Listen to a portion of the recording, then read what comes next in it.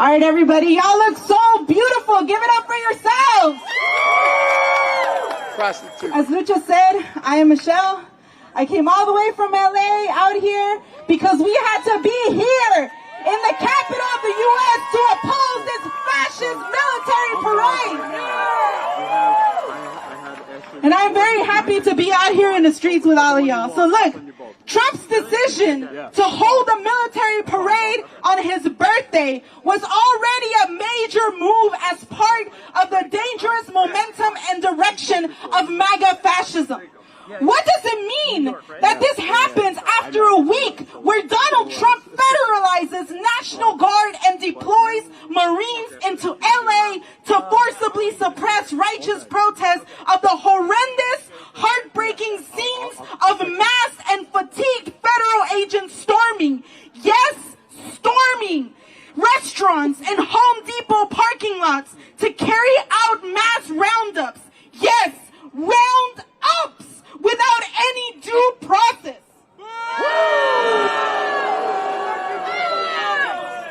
Fascism, it is happening. Fascism, with its terrible momentum, direction, and consequence. Fascism, what are you going to do now? That's right. I am Michelle, and I follow the revolutionary leader, Bob Avakian, who has said of Trump MAGA fascism that this is, quote, not a time for demoralization and despair. This is a time for righteous anger and revolutionary determination, unquote. This is a time for collective action and self-sacrificing struggle for the greater good. The greater good of defeating fascism. This fight for the greater good would be in a much better place if people knew what Bob Avakian has contributed to the understanding of the danger represented by Trump MAGA fascism. What we're really facing, why, and what must be done to defeat it before it is too late is a pamphlet that you can get from the people wearing the Revolution Nothing Less t-shirts. They're right here to my right, our contingent. Get these pamphlets and get into this, because look, more recently, in Bob Avakian official Revolution number 117, Trump MAGA fascists, cruel, demented, dark ages oppressors who twist reality inside out to justify Happy freedom, hooligans. He says this: Trump himself plays the victim while he tramples all over the law and the Constitution he has sworn to uphold.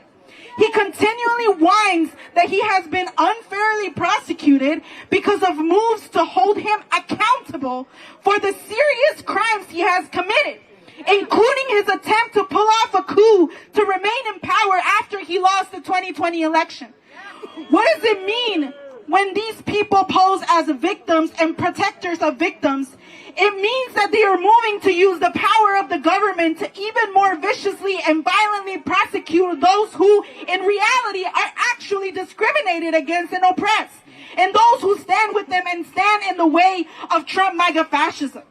Everyone who wants to see an end to oppression based on race, sex, and gender, and an end to cruel, murderous oppression and lawless tyranny overall needs to be actively involved now and in an ongoing way in the massive movement that is urgently needed to defeat this Trump MAGA fascism, to create the conditions in the country where this fascist regime cannot govern and cannot carry out the even worse horrors it is moving to violently enforce. So that was from Bob Avakian, and you can get the pamphlet again from the RevCom Corps for the Emancipation of Humanity. We brought our contingent and we marched with y'all here today. And let me say this to those in the military: are you really okay with becoming the right hand of the fascist Trump, even as he makes clear he does not believe the U.S. Constitution applies to him and issues executive orders to strip away basic constitutional rights? Are you okay with being the reason high school graduation ceremonies are marked by terror and tears as they occur, with side by side with tanks, helicopters, and U.S. soldiers deployed at the whims of Donald Trump into a U.S. city to enforce these illegal and illegitimate roundups and threaten a governor, mayor, Congress member, senator, and union leader? To the tens of millions of people who do not want to see a fascist America.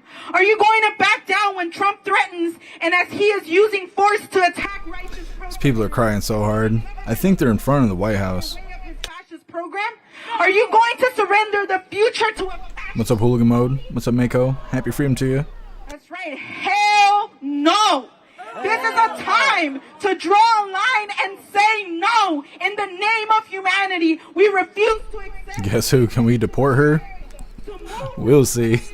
Make sure you hooligans hit that like button. Message to demand Trump must go now.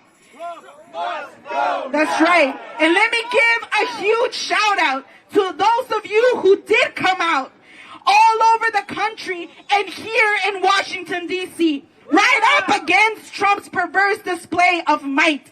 Your courageous stand today with the clarity of mission and message that Refuse Fascism brought us together for is part of what is needed to unite all who can be united and really move millions in the kind of nonviolent mobilization that is needed. So give yourself a hand. And look, we will also need to overcome divide and conquer, including from the enemy within, quote unquote, this fight. Baba Bakian puts it like this. Going forward, it is crucially important and necessary for all those who say they are opposed to this. What's up, Dun? Happy freedom. To engage in principled relations with each other, working tirelessly to unite all who can be united in order to defeat this fascism and approaching differences in that context and with that orientation. So let me say, we in the RevCom Corps for the Emancipation of Humanity, we are not out for ourselves or motivated by anything lesser than the emancipation of all of humanity. We are serious about working together for the greater good of defeating fascism, and we are also serious about making a real emancipating revolution, because this whole system is rotten and illegitimate, and we need and we demand a whole new way to live, a fundamentally different system. So if you got the heart to fight for something worth fighting for, if you won't back down from fascist threats and don't care how much shit you get for refusing to accept the lie that there is no alternative to this capitalist imperialist system, if you want to be part of a disciplined revolutionary force, I want you for the RevCom Corps for the Emancipation of Humanity. So come find us, come talk to the RevCom Corps for the Emancipation of Humanity, get organized, and thank you all very much. Y'all are beautiful.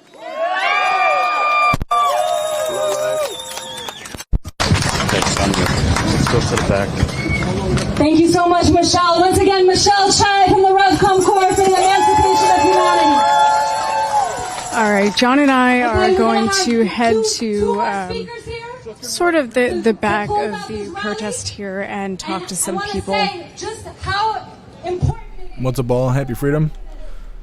I saw that they were marching in Minnesota. I didn't see anything other than that, though. It's something that means something for people across this country and around the world. Oh, hi, I'm Ashley, by the way. Hi, Ashley. I'm Renee. Hi, nice to meet you. Okay, so we're talking to people at the protest in D.C. about why they showed up. Why did you think it was important to show up today, especially given the fact that, you know, this is, there are no King's Day protests organized in other cities. This is technically not a no King's Day protest organized here in D.C. So why did you think it was important to show up? I'm military affiliated, and when Trump announced that he was having a parade for his birthday on the military parade, I just was overwhelmed with such emotion, and I just bought tickets to come out here. I didn't even know what to expect, and so I'm really thankful to be gathered, you know, with so many in the same energy of resistance. And is she high? yeah, I just needed to have some motion for all the emotion. You know what I'm saying? Yeah. That makes a lot of sense. And if you don't mind, you said that you're military affiliated. Do you mind sharing what it is that you do without giving too much away? Sure. I'm actually a Gold Star wife, and I lost my husband serving the Air Force in 2007. I'm so sorry to hear that. Thank you. Yeah, and so I just am really upset. Oh, ball. Yeah, I did hear about that. I thought you were talking about the protests. Not only been doing to our military and our veterans, but also what he said about them and how he's using them. It really just fills me up with so much emotion, I can imagine. I mean, that's extremely personal for you. I mean, your connection is with your husband extremely personal, and I just can imagine that would make me incredibly upset as well, especially the way that, as you said, he's kind of using the military for his own ends. This is, we've spent 100 taxpayers, so we've spent up to 100, we don't know the exact number, but up to $143 million on this military parade, his birthday bash, and all of that. And, those are resources that could have been put toward things to actually help people, like social programs, all that kind of stuff. Yeah, our veterans are really suffering too from all these cuts, and we live in a military town, and it's just been heartbreaking to see people from all walks of lives, all sides of political spectrum, just come out and voice their grievances, and it's just unbelievable. It's un-American. I mean, out of all the things that are going on, right, that's just one. But that's why I showed up, like I said, we live in Arizona on the border, and we've experienced a lot of the ICE raids and seeing just a lot of that go on in where we live. And, I'm just utterly disgusted, to see that he would use our military as like a token for himself. And a lot of our service members feel the same way, I mean, I appreciate you sharing all of that. That's incredibly well articulated. And, I guess I would ask, as far as protests go, what would you hope the end to these protests are? Because a lot of these protests, especially these bigger protests like the hands-off protests earlier this year, they are kind of, targeted at Trump in particular, which makes sense. I mean, they should be. But I think that we don't talk a lot about how Trump is kind of a conclusion of the hollowing out of the working class over the last 40 years or so. So what would you hope the end game of these protests would be? What can we do after this to ensure that, we don't just address Trump, but we address all of the things, the systemic issues that allowed him to be in this position that he's in now? Well, I think, like Cory Booker was saying, we need our legislators, our senators, our representatives. Everybody has to stand up to this because, like you said, Trump is just an effect, And I think that what's really beautiful about this movement is it includes everybody that's breathing this air, right? And an injustice to one is an injustice to all. And I just hope that our show of showing up will inspire our leaders to also show up, stand up, and represent the people, right? So we the people, and it's just not what we're seeing in our country right now. And so that's not what I hope for, that's what I demand. I appreciate that. And what would your... Those pills are hitting. I demand to get control back of the White House. I demand, I'm sorry, I lost the word, accountability, and that, that our checks and balances will check and balance. And, we just need real leadership that leads for the people and not the billionaires. I mean, this is out of control. Absolutely, and I don't think it's a coincidence that, you know, the most popular movement that has sprung up in Trump like 2.0 has been Bernie Sanders' Fight the Oligarchy tour. Yeah, we went there in Tucson. Yep. They expected like 6,000 people to show up, and there was over 20,000 people, and it was just like, oh, it filled me with such joy. And I think that's what's important about this too, is us seeing each other out here, you know, and it inspires us to show up. We were at a protest in Tucson for our representative, and this lady pulled up and she was like, oh my God, it feels so good to know that I'm not alone, you know? And it's just like, that's part of it, you know, showing up and just coming together. We outnumber them, you know, in a peaceful, powerful way. We don't need violence to get to there, but there's way more of us than there are of them. Thank you so much. Do you have any final thoughts that you would want to add for viewers of Status Quo? I'm just thankful for my family, my peers, everybody showing up, and I just put energy of peace and power over this whole movement. Thank you so much. We appreciate it. Thank you. Such a pleasure. Yeah. Tony G is part of the Refuse Fascism DMV chapter. He's part of the organization Pueblo Unido. He's going to come up, he's going to be our final speaker. And after Tony speaks, together, we're going to go out to 8th Street and 16th here. We're going to gather all together there and get a picture. All of us with these big signs that say Trump must go down. It's going to be right with the White House behind us. I mean, honestly, like, I think it's just like out to the world. Media source, not one person. So like a conversation turns into like. So here comes Tony G. All right, we'll be around. We'll see what happens here. We'll give it a couple minutes. Everybody else is marching right now.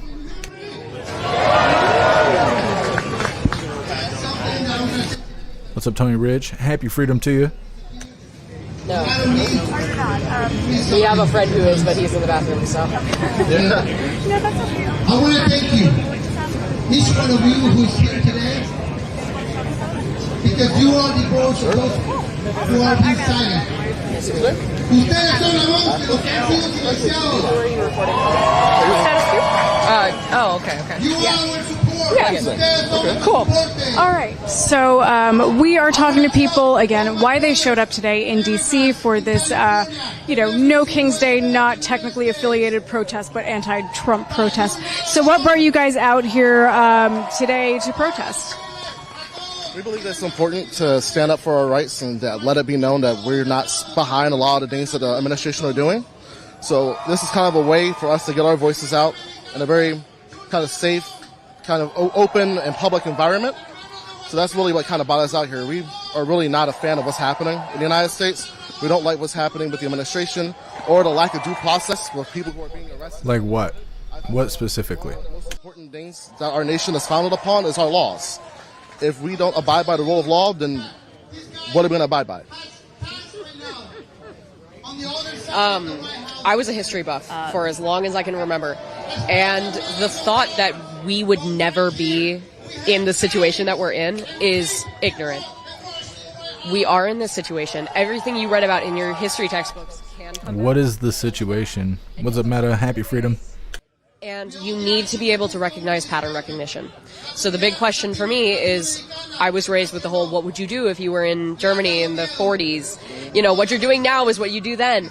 What you're doing now is what you would do then. And so while, I support this, I want to see them take back all the symbols. But there's so much work to do. There is so much work to do. Yeah, I think that's a really good point. And it's also, as you're saying, everybody thinks if they were in Germany in the 40s, they would just shoot Hitler. Yeah, they'd shoot Hitler, they'd find him as a baby, they'd get rid of him, and it would be fine. But as you said, whatever you're doing in this moment is what you would have been doing then. And if you're not here, you wouldn't have shot Hitler as a baby. You would not have been on the right side of that conflict. Actions are actions. So it just goes back and forth and back and forth. And so marching out. They were saying earlier, if you're not at this protest, then you're a fascist. That's all there is in the world. You're either these people or you are a fascist. Critical critical to note that the conditions that gave rise to Nazi Germany, they have a root in economics. Oh yes. And yes. what got us And here, the wage gap and everything. Oh my gosh, yeah. What is it that? How different are we from France? The bourgeoisie versus the common people. We now have a larger wage gap between them now. Yes, By how much? Is it double? Double. It is double. Yeah. I don't remember the exact figures, but like I know that we are. Stats. Yeah. Yeah. But there is a large disparity of wealth distribution in our society. That is definitely causing a lot of issues societal-wise. Different funding, different abilities to live. No one should go, and this is my own personal belief, no one should go into debt trying to stay healthy. No one should be trying to have a quality of life that is decent, at the bare minimum, decent, and not be able to afford it. We are a nation that is bountiful and plentiful. We are the premier power in the world, but yet we have homeless on our street. We have people who are struggling day to day to get their basic needs met. That is unacceptable, especially from the supposed first world power. It is disheartening to see that we are supposed to be that global dominant force, and we can barely take care of our own people. I mean, yeah, how can we expect to be a world leader if we can't take care of our own? There are far too many people here. I saw something recently that they're trying to enforce no homeless people like around here when these are gone. And I find that I took personal grievance with that because I felt like if you are looking out from the White House and you see a vast homeless population in your capital and you can't do anything about it, or you can't be bothered to do anything about it, that is an inherent problem, and hiding it does nothing but make us more angry. Well, then let those homeless people into your house. A lot of people on the right are, what they say, they want to cut foreign aid because they want to protect the people at home, and then they spend $137 million on a military parade. That's not taking care of the people at home. That's throwing a big birthday party for somebody who wants to be a fascist, who wants to be a dictator, who wants the image of a strong man. And that's what kind of made him so popular, was he's a strong man. He has the last time we see military parades usually, unless you see... He's just trying to impress his girlfriend that was his boyfriend a week ago. Then, oh, well, for the first time ever, I'm going to throw a military parade to celebrate Flag Day. Last time we had a parade was a military victory over Iraq and Kuwait when they did their invasion in the 1990s. We're not celebrating a military victory. We're just, I want to have it. Conveniently, it's 250 years of the Army, so there's my excuse to have a birthday. And my birthday, conveniently my birthday, so we're doing that. Instead of like the 4th of July. We chose this for a reason. It's his birthday. I would love eggs instead. If we could cancel it and everybody could get some eggs, I would love some eggs, I'm going to be honest, because $12 eggs are starting to become a bit of a kick to the coin purse.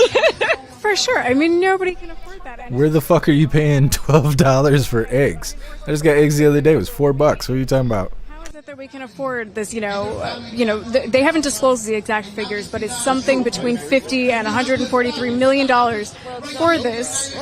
Right. And it's not built for us anymore. This isn't, I mean, it has to be our country, but it's not built for us. Not right now.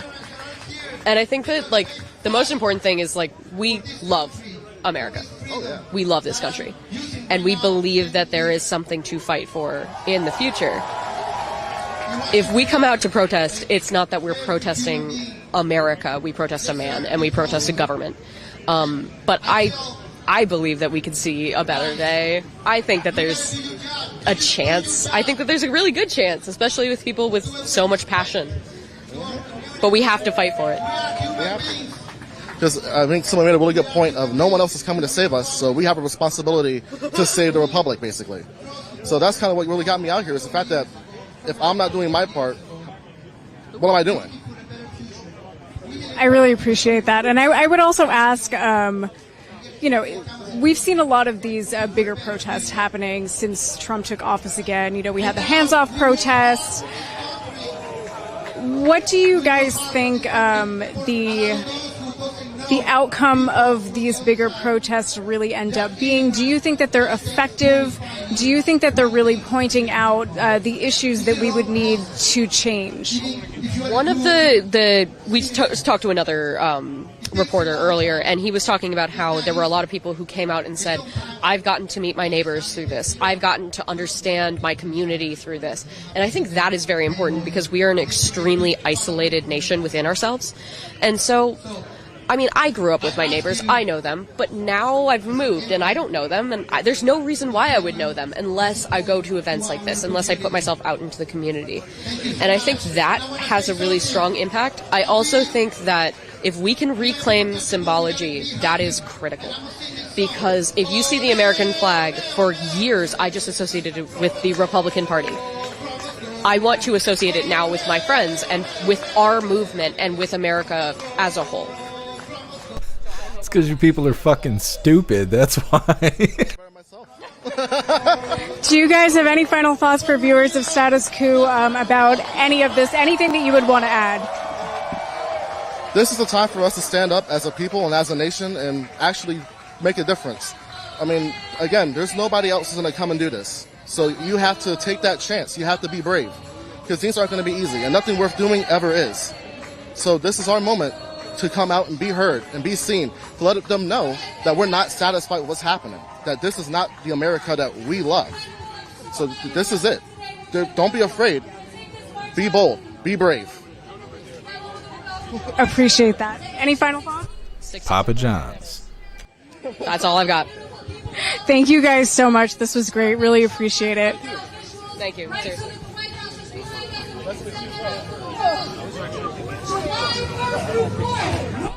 These people are fucking psychopaths. Almost like me. I'm not going to follow. You'll get me on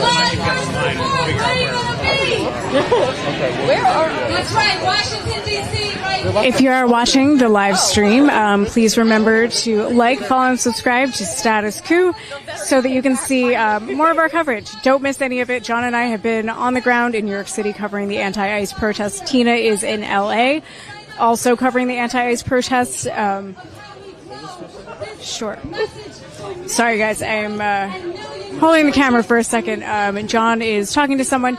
So, again, if you are not yet a subscriber, if you are new to Status Quo, please like, follow, and subscribe so that you don't miss any of our coverage. If you are not yet a member, you can become a member at statusquo.com/join. Becoming a member for as little as $5 a month helps us to fund the on-the-ground coverage that we have been doing.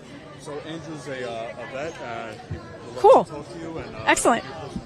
Cool. How's it going? Hi, Andrew. I'm Ashley. Nice to meet you. Nice to meet you. So what brought you out here today? You are a veteran. What brought you out here to D.C. to the anti-Trump protest? I felt it was more impactful to be in D.C. I think it's extremely important for the vets to start showing up. The right likes to claim the military, thank us for our service, use us as cannon fodder, string us out to dry when we come back from war. I'm so sick of people thanking me for my service, voting to hurt as many Americans as they can. And I just want to give the imagery out there that the vets are showing up beside the rainbow flags. You're not fucking taking this shit from us. We're not fucking intimidated, especially by a goddamn president that shits himself on the golf course,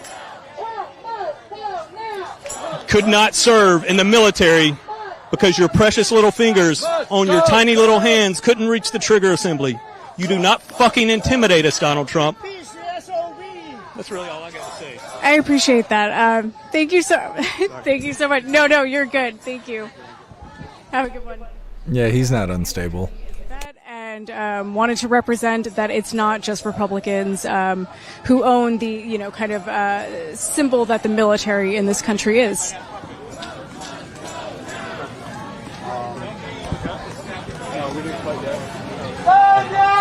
Let's see, let's walk.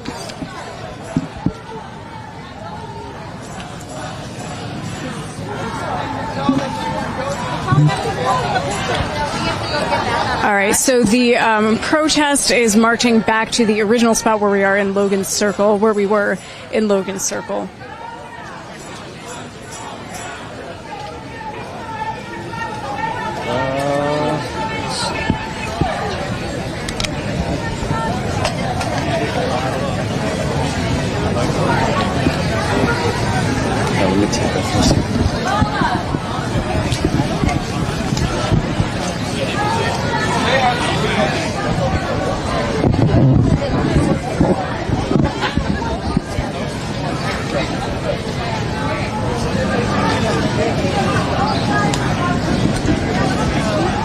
All right, guys, I have to get on here and say something. It is incredibly hot. We haven't been marching. We've been out here with the people on the ground, showing you what's happening, not being where the networks are covering the tanks and the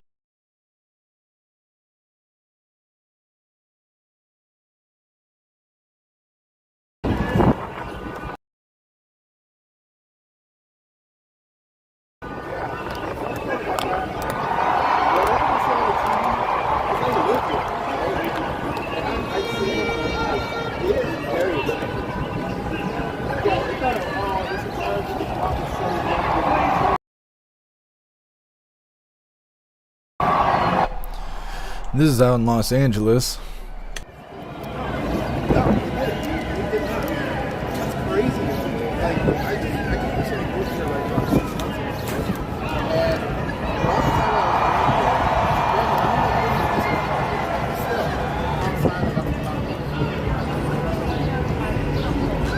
Let's see. Oh, 18. What's up, Gen X? Happy freedom to you. Subscribers. If you haven't subscribed, we would sure love to have you as a subscriber. What's up, Rich? Happy freedom to you. Let's see how the signal is up here.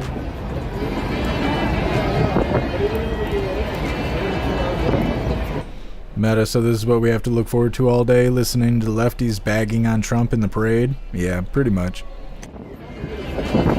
0% of the city is destroyed. I like that. Kevin, yeah, we're going to cover the military parade. It's not for another like 2.5 hours, though. Seems like...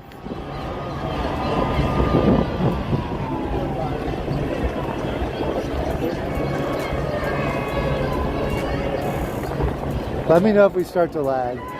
I'm going to stay here for a little while, as long as we're not lagging.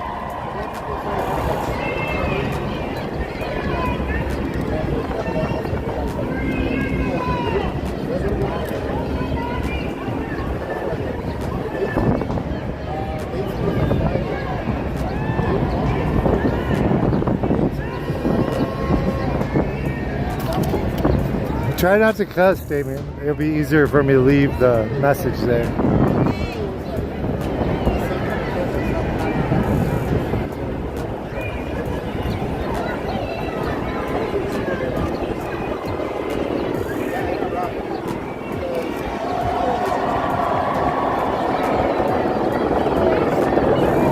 Michael Taylor. I had a boss named Michael Taylor one time. You don't live.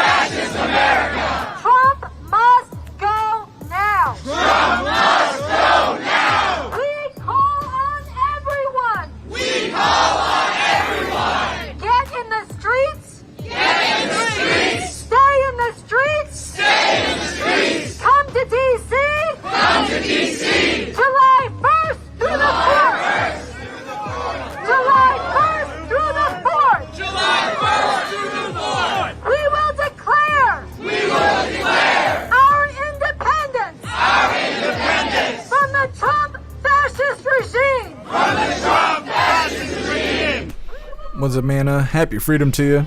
The biggest noise ever in front of this White House. As we say in the name of humanity. Trump must go now. Trump must go now. Trump must go now. Trump must go now. Trump must go now. Trump must go now. Make America great again. Thank you so much, Rich, for the bits over on Twitch. I really appreciate you. Thank you so much, Rich.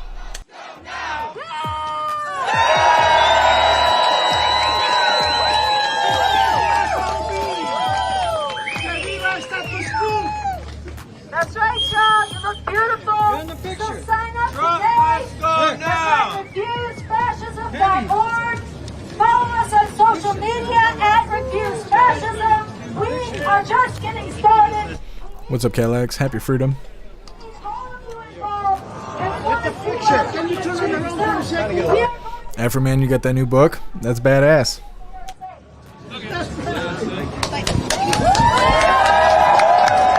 Yes. Thank you, Miss Status Quo. Thank you very much. I watch you and follow you on TV, okay? And I click the thumbs up and subscribe and everything. Do you want to tell people to like and subscribe? Nice to meet you. Nice to meet you in person. Wonderful. You are beautiful. Okay, we're on the same boat now, right? Beautiful, beautiful. Impeach the SOB. That's what the message I have. Okay? Impeach the SOB. Appreciate that. Thank you. That guy just needs something to do on a Saturday. I want to look for somebody to interview. Come over here.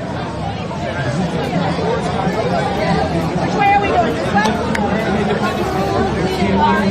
In New York. We can go. I'm just going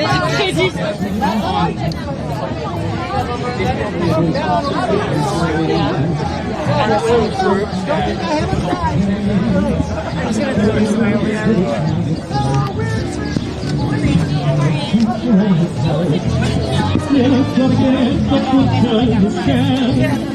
You'd like to make believe you're there. You'd like to make believe you can see what's going on. No one I'm with him on it. I'm on his side. All right. Oh my God, my girlfriend's gonna get a kick out of this. Yes. Well, do you know your girlfriend? So like that was like. It wasn't just a funny T-shirt. It was like a funny T-shirt.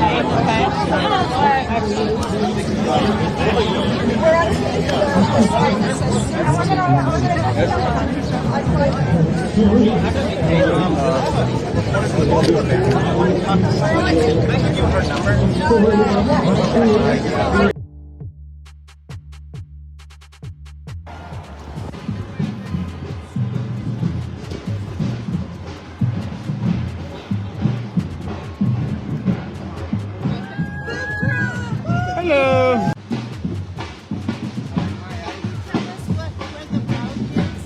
I'm not sure. I'm just kind of following everybody else too. Yeah, I'm not exactly sure where it's going. Yeah, just along for the ride. So what is? Your flag's for sale? Oh, it is. Oh, I thought you had the tag on the flag still up. I get the irony of it. Yeah, that's funny. I was a little slow to the joke. I apologize. It's been a hot day. I got a lot of black on. Yes. Oh, really? This is one of the big.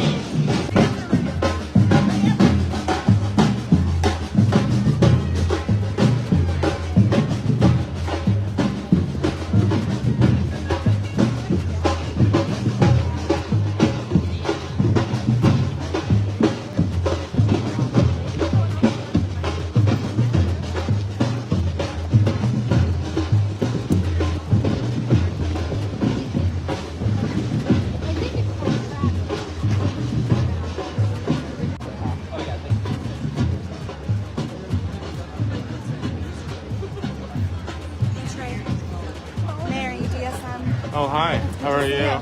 Good to see you too. This day has been awesome. I know, I haven't seen this many people out in so long. I couldn't even. I don't even think there was this many people during the VLM one. This is crazy. This is fucking great. Yeah, I sprinted to the front from almost the middle back before, and it's probably still downtown. It's so many people. What's up, Richard? Happy freedom to you. Run to the top of the parkade and try and get him coming back around. I'm like, oh wait, it's too far away. Yeah. It would have been awesome though if I had been in the right spot. Yeah, no, it's a really good turnout though. Yeah. I'm just I thought it was gonna end at the courthouse. I'm like, it's just not ending. People just want to keep Keep going, yeah. I wonder what'll happen here. Why can't you guys see the location on the screen? I mean, it's been in the same spot for years, and I say it so many times the whole time we're live.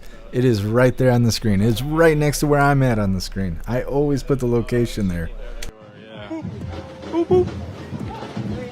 But yeah, no, it's definitely great to see all these people out. Beautiful weather today too, like perfect conditions. So. Thank you so much, Flanagan, for that $10 donation over on Rumble. Really appreciate you, Flanagan. Thank you so much for the support. It says, happy birthday to the U.S. Army and MAGA King President Trump. Hell yeah. Nah, I appreciate you, Flanagan. Thank you. Right, yeah, I was about to wear my boots, but I was like, I'm gonna wear my Nikes today. So. Kevin, you think there's any Pokestops there? Oh, I bet there's a shit ton over in Eugene, Oregon. I bet all these people play Pokemon Go. Really? They ain't got shit else to do all day. Well, dude, thank you. You as well. You guys are targets. Yeah, I'm ready for it. I got a lot of gear. After man, I don't know what I'm doing. I'm just following. Yeah, exactly. That's the leftist motto. I'm gonna go wander through the crowds. Okay, well, be safe, please. It was good to see you too. Thanks for stopping and talking with me. I'm sure you'll see you around. If you head out, I'm going to be live all day. So, Okay, good. yeah. Good. I know Rob's wandering around somewhere too. Okay. I don't know if the other news outlets have left yet or not, but Yeah, I'll be here all day. So. I'm gonna try and get an article up some. Okay. Sweet. I'll try and pull some. If you have your live up, I'll try and pull some snippets from that. And like, do you know Todd? He films all the. I think so, too. Yeah. He said he's gonna get his up, and John Q gets his out with Hooligans, and I was like, perfect, because I could only film so much of the actual like speakers. Yeah. So, I tried to get it as much as the speakers. It was a big crowd. I was trying to push through up there. Yeah, I've just been trying to get like a little bit of everything. So, I mean, there's so much going on. So, but yeah, feel free to clip, snippet, whatever you want out of the live and stuff. And, yeah, I think James is gonna let me put it up on DSM. okay, yeah, and if you need access, just message the page, get a hold of like Crystal or something from the page, and somebody could probably get you access if you need it. All right, well, Sweet. Enjoy the day. Yeah, you as well. Yes, be safe. Too. What's up, IP? Thank you for joining us over here on Rumble. Straight going to Portland tonight? I don't think so, unless if there's somebody from here going up there. I just don't have a way up there right now. I'm gonna stay in Eugene as long as I can, see what's going off. But if Eugene dies down and there's stuff going on in Portland and somebody wants to take me up there, I'll definitely go. But I don't have no plans right now to go up there. Now we all know.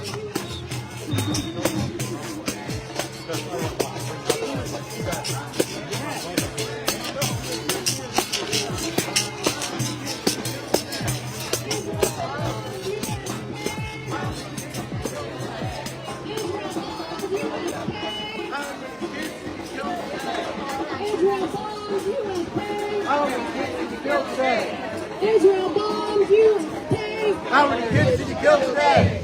Israel, U.S., you can't hide. We charge you with genocide. Israel, U.S., you can't hide. We charge you with genocide. Israel, U.S., you can't hide. We charge you with genocide. Israel, U.S., you can't hide. We charge you with genocide. Israel, U.S., you can't hide. Just pick it up. Woo! Israel, U.S., you can't hide. We charge you with genocide. Israel, U.S., you can't hide. You're charging with genocide. Israel, U.S., you can't hide. We charge you with genocide. Israel, U.S., you can't hide. We charge you with genocide. Israel, U.S., you can't hide. This is what democracy looks like.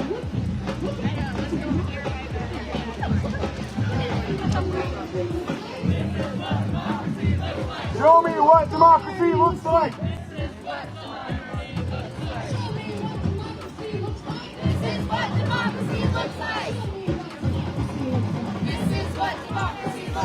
Show me what democracy looks like. This is what democracy looks like. The people united will never be defeated. The people united will never be defeated. The people united. Amy, I didn't mean to remove you from the boot page. I did that last night on accident and haven't had time to add you. I forgot to add you back in. But I could see if Crystal or somebody can, or if when I end the live stream in a little. Purely Cuban, melting pot of a city.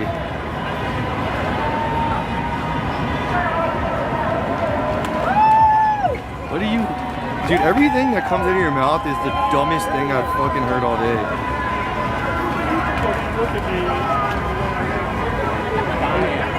No, it's so hot. They're giving out water.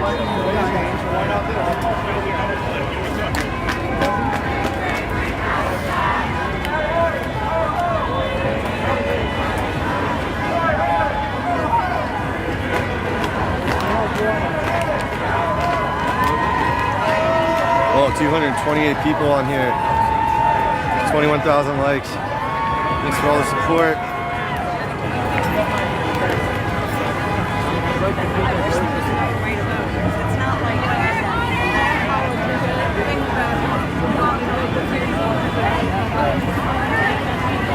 Tampa, Florida.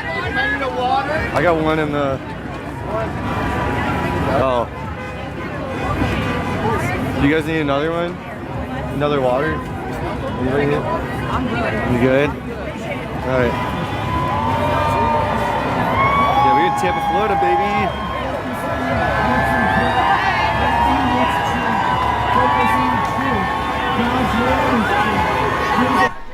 What's up, Southern Eagleman? Happy freedom. The hooligans, get those likes up.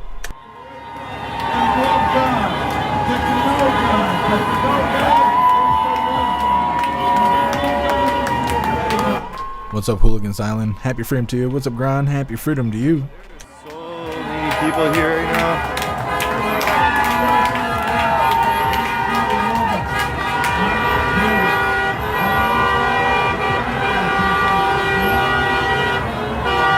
What's up, JT3? What's up, Sage Pup? Happy freedom.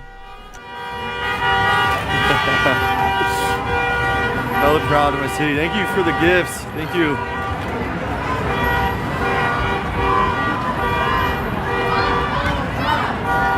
I'm trying to ignore all these MAGA people in my chat. Unfortunately, on my page, there's a lot of MAGA people. It doesn't make any sense. Donald Trump! Fuck Donald Trump! Fuck Donald Trump! Fuck Donald Trump! What's up, Pumpkin? Happy freedom to you.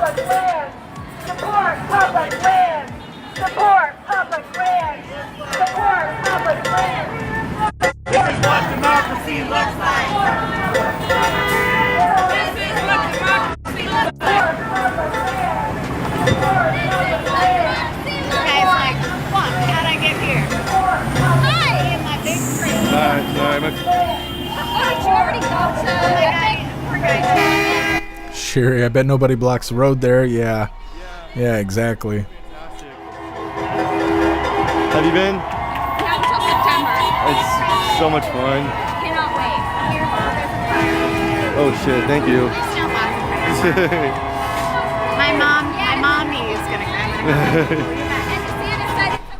What's up, Relax? Happy freedom to you. They were trying to kick me. I'm live streaming right now. I got 178 people on. They was trying to kick me off for some reason. We're just trying to keep you from getting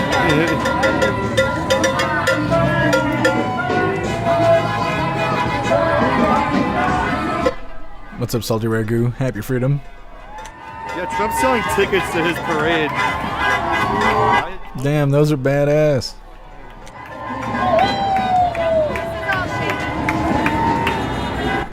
You guys got those in your vehicle? We're gonna go across the street. Come help out. We're in Tampa, Florida. Tampa, Florida. We have protests all over the world right now, though.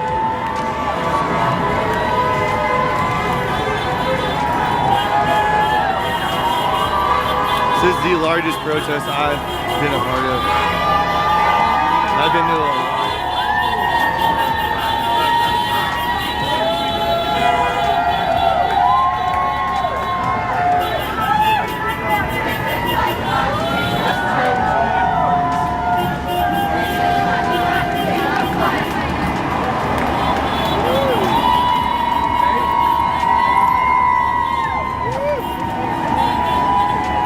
Legs. Hell yeah, baby.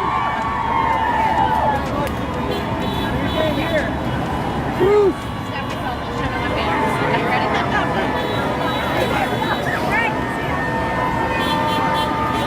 I'm just trying to get to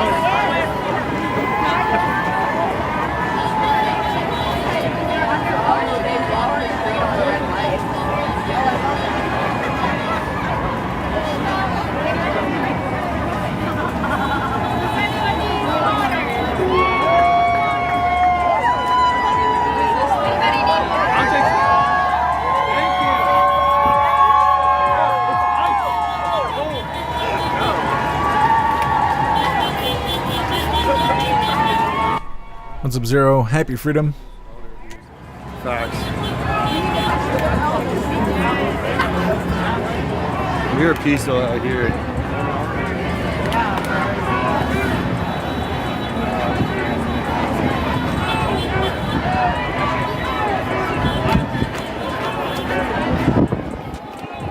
We're gonna cross the street. We've been over here for a while.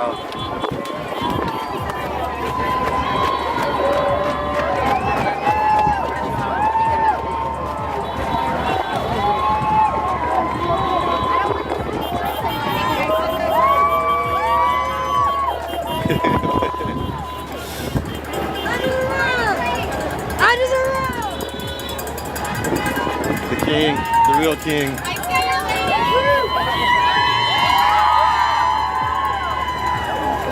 Get out of the road.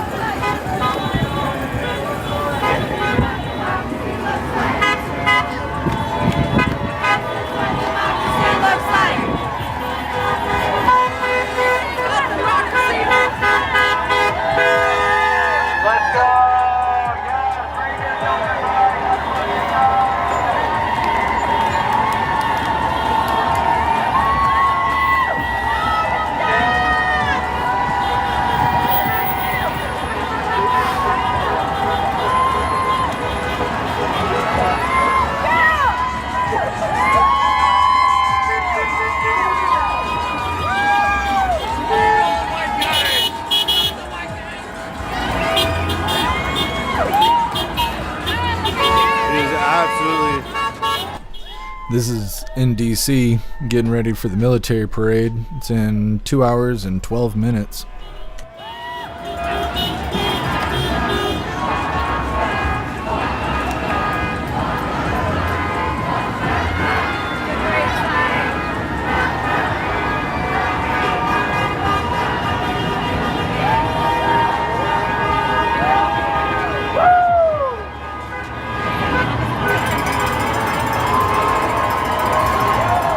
What's up, guys?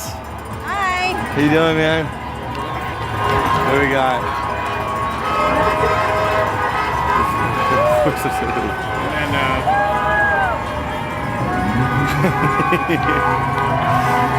I don't know. I wish them well.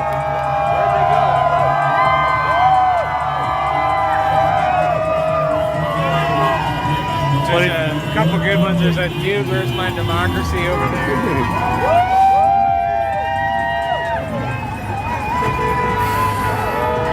We got 125 people We were like the highest I think we had were like 280 people and on my live at once. 25, almost 26,000 likes. Oh, hey, how many?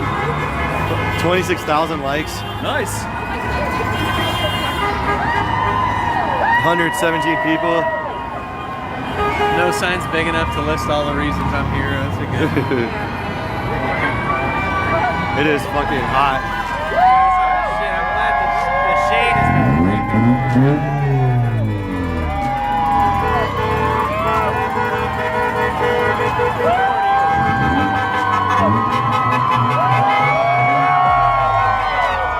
In Tampa, Florida.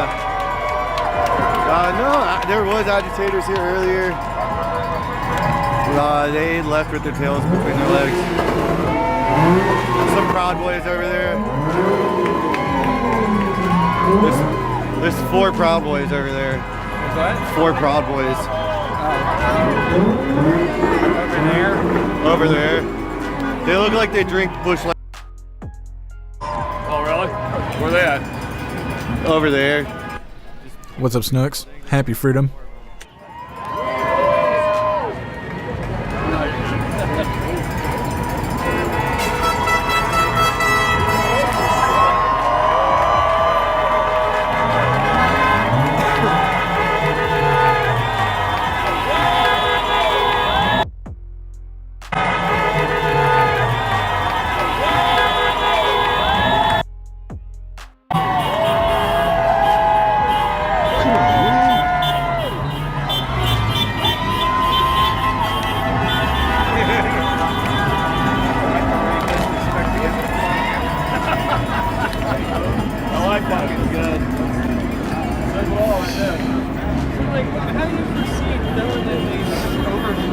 Dude, this thing kills your battery. He's convicted of sexual assault and rape. And he's still fucking president.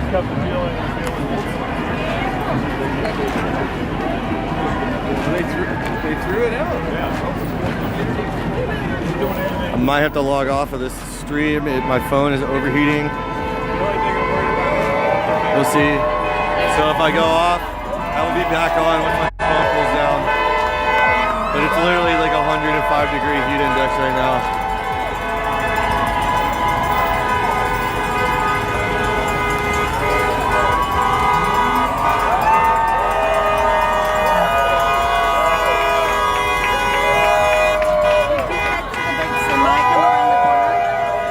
What? Did you catch the big semi coming around the corner? I don't know. Well, you would have known. Huge semi with a great big thing around the corner here. No kings! No kings! No kings!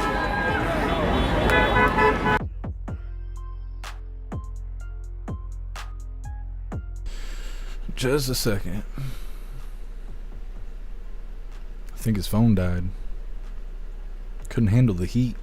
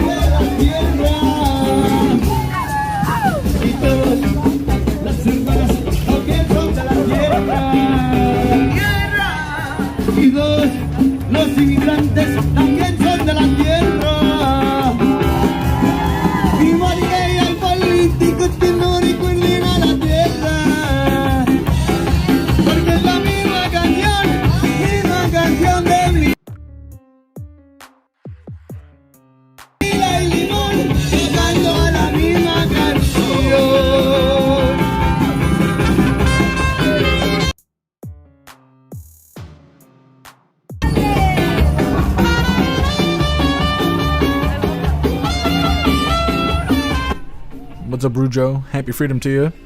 Tribe Deport That Music. You get that feeling like you're just waiting for chips and salsa to be served to your table. Free the Texan, protest my ass. It's a party. Yeah, it is. It's just something to do for these guys. They don't actually care. The damn buffering is killing me.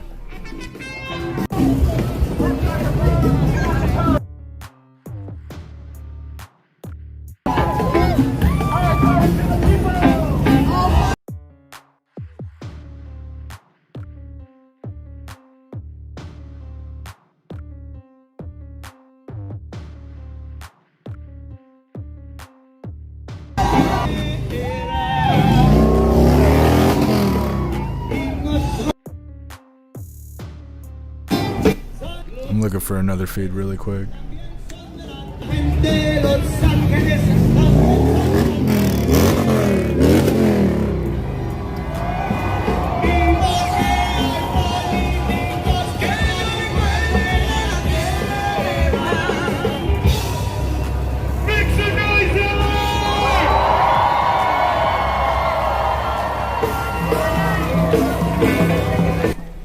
This is also in LA. This is up near the Federal Building.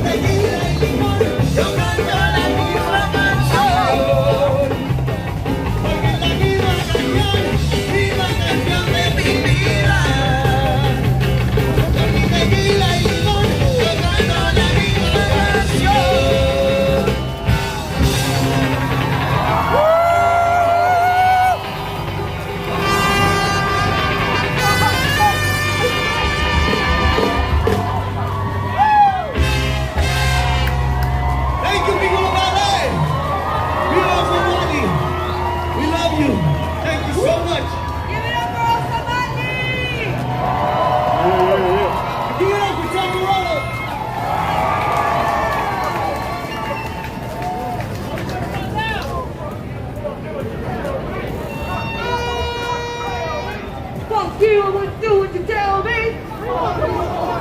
Tell me. Fuck you.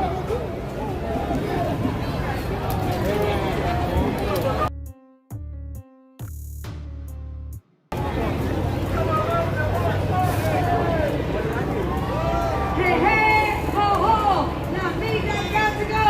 Hey, hey, ho, ho, not me, that got to go.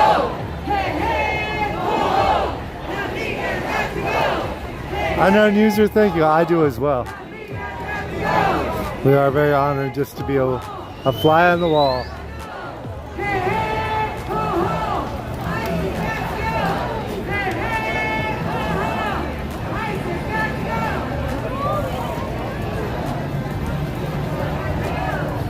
We don't want to fight about the Vietnam War. Save that for a chat that knows something about the Vietnam War. I don't know anything about, I mean, I know some. I know enough to know that I don't think anything good was accomplished there. But besides that, I don't know enough to weigh in on your debate. But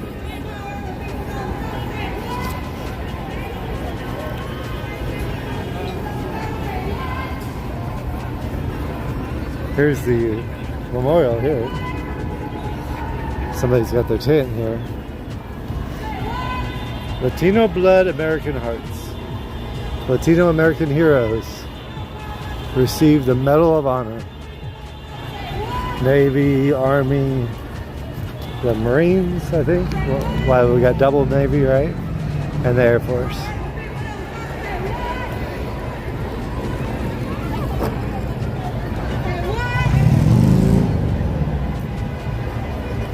This is a fight for it. I believe that.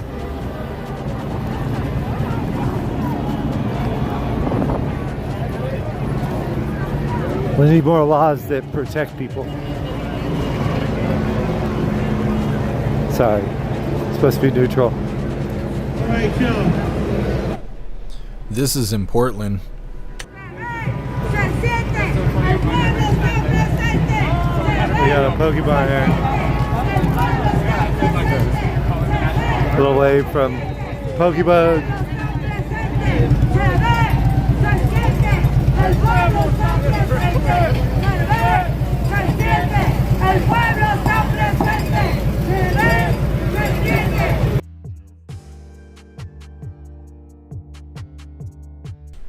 Damn buffering.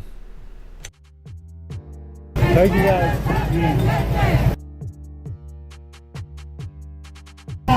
Thanks so much, Witchy, for the bits over on Twitch. Really appreciate you, Witchy. Thank you so much. We're gonna let our brothers out of here.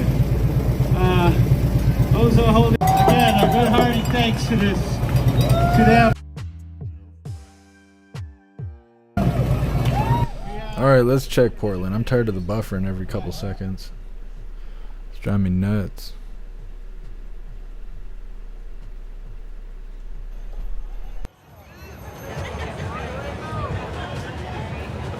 This is what Portland is about. There are thousands of people out here. All right, you guys ready to march? The march is about to begin. My name is Rainbow. I'm one of the organizers, and I will be leading We're here this march as I protesting say, against and, fascism. important thing, Fuck fascism. we Fuck have Donald Trump. order. Make sure they're crossing the street. Don't just go taking off down the right way. Yell at me if I need any way. Yeah, I got you. Please, very important.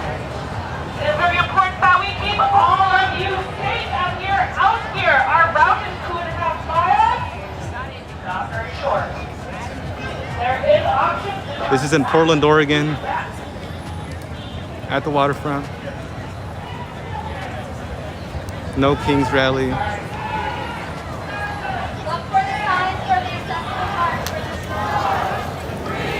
This is in Portland, Oregon, at the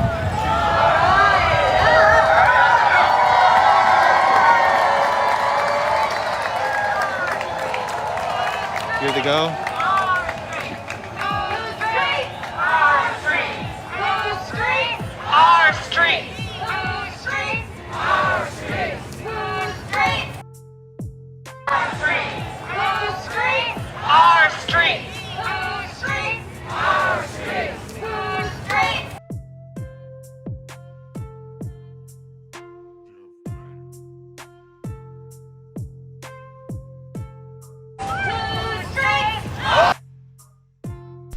Okay, well, we'll see what else is out there.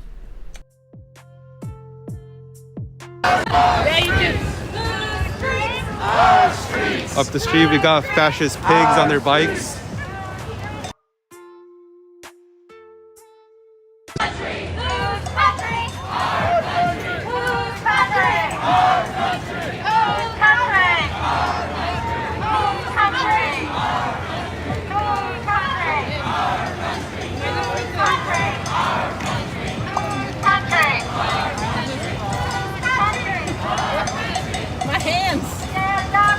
We're in Portland, Oregon, at the waterfront, protesting fascism, fuck kings.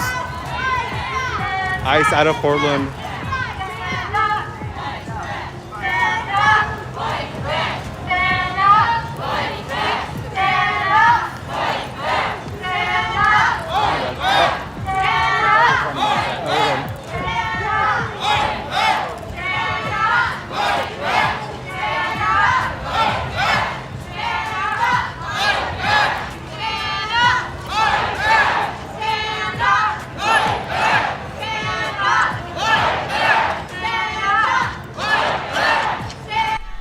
In New York, they're all marching in the rain.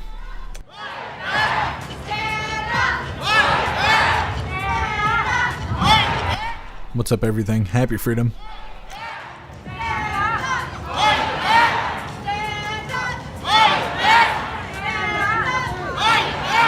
Portland police is here. Those fascist pigs are here. They're not here to keep us safe. They're not here for any of that. They're here because they want to make arrests. They want to cause...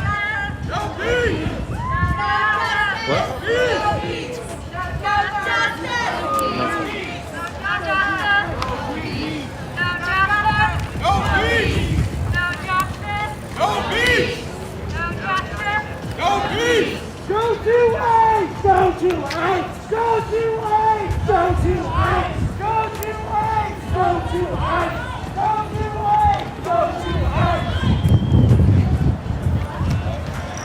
Fuck ICE. ICE out of Portland. No kings, no dictators. Fuck fascism. What's up, Yukon man? Happy freedom to you. You hooligans, hit that like button. And if you'd like to support the live, go look at the links in the description.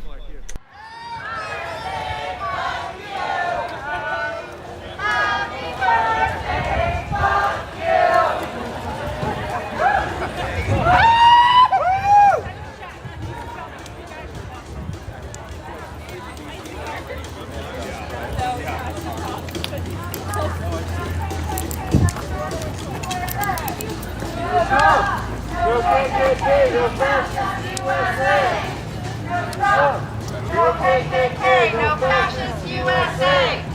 No Trump! No KKK! No fascist USA! No Trump! No KKK! No fascist USA! No Trump! No KKK! No fascist USA! No Trump! For those in the chat, the support out here is in the thousands. Thousands upon thousands of people have come out to the streets of Portland to protest against fascism, against kings. Fuck fascism, fuck kings, and fuck Donald Trump. ICE out of Portland. I was kind of thinking that everybody should be out there marching for no kings, because really nobody wants kings, and President Trump's not a king, so just to mock them, like, everybody should be out there. Why not? Nobody wants any kings or dictators.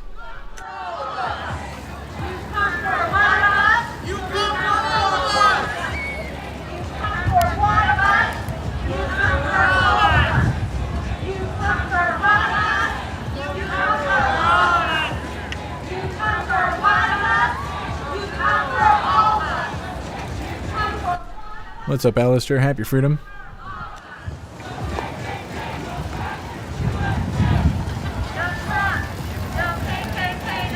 TikTok, live TikTok voice is actually soothing.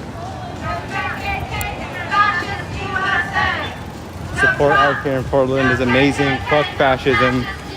Fuck ICE. ICE out of Portland. I fucking hate Donald Trump.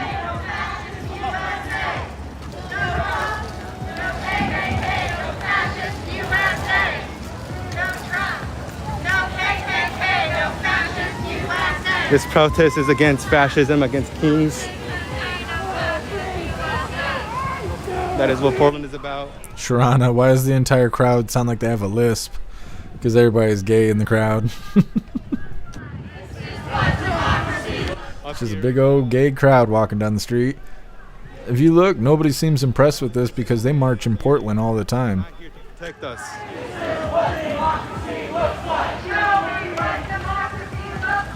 It's a peaceful protest. Thousands of people out here in the streets of Portland, Oregon. This is Antifa. We are anti-fascist. Fuck fascism. Fuck kings.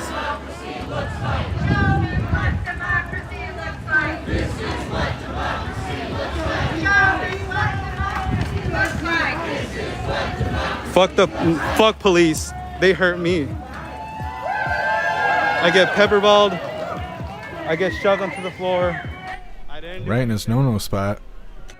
You guys need to show up. Show up and view for yourself. Fuck the police.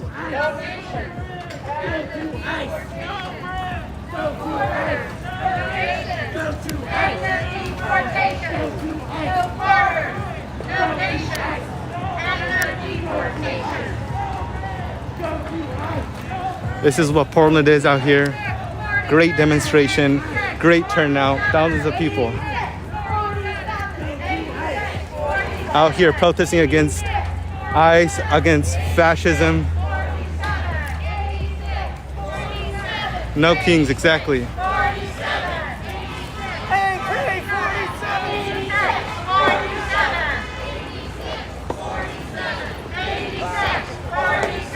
Portland police is assisting in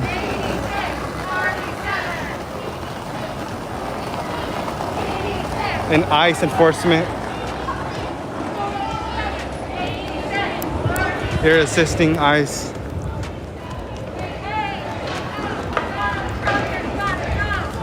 There are no kings in the United States. Exactly.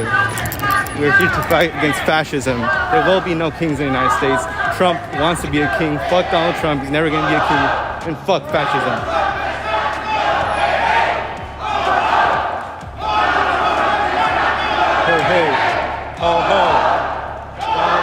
has got to go. Hey, hey.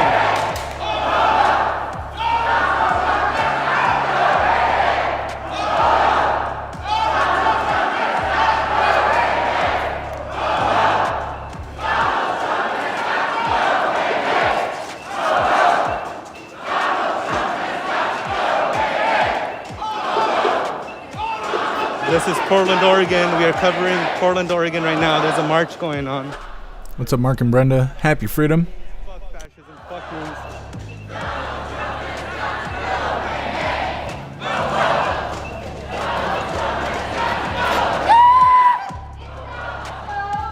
This is the front of the march.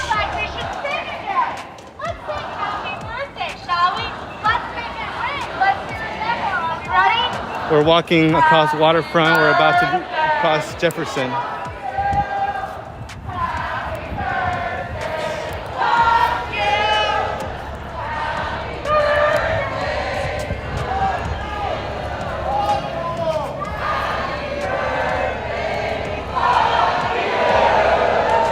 Let's go. Fuck Donald Trump.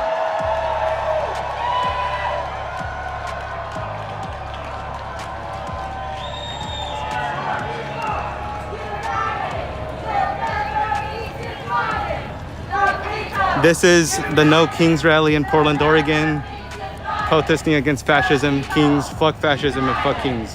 And fuck Donald Trump.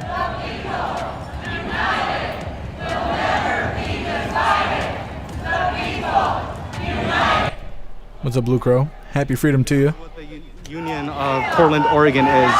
This is what we stand up for.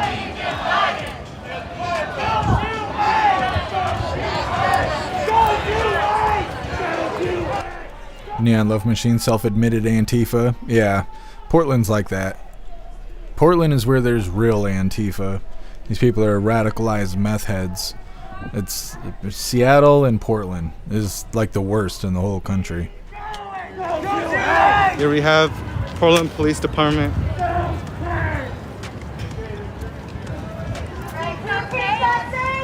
keep us safe! Who keeps us safe?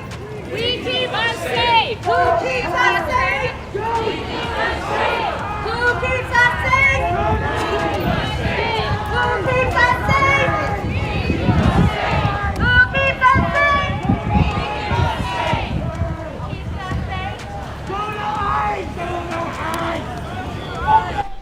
This is in DC. They're getting ready for the parade.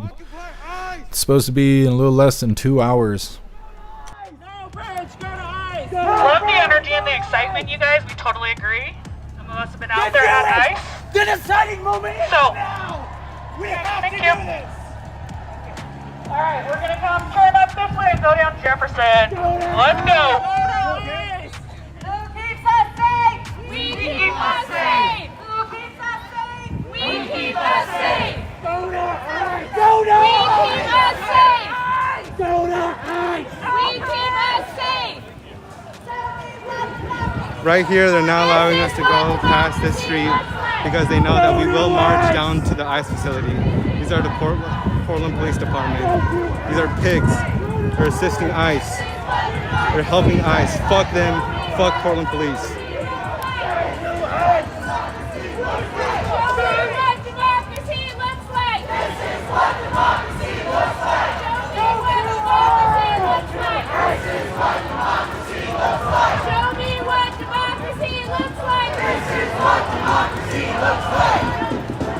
They're heading up Jefferson right now. There's nothing up Jefferson. We need to go down to the ICE facility and be protesting at the Occupy ICE.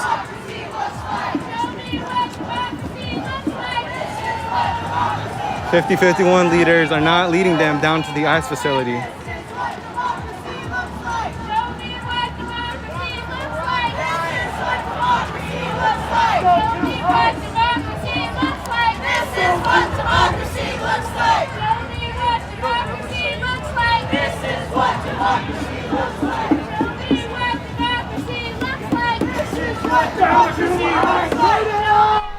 Mac, who's making all them caramel frappuccinos and mocha cookie crumbles if all of them are out in the streets? Yeah, Well, the people who buy that shit are the same people who make that shit, so ain't nobody messing them out while they're out there marching around. What democracy looks like. This is what democracy looks like. Show me what democracy looks like. This is what democracy looks like. Show me what democracy looks like. This is what democracy looks like.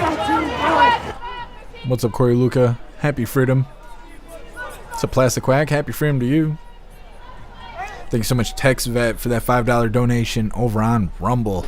Really appreciate you, Tex Vet. Thank you so much. It says, take some real retardation to spit on the face of the army and his birthday while you try to format a Civil War revolution. Just saying. You're right. Thank you, Tex Vet.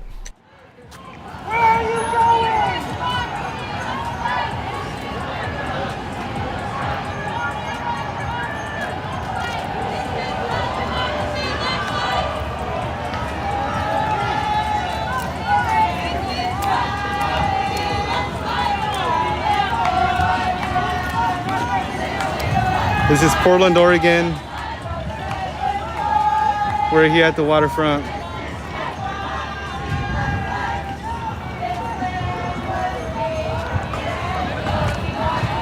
We are anti-fascist, anti-king.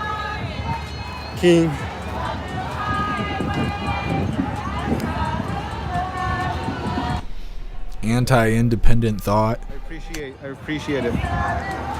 We're all trying to be safe here. This is an anti-king protest. It's against fascism. But fuck ICE too. They're fascist pigs.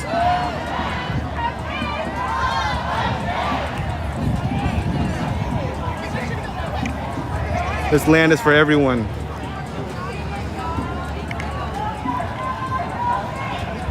We are in Portland, Oregon right now at Waterfront. If any of you guys would like to be moderators, please DM me. We need moderators in the chat.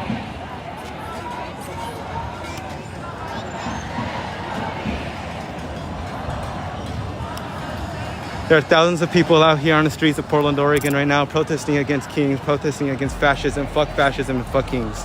And fuck ICE too, ICE out of PDX. This protest is heading up Jefferson right now. Though the ICE facility is down this way, there are police down there stopping us from going down the street.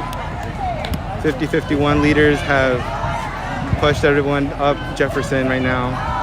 We should be going to Occupy ICE protest.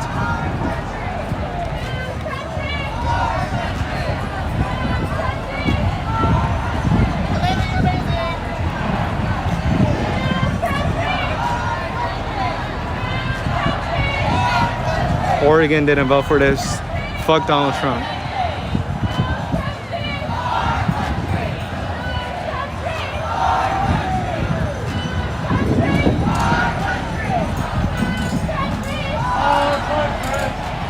This is a protest against kings. This is a protest against fascism. Fuck fascism. Fuck kings. ICE out of PDX. Occupy ICE. Lots of police out on the streets. Fuck Portland Police Department. They're pigs. They assist ICE.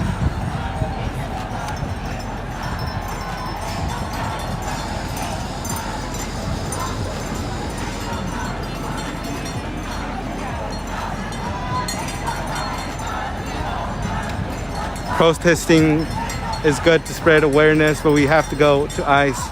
We have to go to the facility and occupy ICE. Fuck ICE. Get them out of PDX. We don't want them here. ICE out of PDX. No kings. Fuck fascism. They're at Waterfront. This is the corner going up into downtown Portland. They're heading down Jefferson Street.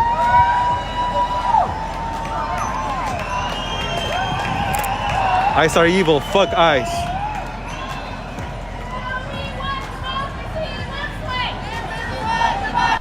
What's up, Trent? Happy freedom to you. Welcome back to the chat.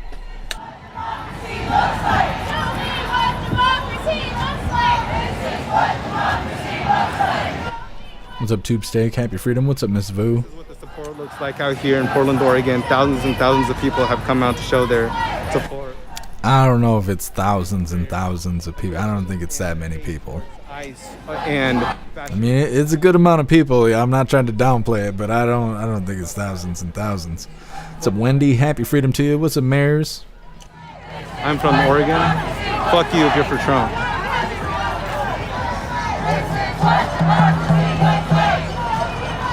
We're all we all belong. What's up, Distracted? Happy Freedom to you. What's up, Cora? Not just for those who Trump chooses.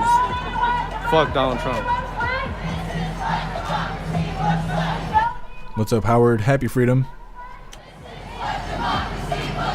I appreciate the support. If you want to become a moderator, please DM me. I will be going live later at Occupy ICE protest.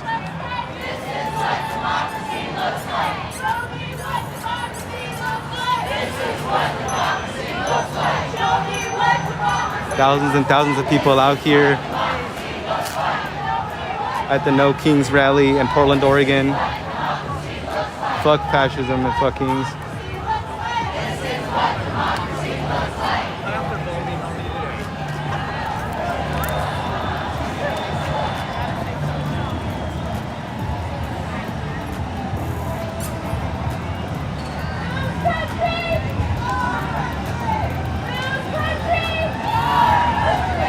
Peaceful protesters are important. We're out here peacefully protesting against kings, against fascism.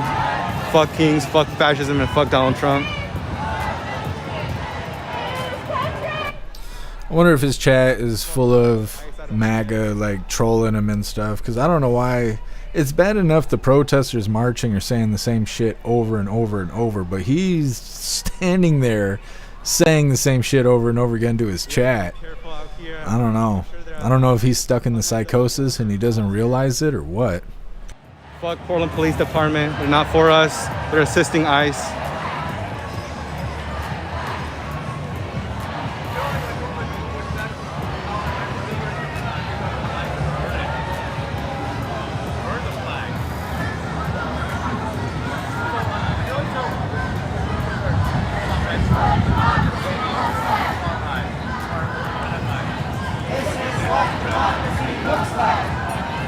Fuck ICE, they're a bunch of racist pieces of shit. You don't belong in Portland. You don't belong in Oregon.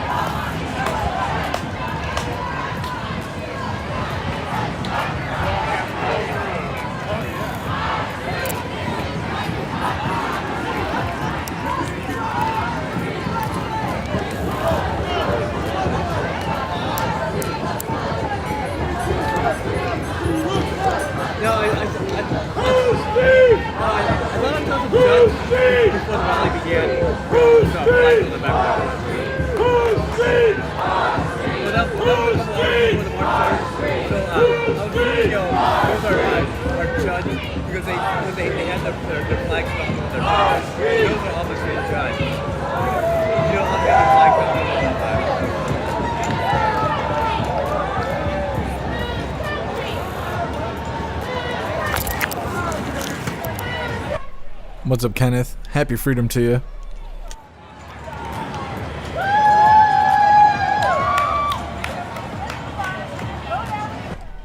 Yeah, let's bring a baby to a protest. These people are so stupid. Fighting against fascism.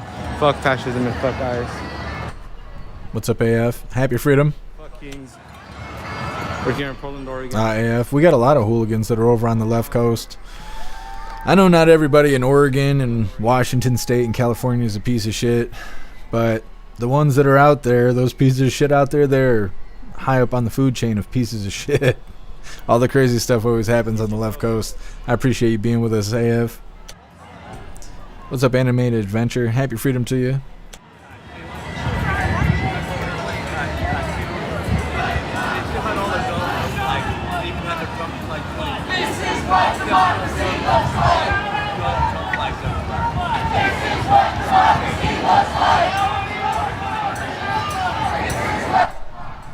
Corey Luca, no, I haven't heard anything about Michigan at all.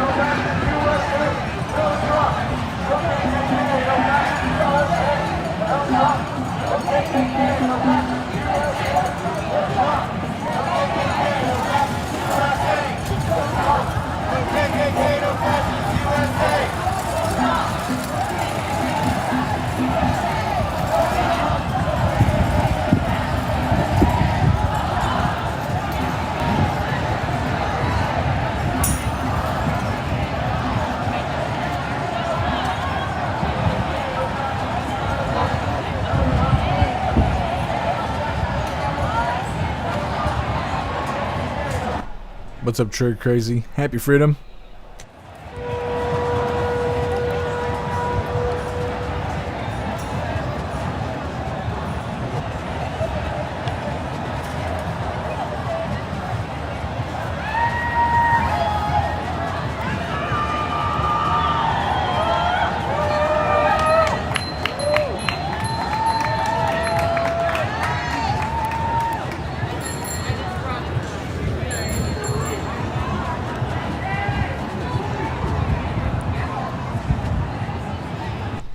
Thanks so much, TexVet, for that $5 donation over on Rumble. I appreciate you, TexVet. Thank you. Says the irony of them chanting for democracy, which is mob rule, when their own ideology was outvoted because the majority doesn't want it.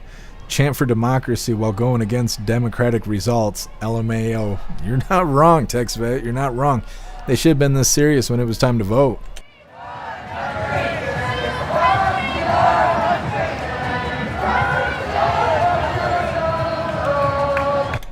What's up, Nishada? Happy Freedom.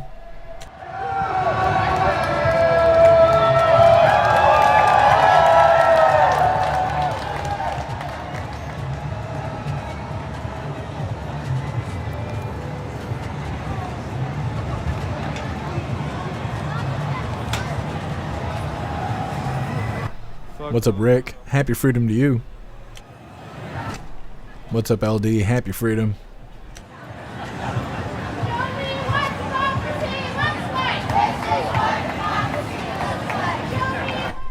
Let's get those likes up, hooligans.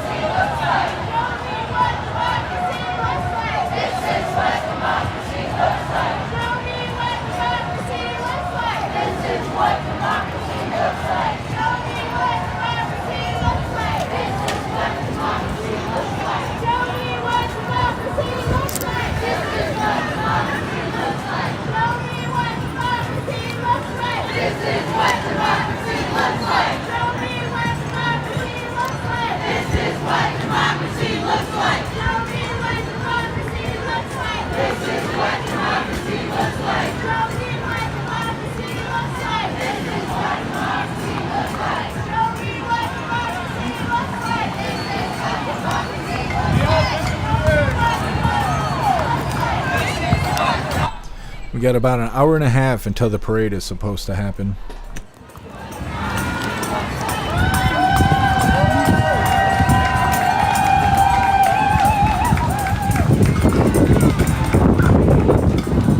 This is Portland, Oregon, the No Kings rally. I'm not sure if he intentionally ended his live or what that was about. Double back, I think. Nope, that's somebody else.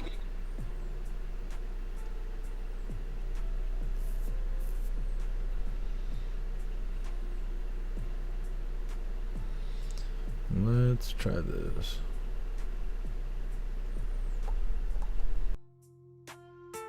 Thank you for watching, Noble.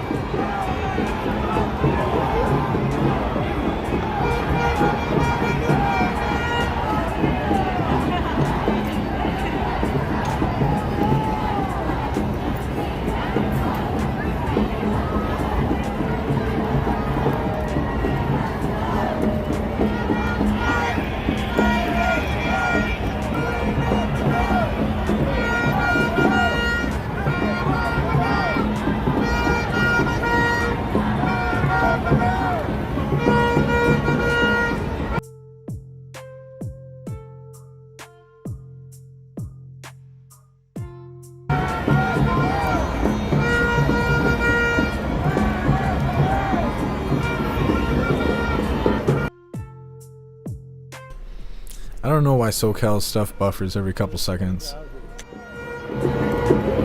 That's what I was thinking. 25 in New York. Wow. Blue Sky. Prince Potion. Thank you. Alan.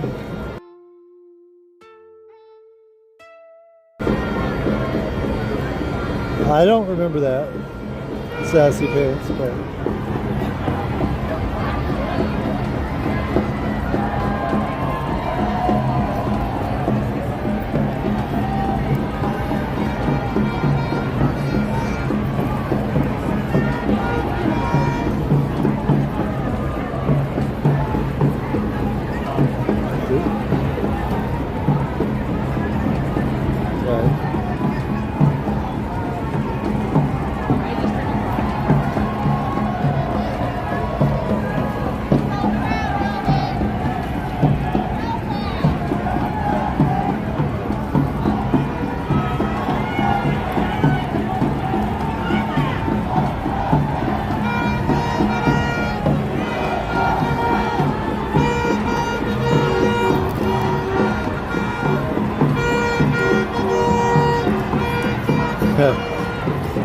Guy in a walker, huh? He wasn't walking fast enough.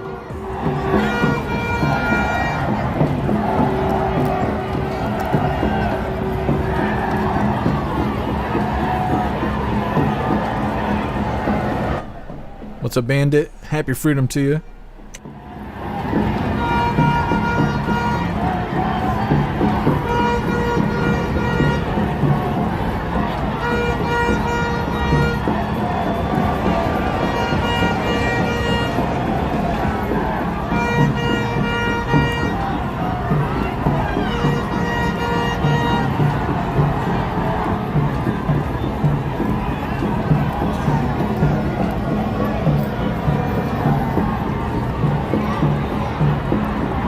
Somebody said 20,000.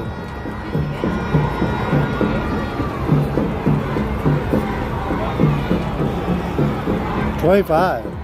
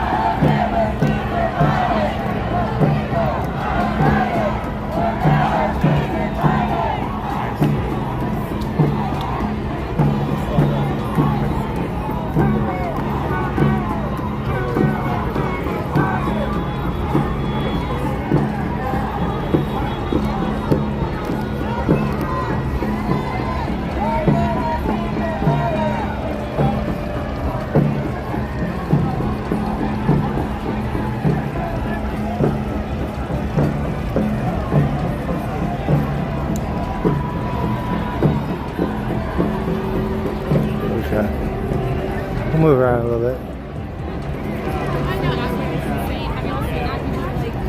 Yeah, it's crazy.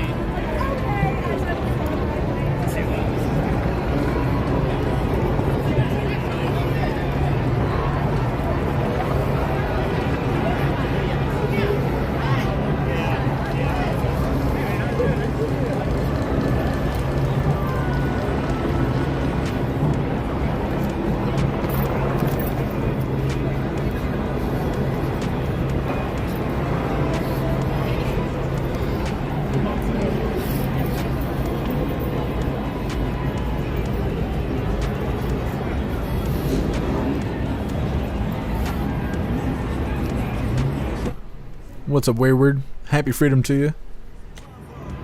Zelle, I'll be watching over you. Make sure my cues watch all my interviews. Make sure you live what our dreams we produce. Keep that genius in your brain on the move.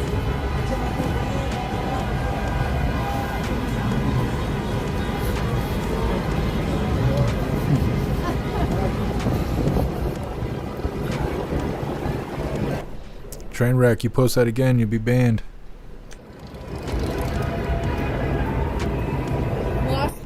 What's up, Deuce? Happy freedom. I never ran across those braids.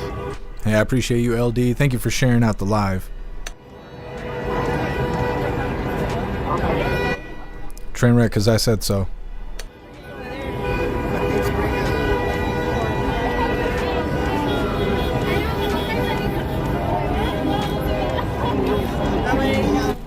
Guess who? They have no fathers. The liberal Democrats are their parents. Yeah, they pray to the internet.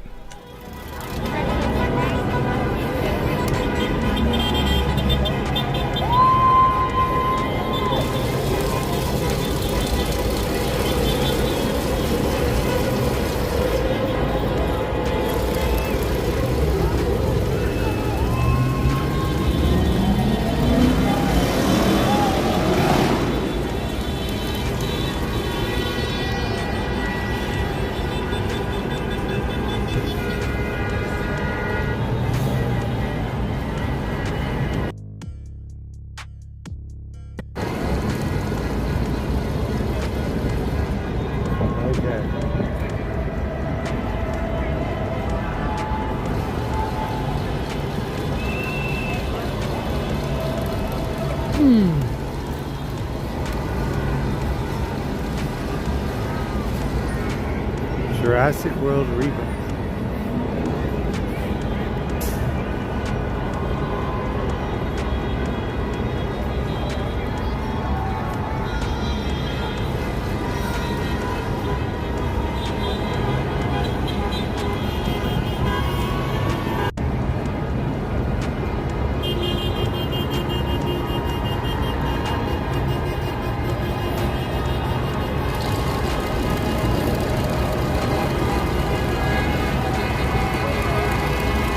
What's up, Mr. Lin? Happy freedom. I'm doing alright. How are you doing? Nostalgic. Happy freedom to you. Klaus is 3 years old now. I don't know. He's laying around somewhere. It's kind of hot here. What's up, K-Doss? Happy freedom.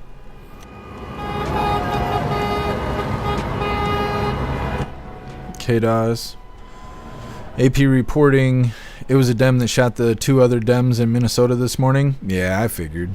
What's up, Trep Terror? Happy freedom to you.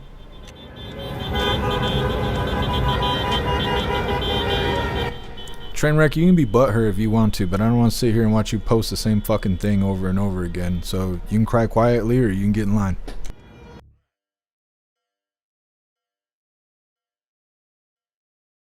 What's up, Smelly? Happy freedom.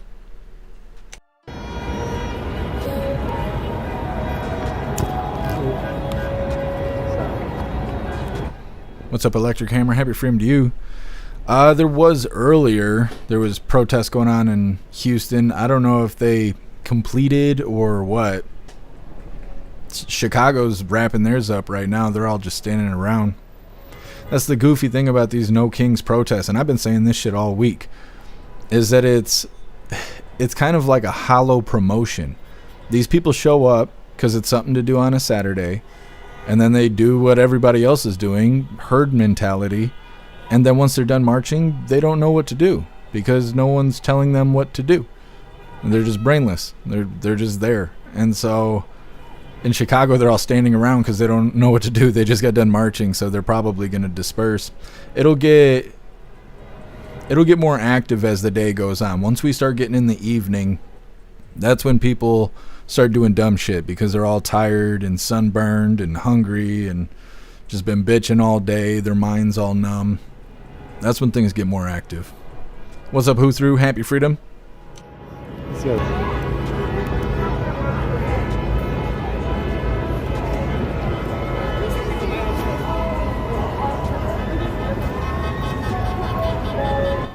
What's up, Boone? Happy Freedom to you.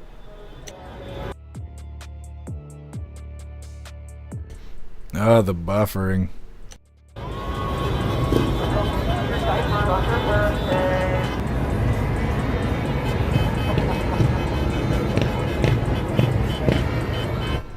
I'm pretty excited to see the parade. I think it's going to be awesome. Right Side Broadcasting's covering it, so we should have a clear feed.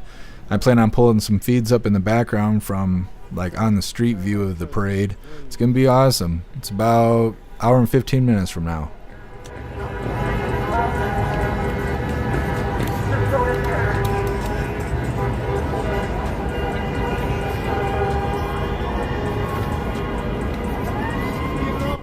Holy crap, he's spinning us in circles.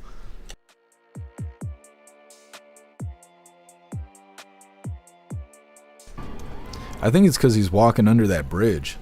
I mean, he's kind of buffering on and off, but every time he goes under that bridge, it buffers really hard.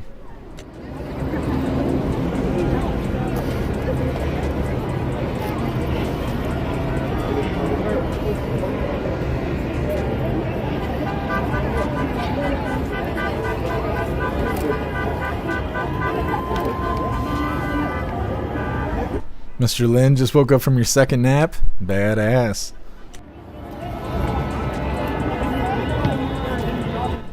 Yeah, nostalgic. I'll grab Klaus Daniels in a little bit when I see him.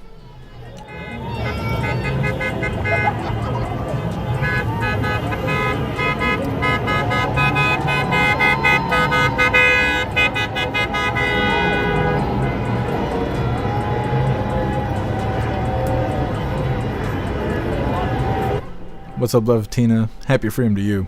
What's up, Deuce? What's up, Vinny C? Happy Freedom.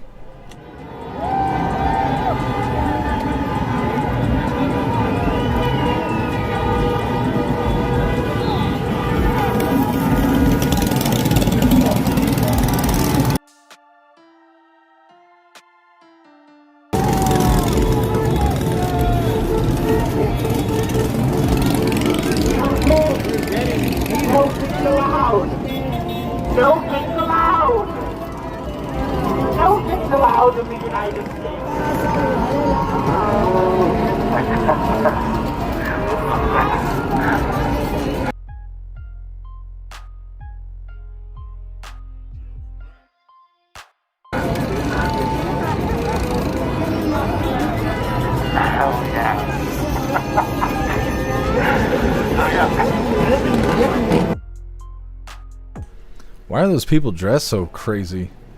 It's like it's Halloween there. What's up, Ed? Happy Freedom to you.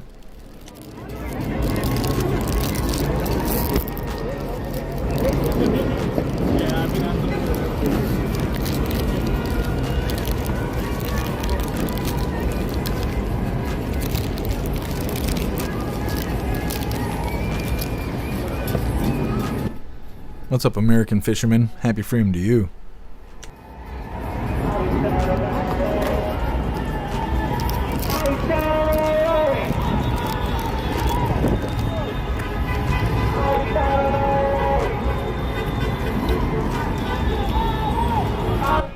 They're singing in auto-tunes during the protest now. Well, they haven't done that yet. That's a new one. What's up, Kylie? Happy Freedom. It's a wizard. I know. He's out there standing next to a grand wizard, and they claim that they're against fascism. Mm-hmm.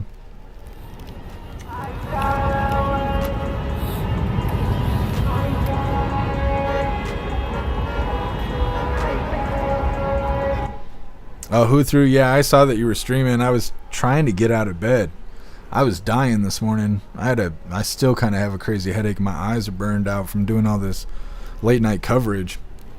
You had a good feed though.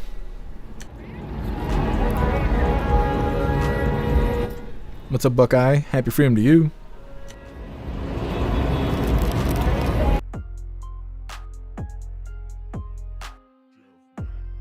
Cynthia J, because they're all freaks of nature. Yeah, you're not wrong.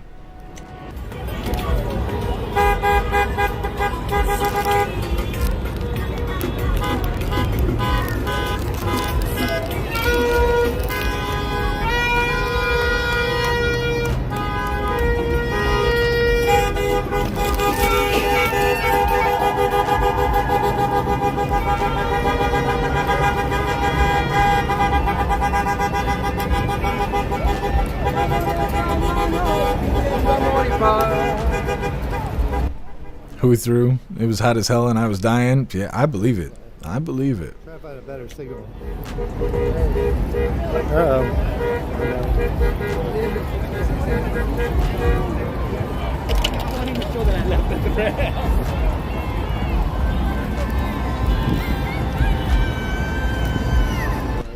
What's up, Joe Bosch? Happy freedom. Is Jeff trying to say he's getting old? Nah, this sleeping 4 hours a day thing is roughing me up.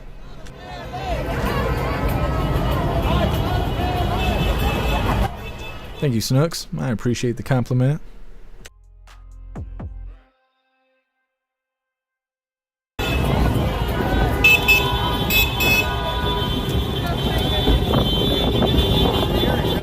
What's up, Nana? Happy freedom to you. It's Saturday today, Nana.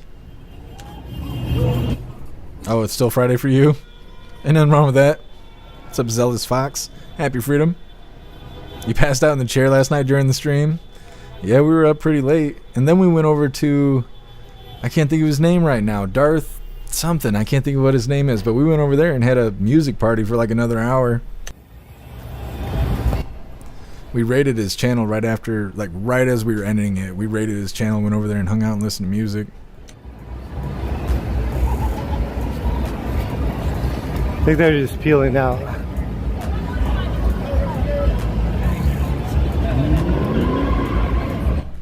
Darth Jason, that's who it is. We were over there hanging out with him.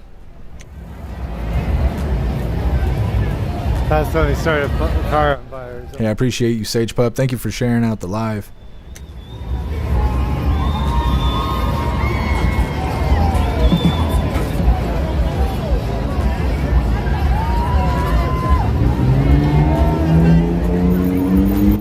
What's up, Bill Clay? Happy freedom to you.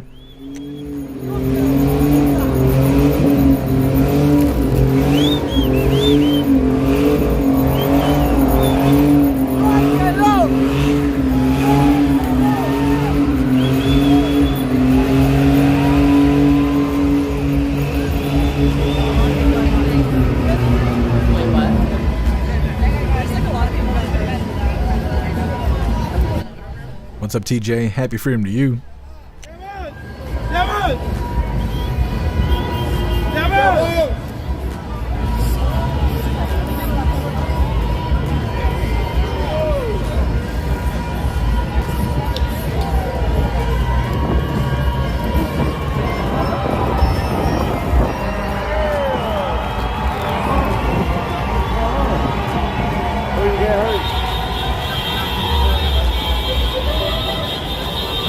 All it takes is one, and then the whole mob, it's okay.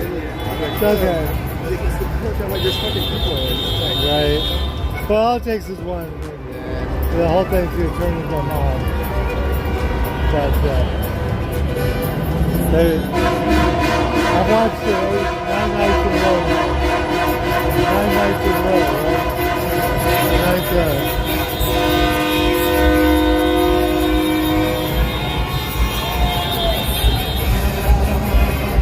We'll see what happens.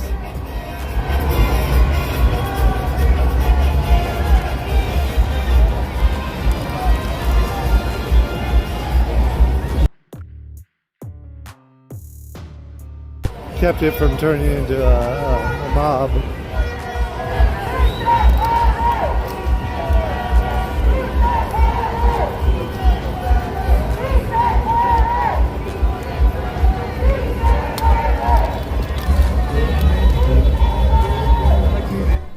What's up, Clover? Happy freedom. Don't you think they're just proving why we don't want them here? Well, only a portion of these protesters are illegals, but they're actually helping with the mass deportation. Every time this civil unrest happens, every single day there's hundreds of illegals that get arrested across the nation. Because they go out there, they act like assholes, they don't know where the line is between being appropriate and being inappropriate because they're not from this country. So then they get arrested, they find out they don't have legal status, they get all set up for due process and deportation. So really, they're helping the mass protests, or the mass deportation by you doing these protests, but I don't know. I just look at it like entertainment at this point. I am so desensitized to this shit that I don't feel anything when I see this. I just try to make sure the most active thing is on the screen and Klaus Daniels has enough fancy feast. That's all I think.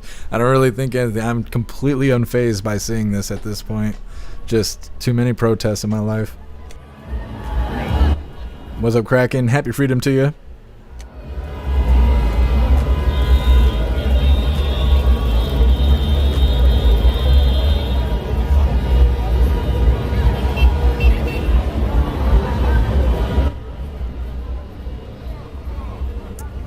Kook, or is it? It's probably Cook. Where's the National Guard? National Guard's up by the buildings. They're not really in the streets. They're there to protect specific buildings and stuff. And they're there. They are out there. And they have ARs on them. One of them I saw had some sort of sniper rifle. But they're just up by the buildings. Otherwise, there's just regular police officers kind of out and about. Haven't seen too many police lines. We were looking at a police line of bicycle cops in Portland a little while ago. But that's about it. Otherwise, most people are either marching or standing around.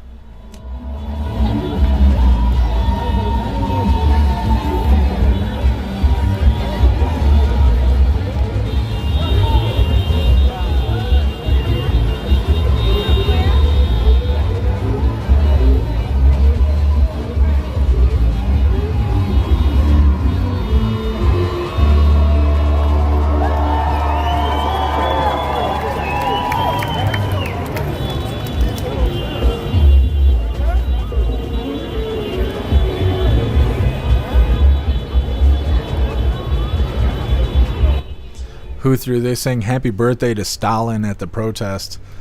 What the hell? Who threw? That's so crazy.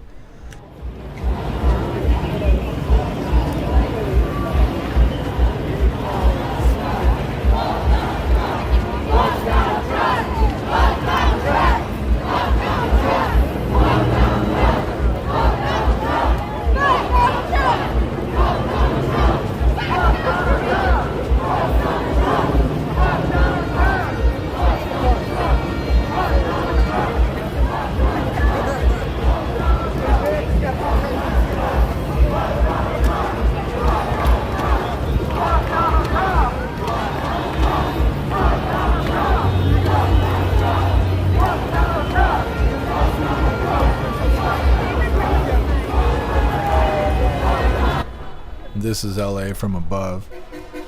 I can't tell if this is where these guys are. It's somewhere within the area.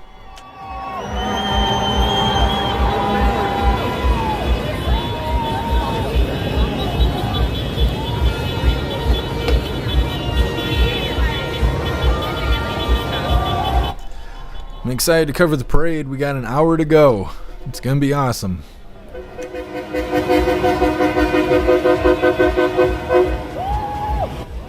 They must be having a little party up there. On the right side of the screen, there's people in suits on the back of that stage. I don't know what they're doing. They're being pretty active, though. I'll tell you what. Yeah. There you go.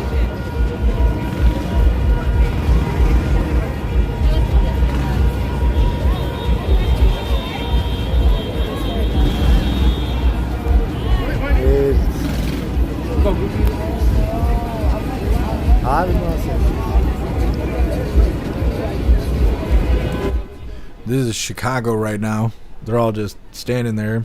They got a police line going. It doesn't look like there's much activity, though.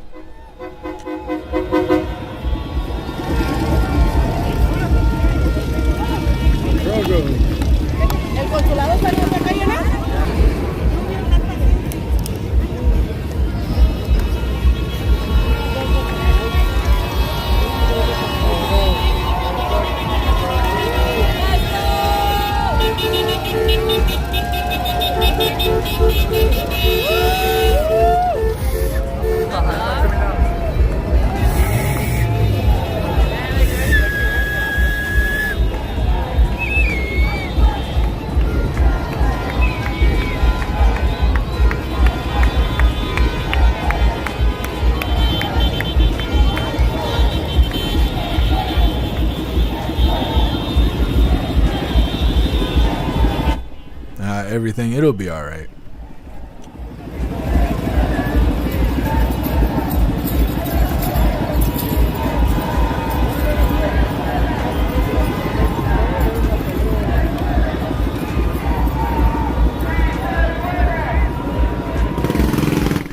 What's up, Breeze? Happy freedom to you. I don't know if I can go this way or if it's gonna. So yeah,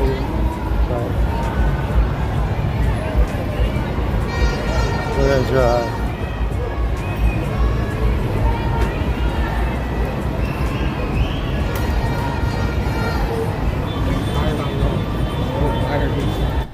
What's up, free as he can be? Happy freedom to you.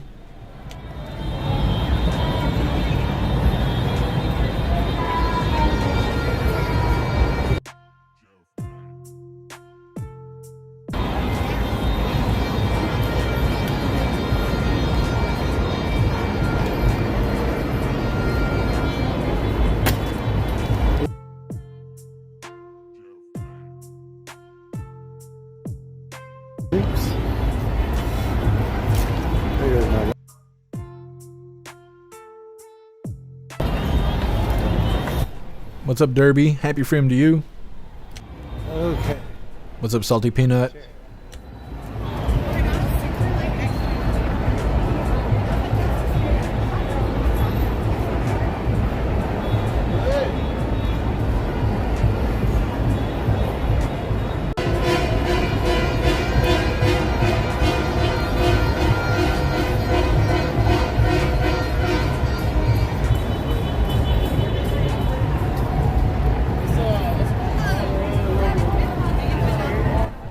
What's up, Tory Wayne? Happy freedom.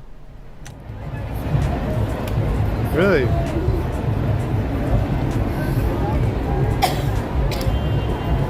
Sat here in California or elsewhere? Very cool.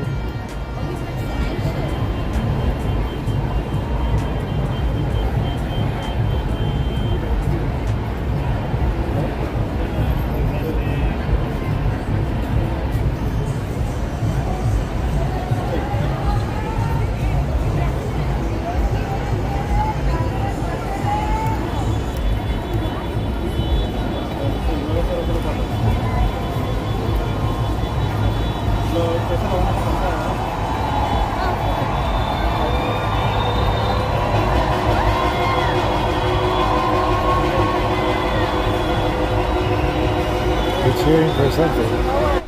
Oh, you guys writing big booty Latinas in the chat? Come on now.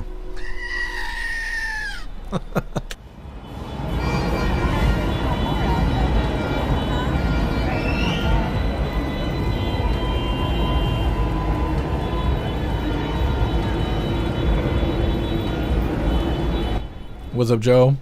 Happy freedom to you. Monkeypox parties. Yeah, pretty much. What's up, Horizon? Happy freedom. No, it's just been people standing around bitching and marching. That's pretty much all that's been going on today so far.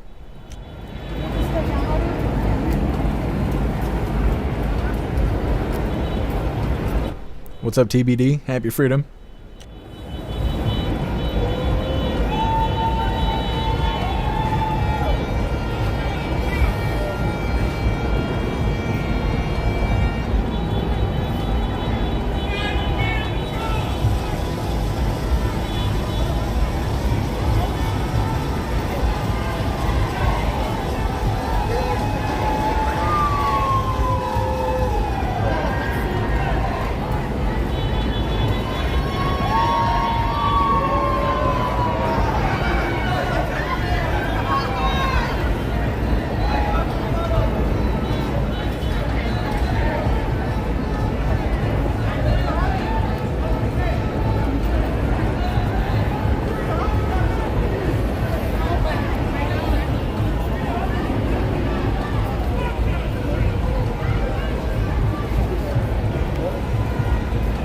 Okay.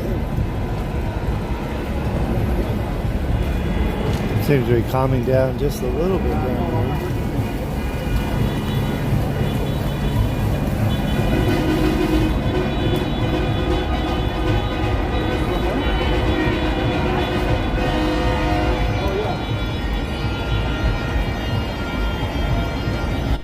What's up, Burly Pepper? Happy freedom. Agent O, red skirt with boots. Ready for anything. The way these people are dressed, you'd think they were, I don't know, going yard sailing and shit. Except for the people on the bridge. The people on the bridge, they were wearing like furry outfits, but these guys, like I said, it's just Saturday. These people are just looking for something to do on a Saturday.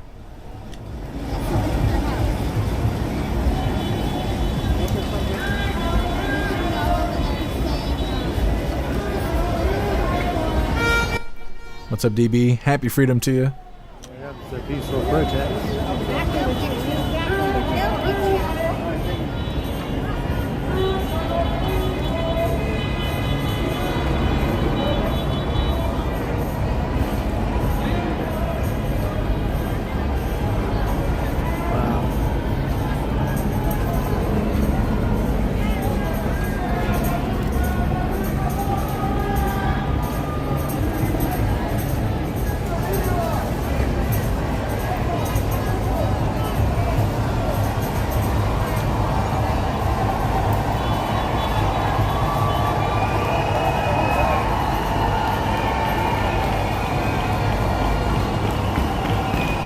Sure, Crazy. It's funny how they let the Mexican flags touch the ground so easily.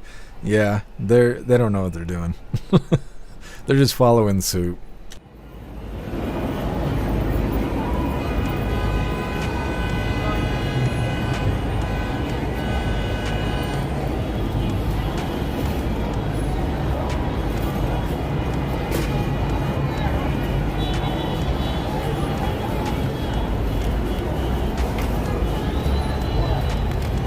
I just got it.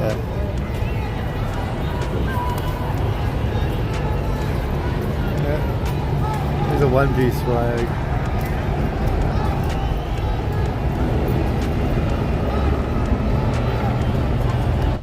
Bringing out the anime flags. This protest is so unserious.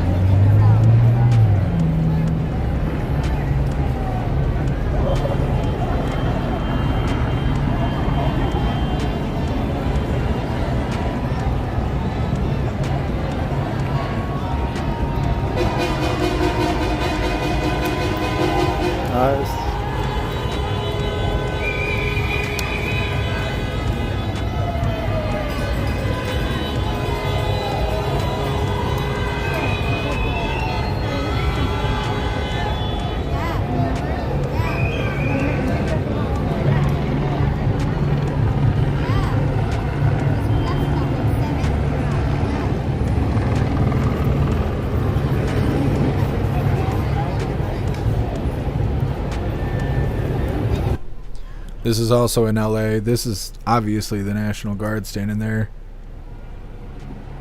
They got rifles on them. It looks like all these guys have rifles on them.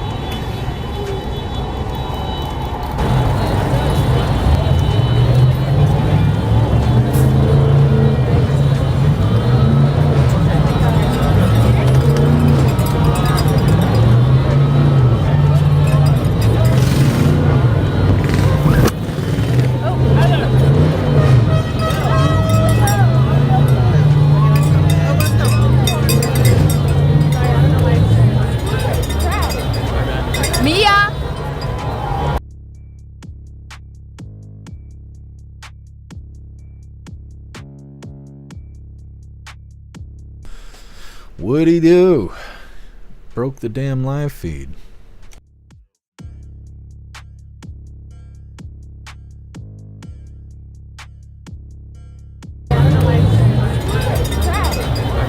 Mia.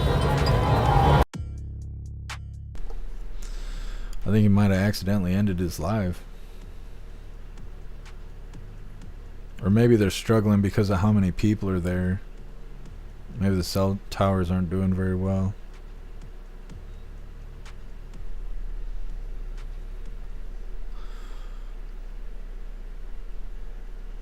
Mm-hmm.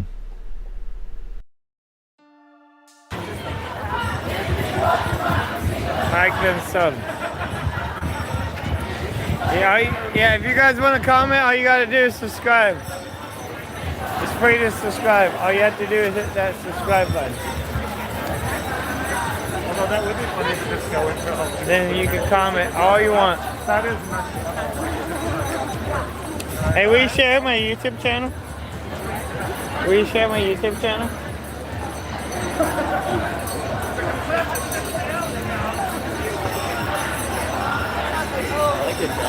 Will you share my YouTube channel? I don't have YouTube. Will you share my YouTube channel? What is it? Yeah, you don't have to have YouTube. If you have On our streets, no more ice. Look it up. On our streets, no more ice. It's not National Guard, it's United States Marine Corps standing there with rifles. I was wrong, but that's in LA.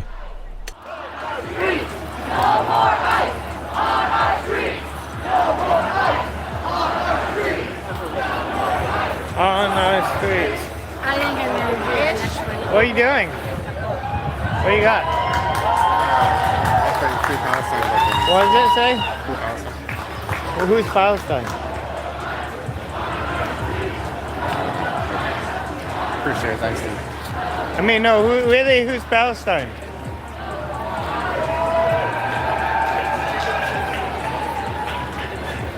Okay. Is it your buddy? Is he in jail? Hey, do we need to, like, bail him out?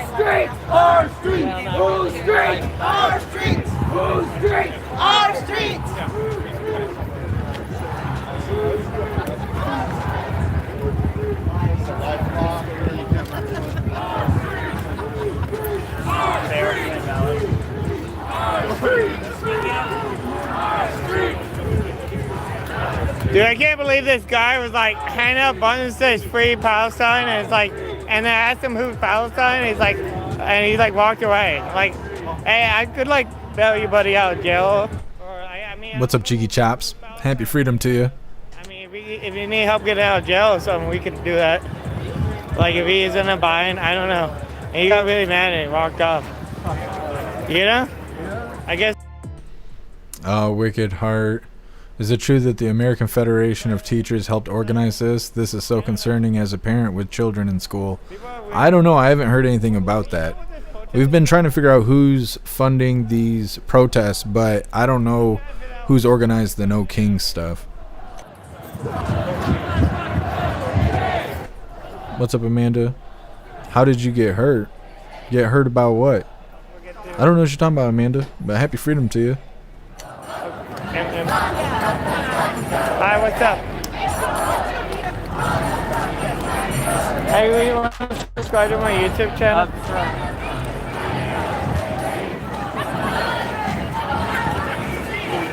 Hey, you want to subscribe to my YouTube channel? No, thank you. The people united will never be defeated!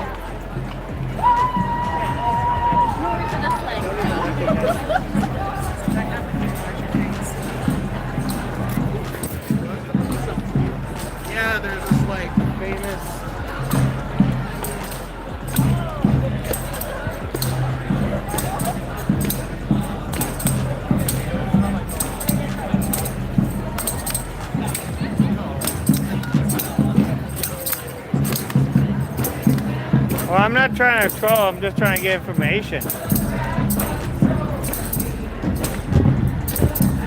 Like, what, you want me to go to the mainstream media and get information? Like, I don't know. Like, are we all just sheep? Like, following, I don't know.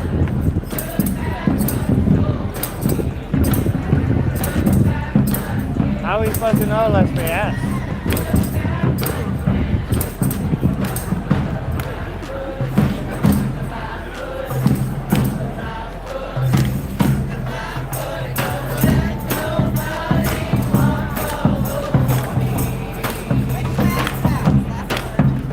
Everybody just assume everybody should know.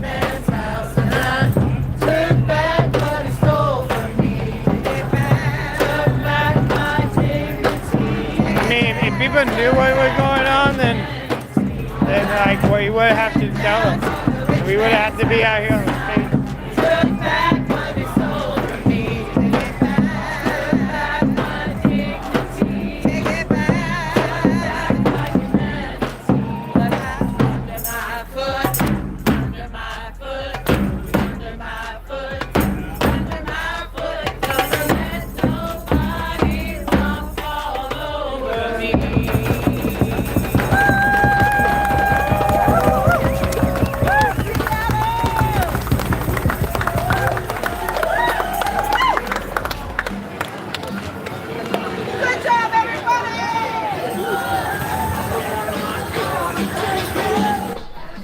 Corey Luca, I don't know. I don't know what this guy does when he's not protesting.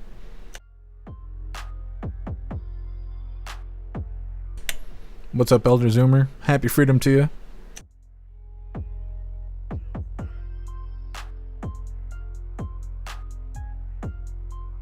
Everybody let your voice be heard, like and subscribe.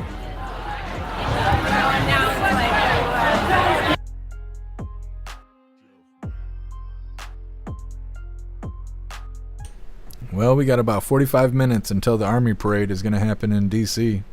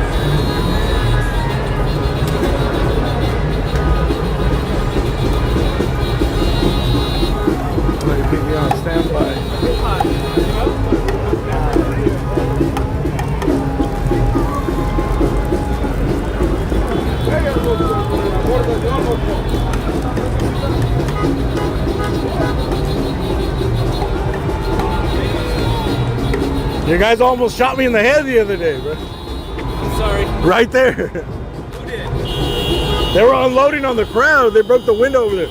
You guys shoot rubber bullets now? The black ones, the heavy ones? I never seen those. Like blue? No, I seen a black one that's way heavier. The blue one is like a foam. The black one's rubber. You guys are shooting those? Yeah, tell the cop the difference between the ammunition that you're claiming that they use. I don't know. That just sounded goofy to me. Nah. I'm this close though. It would have hurt though, right? Fuck yeah. I've been hit with the blue ones before, like in the leg. How long has it been in the bar? You've been hit with the chancla, right? A chancla? It doesn't feel like a chancla. Hey, if you get hit with the chancla, you can take it. Alright. I'm joking. You've all been hit with the chancla at one point. Yeah. I heard that someone was throwing like golf balls at the cops there. So they unloaded. Yeah.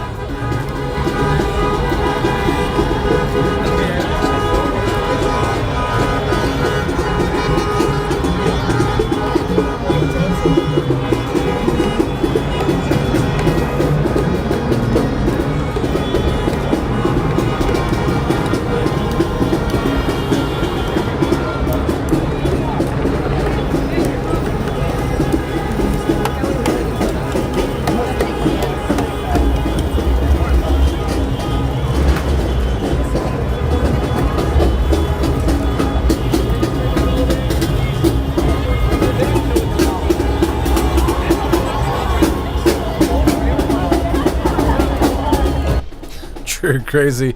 It's as live as it's gonna get. Thank you so much, Get Some, for that $10 donation over on Rumble. Really appreciate you, Get Some. Thank you so much.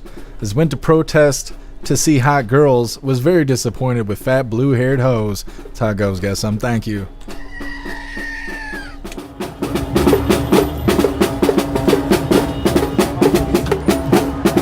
Thank you so much, Turbo, for that $10 donation over on Rumble. I appreciate you, Turbo. Thank you so much for the support. It says, happy birthday. Thanks for bringing us the news. Happy freedom. And if I had a pair of titties, I'd show them to you. Much love, brother. Thank you, Turbo. I appreciate you. You hooligans are fantastic.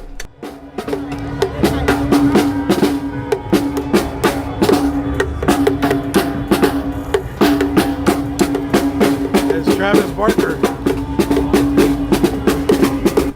Well, it took them a little bit more than a week, but they finally got their own marching band there. Portland's been doing that for years.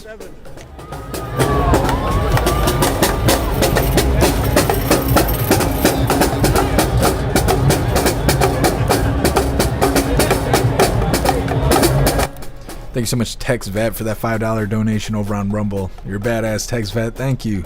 It says that cop has it right. Talking about throwing chocolates at the protesters. Smart idea right out of the launcher. Yeah. Thank you, Tex Vet.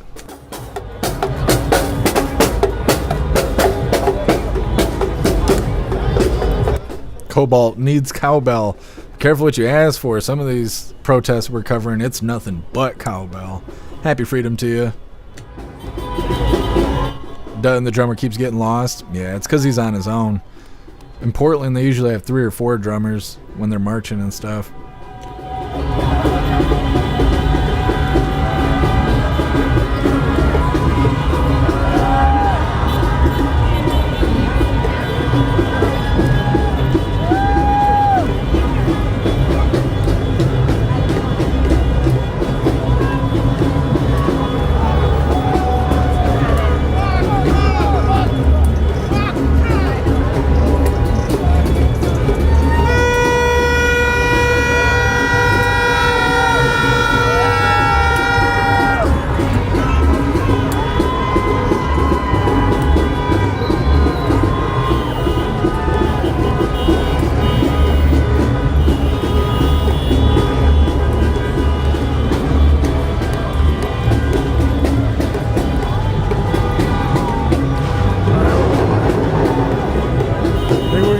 Back into the crowd over here.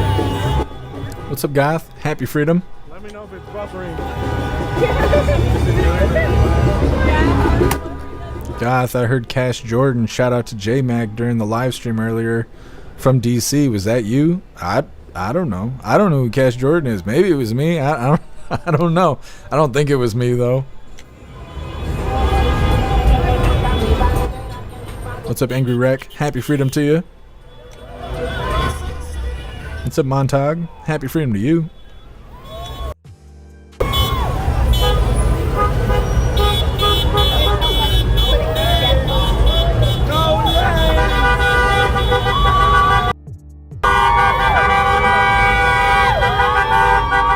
What's up, Andrea? Happy freedom.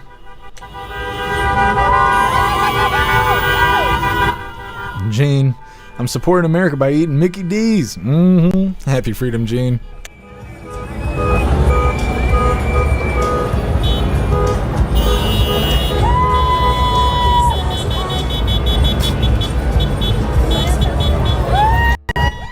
D.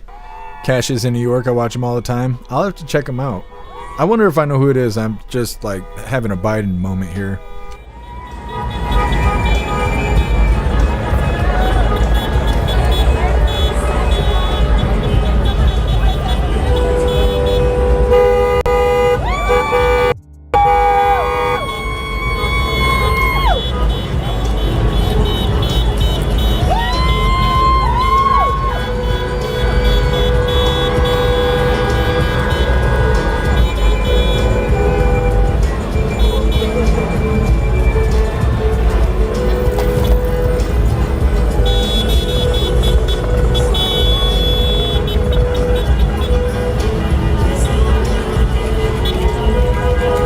Hey, thank you for being here, DB.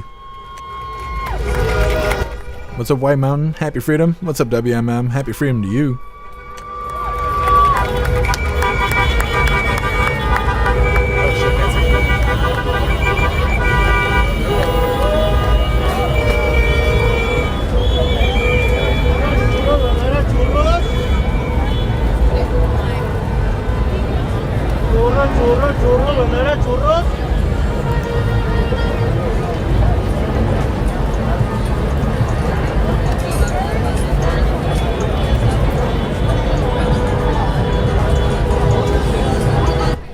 You be safe out there, Meta.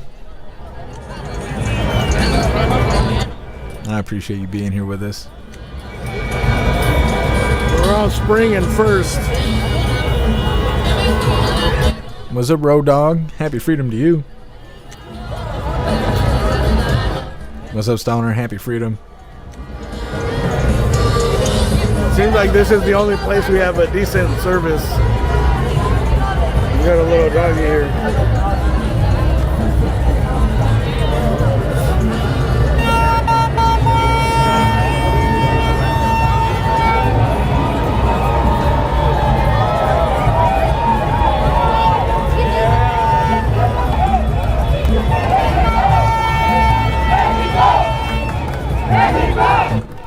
These people aren't real liberals. The women have shaved armpits.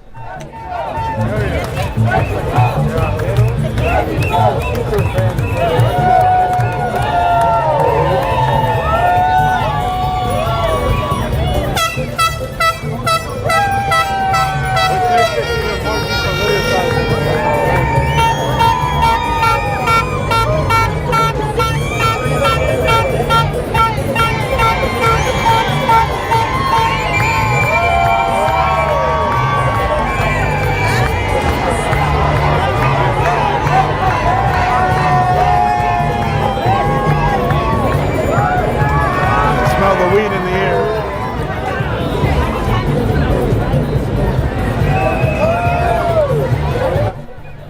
Billy, I'm not seeing anything going on in Philly right now. I know they were active last night, but I haven't seen any chaos going on in Philly. Last night they were just standing on the side of the road waving flags and stuff. And like I said, I'm not seeing anything active right now. It doesn't mean that it's not going on, but I'm not seeing any live streamers in the area. Come on with the buffering.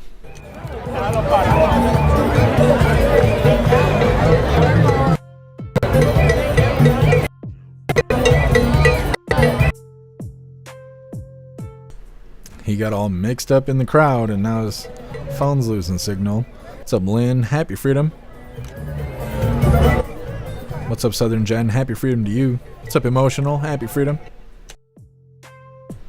Nah, there hasn't been any drive-by pepper sprayings today. Yeah, that woman yesterday, she cried for like 25 minutes about getting pepper sprayed. She's probably still crying right now. And she probably woke up this morning, had to have 7 comrades around her dumping milk on her face just 'cause. Likes that attention.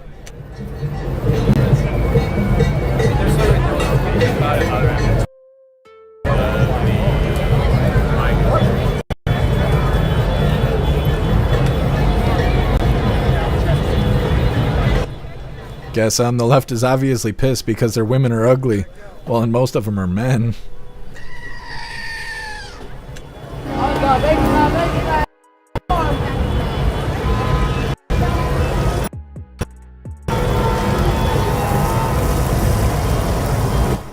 Liberal wieners. Original Dodger dogs. Street dogs.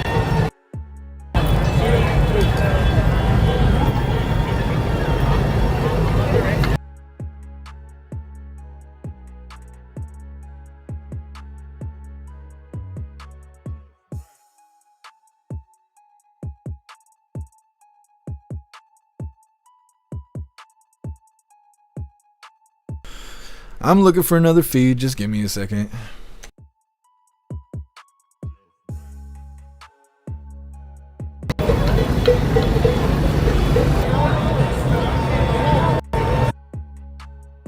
You have to turn around. It looks like it's already.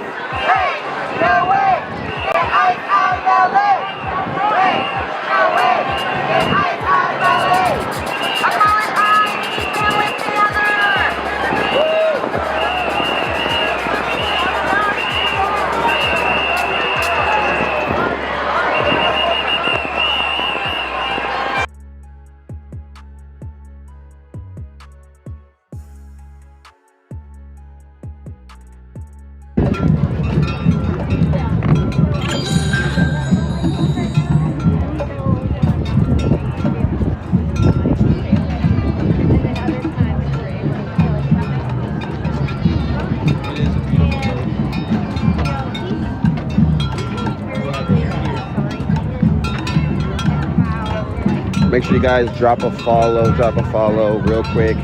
Follow me real quick, because if we lose connection, I'll be going live again and you guys will be able to just go to my page and watch it. And I'll get suggested to your For You page. Let's say I drop connection for 5 minutes. You'll be scrolling, boom, you'll see me again and you'll join right back in. So guys, make sure you guys follow real quick. Thank you, thank you, thank you.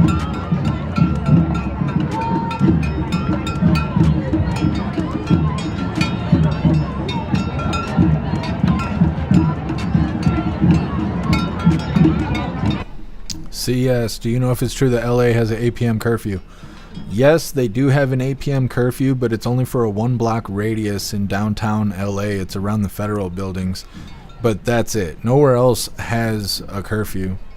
And they've been complying with the curfew for the last like 3 days. They do go out and protest and bitch and howl and smell like shit, but they're staying away from the downtown area because they got roughed up on that first night. So now they just kind of go to outer locations and bitch and wave flags and stuff.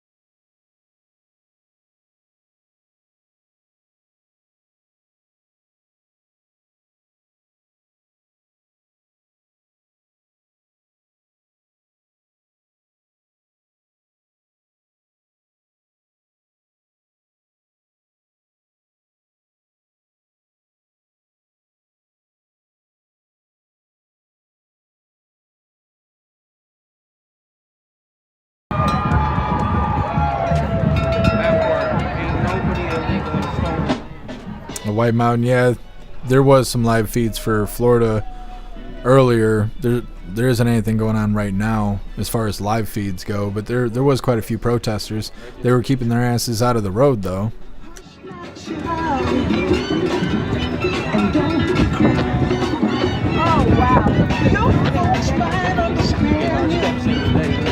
Oh yeah, all right. Master Voltaire, yeah, it's in 28 minutes. We're going to be covering the Army Parade once it starts. We're almost to 500 shares, guys. Let's get to 450 real quick. 25 shares away from 450 shares, guys. Let's go. Let's go. Drop a share, please, if you have not already. What's up, Space Baby? Happy freedom to you. Damn TikTok buffering.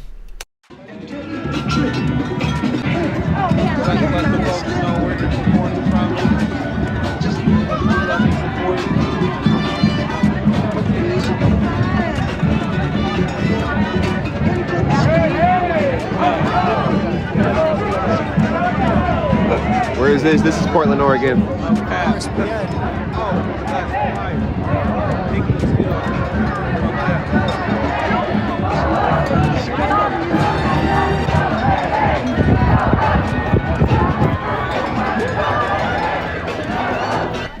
Everybody's getting ready for the Army Parade. It's going to be starting pretty soon. Like I said, about 25 minutes from now.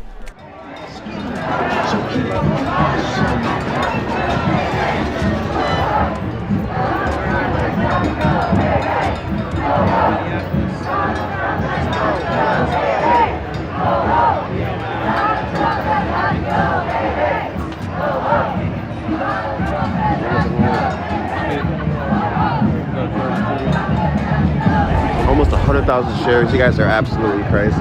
You guys are legends in the chat. Appreciate you guys.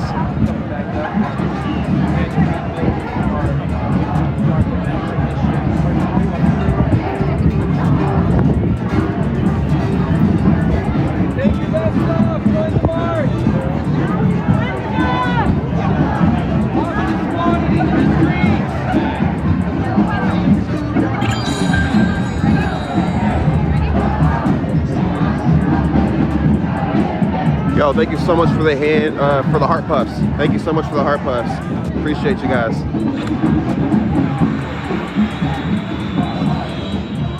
Oh, we life goal. Good stuff, guys.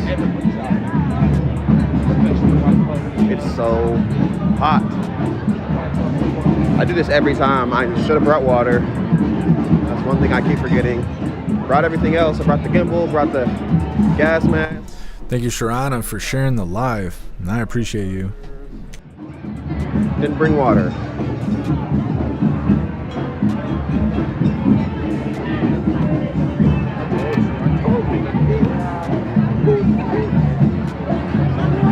Oh, the parade's starting right now, I think.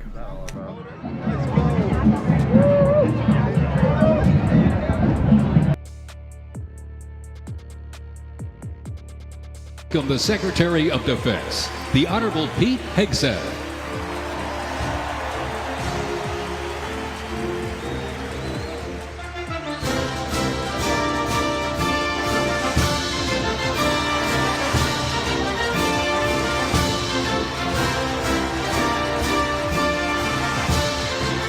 Ladies and gentlemen, the Vice President of the United States, J.D. Vance, accompanied by the Second Lady of the United States, Usha Vance, and their 3 children.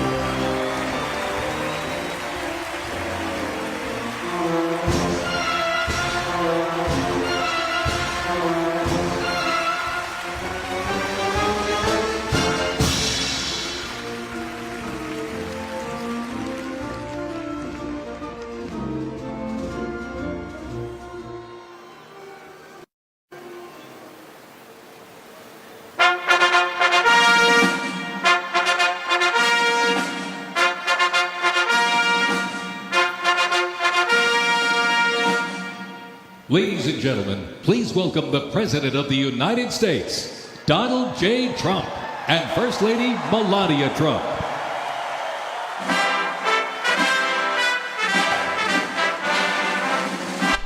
Happy birthday, President Trump.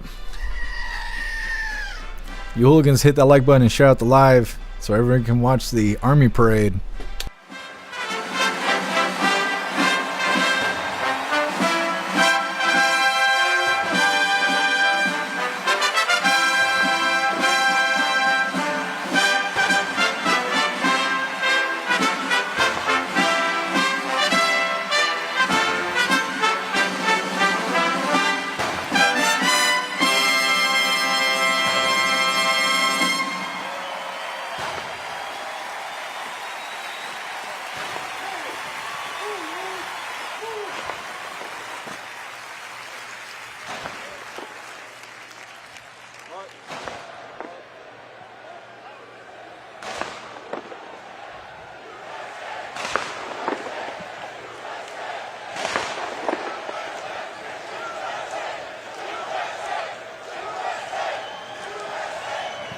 Ladies and gentlemen, to honor America, would you please rise for the singing of our national anthem?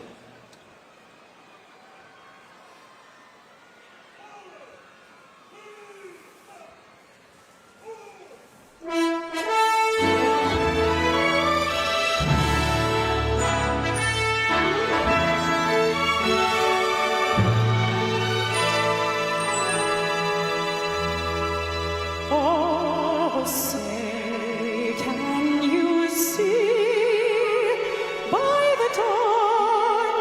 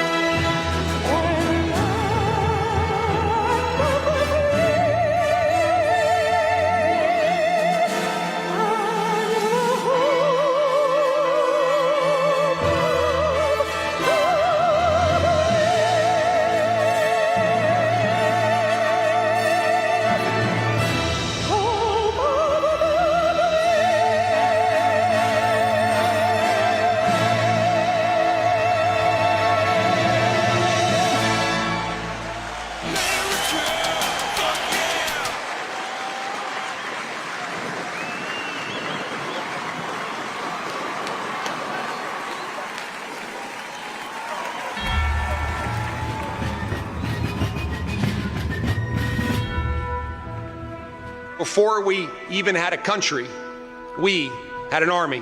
They started as a small, unorganized group of shop owners and farmers, but they fought the most powerful army in the entire world to a standstill in Concord, Lexington, and Bunker Hill. Then our Continental Congress chose George Washington as general of our Continental Army. But it wasn't until 1 year later, on July 4th, 1776, that news arrived of the signing of our Declaration of Independence. Now we had a new army and a new nation. With little gunpowder, no shoes, bloody feet, few cannons, little training, and even less food. Valley Forge started in December. They went into winter camp in December of 1777. Approximately 2,000 Americans died that winter of disease. They lived through hell, but they never ever gave up. Not this army, not this first American army. Finally, Washington and his army arrived. Here at Yorktown, where they had General Cornwallis and his powerful British army trapped in this city against the sea. All of the preparation that Washington has learned through the course of those 6.5 years meets its full force here at Yorktown, and he employs it brilliantly. Sailing from the Caribbean, the French Navy arrived and took on the British fleet. Washington decided to make his move. Our men began digging to get closer and closer to the fort, finally getting within rifle and cannon range. Naturally, George Washington chose to set off our first cannon shot. The British had two small forts in front of the main fort. They were called Redoubts 9 and 10. Then, on the moonless night of October 14, the American and French forces attacked the redoubts. The hand-to-hand combat with bayonets, knives, and fists was bloody, to say the least. But within an hour, we were victorious. And as the sun came up the next day, Cornwallis looked out and realized he was in serious trouble. So he prepared an all-out, desperate counterattack. It didn't work, and the British were forced to surrender. We were supposed to lose to the best army and the largest and most professional navy in the world. But our young army had won the war and our freedom. The freedom we hold so dear. And 250 years later, for what started as a ragtag group of shop owners, has now become the most powerful army in the world.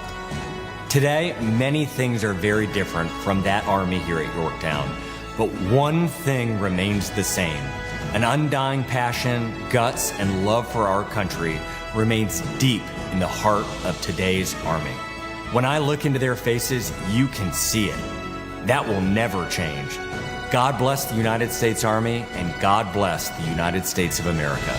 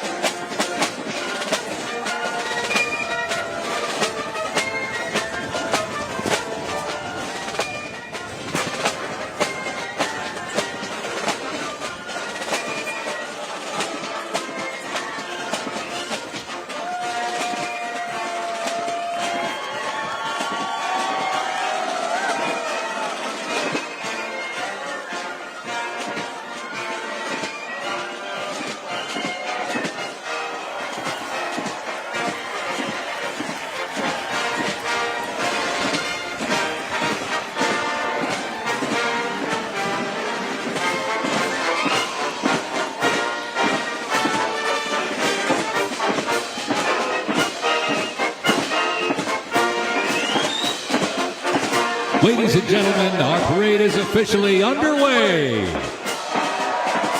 Up first, internationally renowned as one of the world's finest professional music organizations, the United States Army Band, Pershing Zone. They are the premier music organization of the U.S. Army, our nation's most senior service. Stationed at Joint Base Meyer-Henderson Hall, Virginia, it plays an important musical role in events of national and international significance. They were founded back in 1922 by Army Chief of Staff John J. Pershing. They're led today by Colonel Bruce R. Pulver and Drum Major Rob Moore.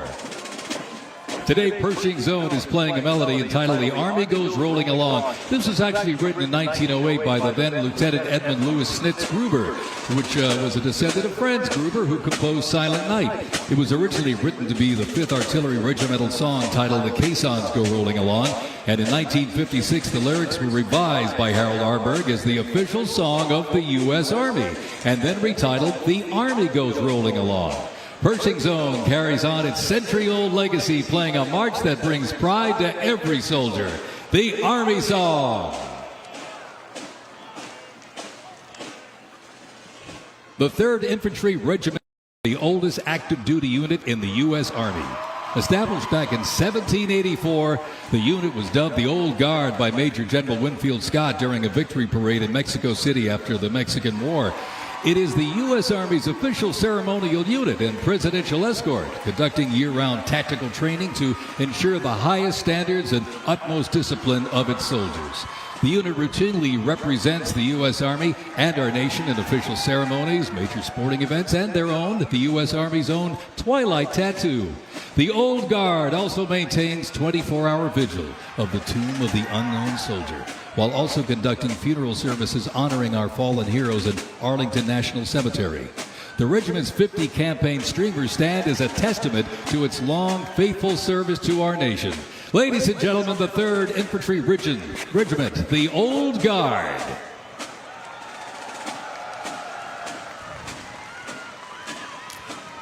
In 1775, the shot heard round the world at Lexington and Concord sparked a revolution, uniting 13 colonies and forging a continental army from farmers and frontiersmen. Against the odds, they turned the tide at Trenton and Saratoga, survived Valley Forge, and at Yorktown forced a British surrender, securing independence and giving birth to the United States of America.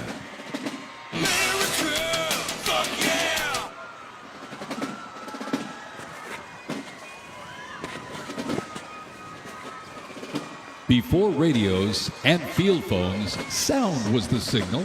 In the Continental Army, fifes and drums carried commands across the chaos of battle, telling soldiers when to advance, when to retreat, eat, even when to rest. That legacy actually lives on today with the U.S. Army Fife and Drum Corps, part of the 3rd Infantry Regiment known as the Old Guard. Founded back in 1960, they're the only unit of their kind in the armed forces. Performing in uniforms patterned after those worn by General Washington's musicians. Playing period instruments with patriotic precision, they bring history to life, sharing the sound and spirit of the Revolution through more than 500 performances each year, both at home and around the world, too. The Old Guard, Fife and Drum Corps, everybody.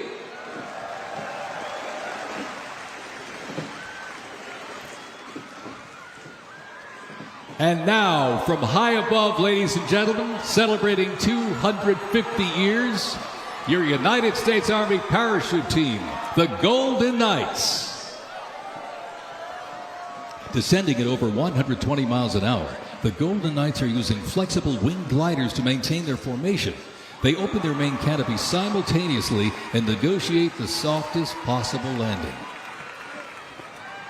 I'll tell you, they can't hear you, but they sure can see you. You can give them a great big wave, ladies and gentlemen. The Golden Knights, the finest parachuting team in the world.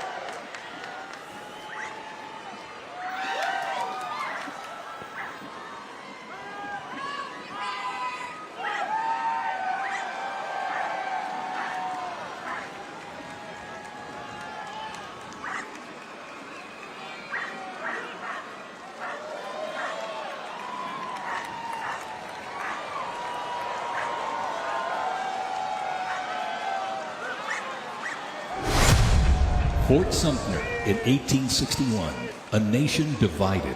Over 4 brutal years, nearly 2 million soldiers fought to preserve the Union. Among them, 5 future presidents and the first recipients of a brand new military decoration, the Medal of Honor. With independence won, our nation's westward expansion began. The Army moved in step, guarding settlers as native scouts lit the way. Immigrants joined the cause, and the Buffalo Soldiers etched a legacy of grit and honor across the American frontier.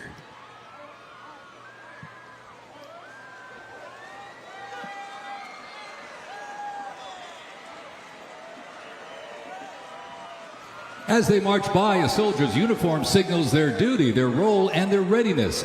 And by the late 1850s, official regulations outlined distinct looks, shaping the Army's identity and function across the force. Soldiers were issued 2 coats. One, a short sack coat for work and battle, with brass buttons and colored trim that marked their rank. Well, by war's end, that rugged sack coat became the soldier's uniform of choice. As the war escalated, volunteer enlistment surged. Congress authorized support for a force of up to 500,000 new troops, answering the call to preserve the Union. As they march by, representing the Civil War era of our nation's history, is the 4th Infantry Division based out of Fort Carson, Colorado.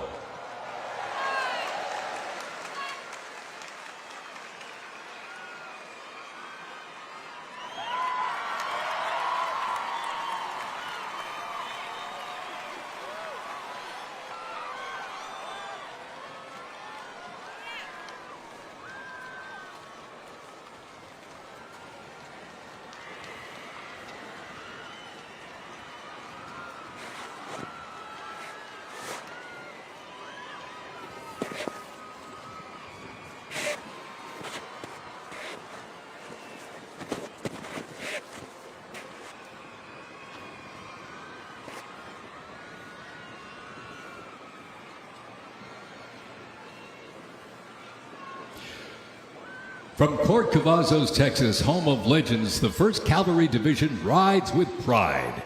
Born from the thunder of horse cavalry traditions of the Civil War, the 1st team forged its reputation on the front lines of history.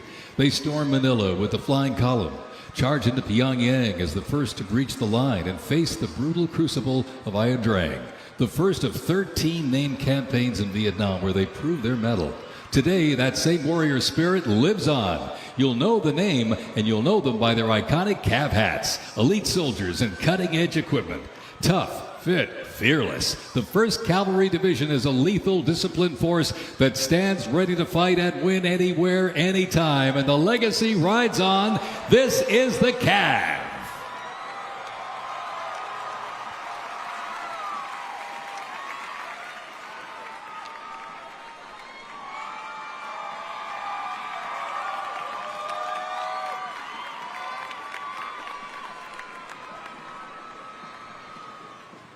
Special thanks to our sponsor, Lockheed Martin.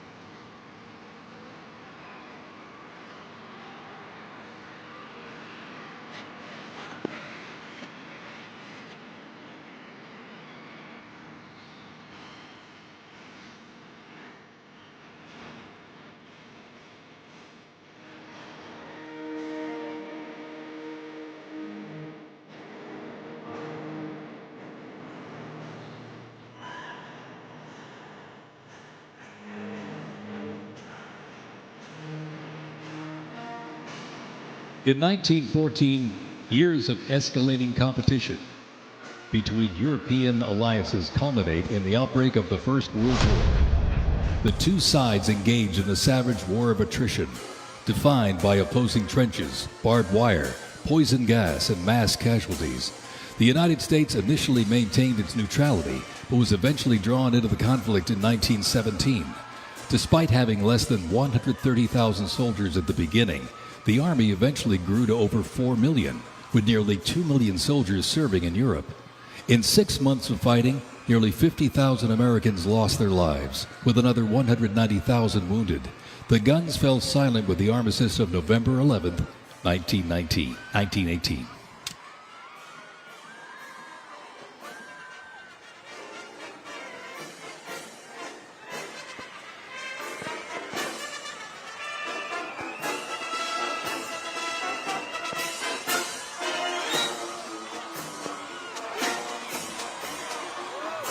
We continue on with more USA World War I rolling stock. This 1918 Dodge touring car was part of the legendary 1919 Transcontinental Convoy.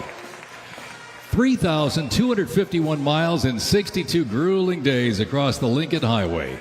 Now remember, no pavement, no GPS, and no power steering. Just grit, determination, and the drive to push Army mobility into the future. This car literally helped pave the way for the roads we rely on today, and reminds us when the Army moves, the nation follows. The 1918 Dodge Touring Car.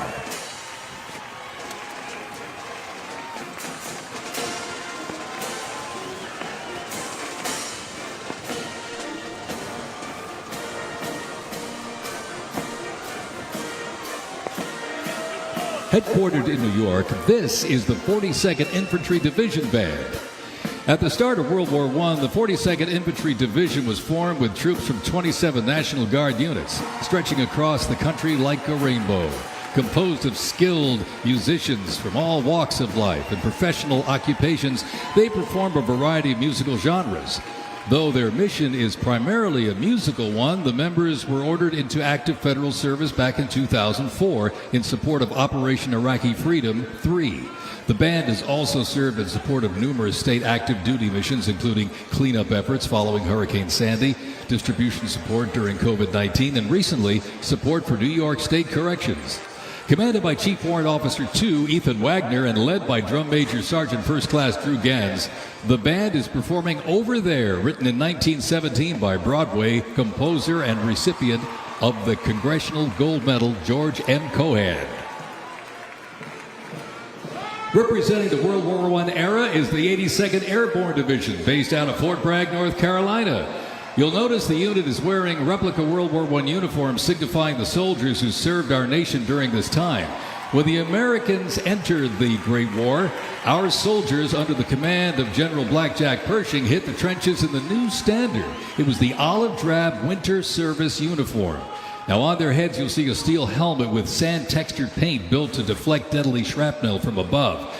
Not bulletproof, but battle tough. Nicknamed the Pershing boot, on their feet was the M918 1918 French boot.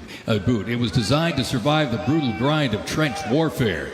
And on their backs, the field pack, rations, ammo, first aid, and a gas mask. Everything a doughboy needed to fight and to win.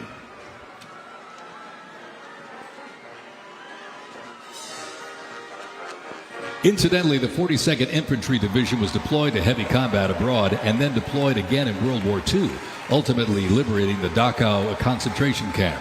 The 42nd responded to the terrorist attacks on 9/11. Later, with the war on terrorism, the rainbow stretched across the world again, deploying in Iraq and Afghanistan.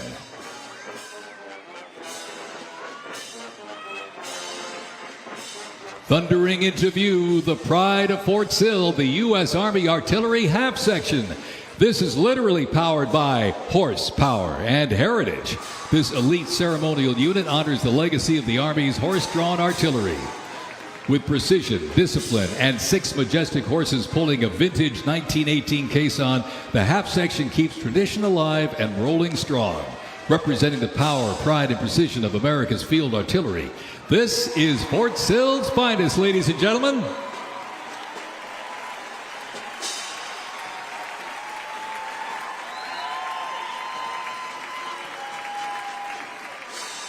Special thanks to our sponsor, Form Energy.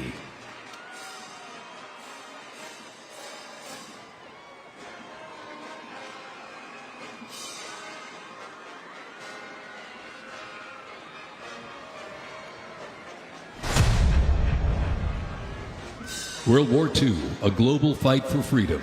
In history's darkest hour, the United States Army was on the front lines. From the beaches of Normandy to the islands of the Pacific, the greatest generation faced down tyranny and turned the tide.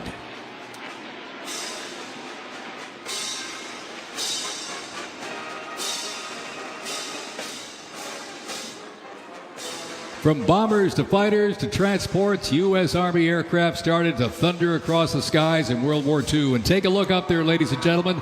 Flying overhead right now. They are fast, they are fierce, and famously used in the Doolittle raid over Tokyo. Leading up front, the mighty B-25 Mitchell. Up next, the Cadillac of the sky, the P-51 Mustang. From the sky, we're back down on the ground. In World War II, one vehicle led the charge, the legendary quarter-ton 4x4 command recon vehicle, the Jeep. You might have a Jeep in your driveway, but not like this. The U.S. Army truck quarter-ton 4x4 command reconnaissance, better known as the Jeep, was an iconic vehicle of World War II and was the world's first mass-produced four-wheel drive vehicle. The Army used the Jeep for almost every military activity, including command vehicles, scout cars, and medical ambulances. Fast, rugged, the Jeep became a symbol of American ingenuity.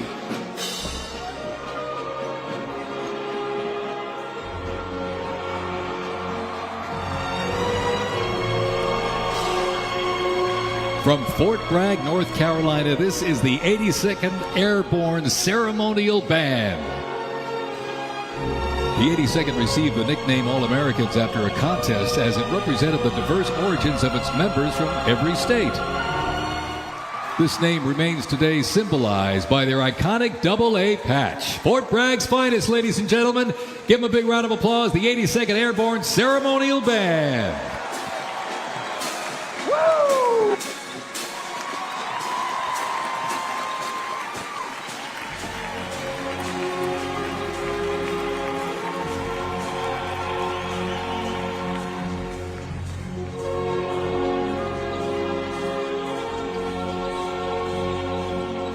In a global fight like World War II, the U.S. Army knew our troops needed more than courage. They needed innovation. Uniforms evolved for every environment, but olive drab remained the mark of the American soldier. Shaped by lessons from the trenches of World War I, the Army introduced two battlefield essentials: the M1 helmet, tough, stable, and built to protect under fire, and the M1 Garand rifle, powerful and fast. It gave American troops a very clear edge. General George S. Patton called the M1 rifle the greatest battle implement ever designed, and history proved him right.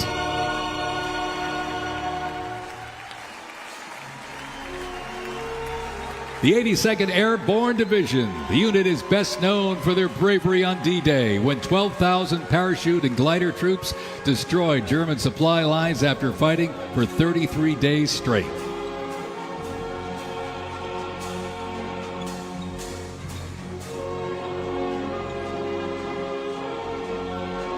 The 101st Airborne Division, based out of Fort Campbell, Kentucky, traces its lineage back to 1918 when it first established as the 101st Division. Known for their ability to rapidly deploy across the world, the unit has held a crucial role in operations since its inception. From parachuting behind enemy lines on D-Day to leading helicopter assaults in Vietnam, the 101st redefined modern warfare. In the 50s, the Screaming Eagles stood tall at home, protecting the Little Rock Nine during the fight for civil rights. In recent decades, they've been sent across the world with stints as far as the Middle East, where they took part in Operation Desert Storm and participated extensively in the war on terrorism in Iraq and Afghanistan. The Screaming Eagles continue to lead the way as tomorrow's division in today's Army.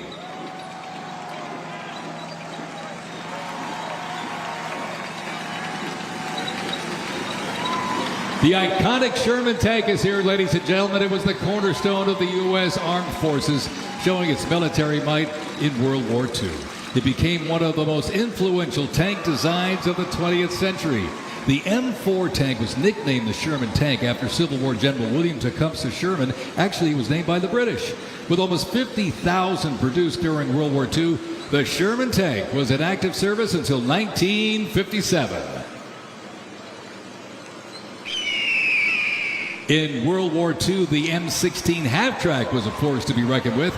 It was a self-propelled anti-aircraft weapon with speed, firepower, and grit. Nicknamed the Meat Chopper, its quad 50 caliber mount could unleash 2,300 rounds a minute. Quite devastating. It served through Korea, Vietnam, and beyond, and remains in use in U.S. allies to this day. The M16 half-track brings the fight wherever it rolls.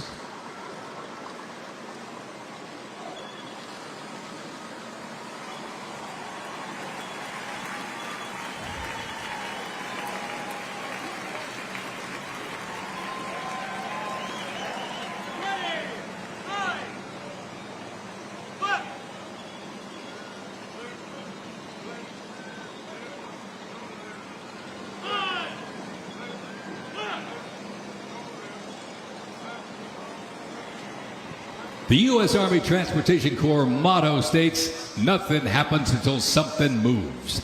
That was never more true than with this. Look at this, the 2.5-ton Chevrolet Deuce and a Half. Move up to 10,000 pounds of cargo and was the backbone of the Red Ball Express that kept the Allies supplied after D-Day in World War II.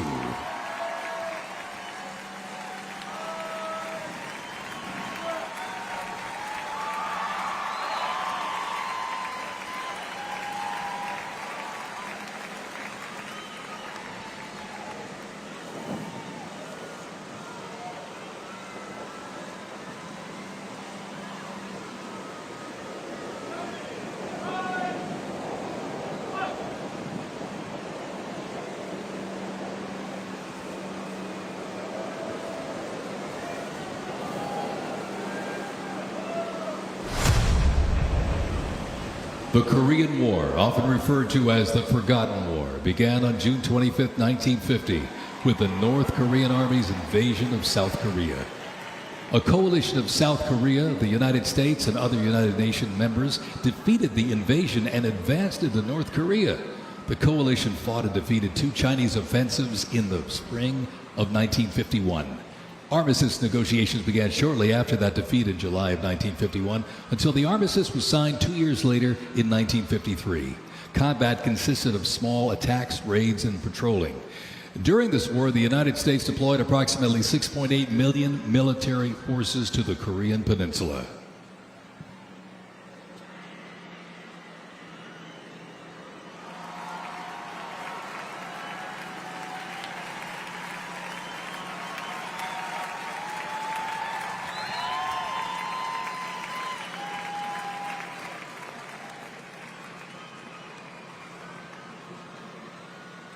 Special thanks to our sponsor, Coinbase.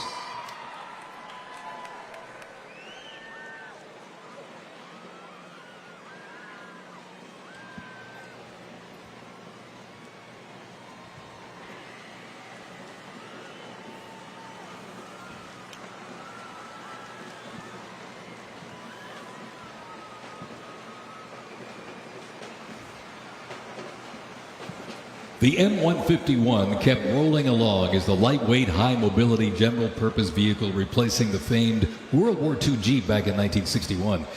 Officially named the Military Utility Tactical Truck, or MUT, most servicemen generally referred to it as a Jeep. The vehicle spanned more than 40 years in 4 manufacturers and were everywhere that the Army was deployed.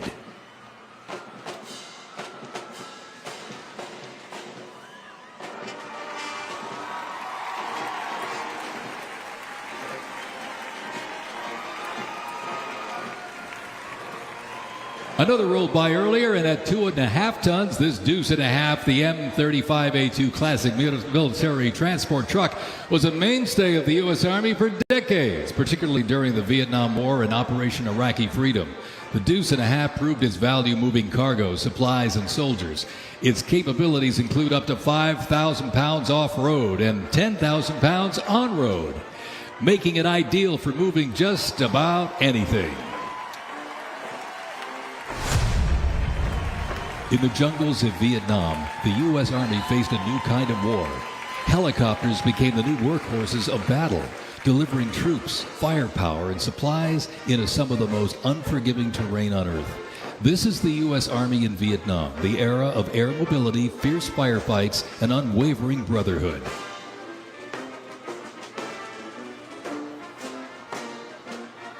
And over the music marching through, the roar of these legendary Army helicopters takes to the air.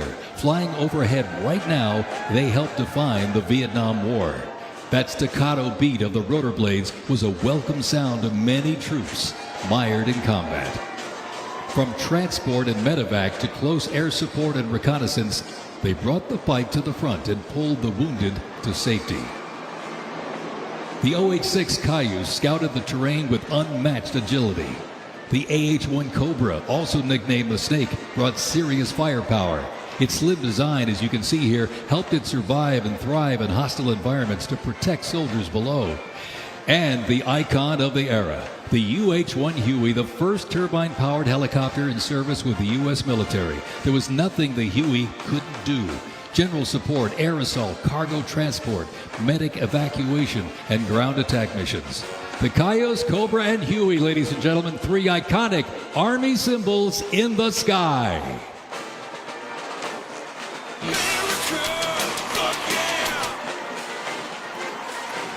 The 1st Cavalry Division Band, based out of Fort Cavazos, Texas, has played a vital role in U.S. military history. Since its origins back in 1855 as the band of the 2nd Cavalry, it has supported operations from the Civil War to Desert Storm. Over time, it's evolved into a powerful force using music to strengthen bonds between soldiers and engage with communities. From World War II in Korea to the Vietnam War in Bosnia, the 1st Teen Band has enhanced morale and upheld the division's enduring legacy. Today, the band continues its mission using music to shape perceptions, foster trust, and promote national Army and division interests. Standing ready to serve, it remains an enduring symbol of the 1st Cavalry Division's legacy and commitment to duty. The band performs Hit the Leather and Ride, a march composed by Captain Robert Meredith Wilson. This piece reflects the cavalry's transition from horses to mechanized warfare, capturing the speed, the resilience, and the tradition of the division. From Fort Cavazos, Texas, everybody, the 1st Cavalry Division Band.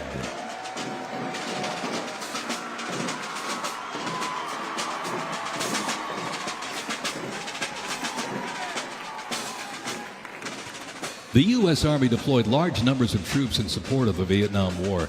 The first contingent of U.S. Army advisors arrived in Vietnam in the late 1950s, and that quickly grew to a small team of around 100 soldiers, which then expanded to more than 600 over the next decade. As the war intensified, troops' numbers quickly grew as the war between the South Vietnamese government and the communist insurgents supported by North Vietnam intensified. By January 1969, more than 364,200 soldiers organized around 7 divisions and 20 separate combat brigades. The United States began withdrawing its forces in July of 1969, and the last Army combat unit left South Vietnam in August of '71. The last U.S. combat soldier came home March 1973, while a small number of non-combat personnel remained until April 1975.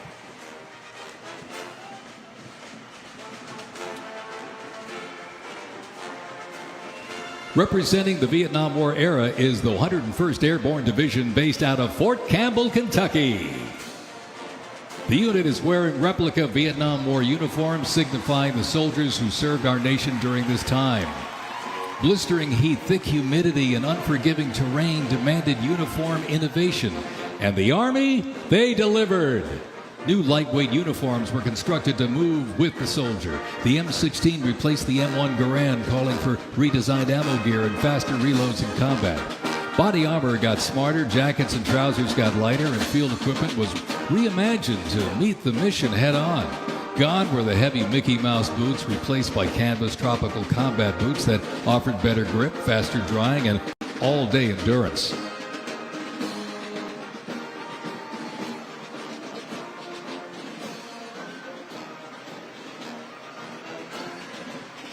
Special thanks to our sponsor, Oracle.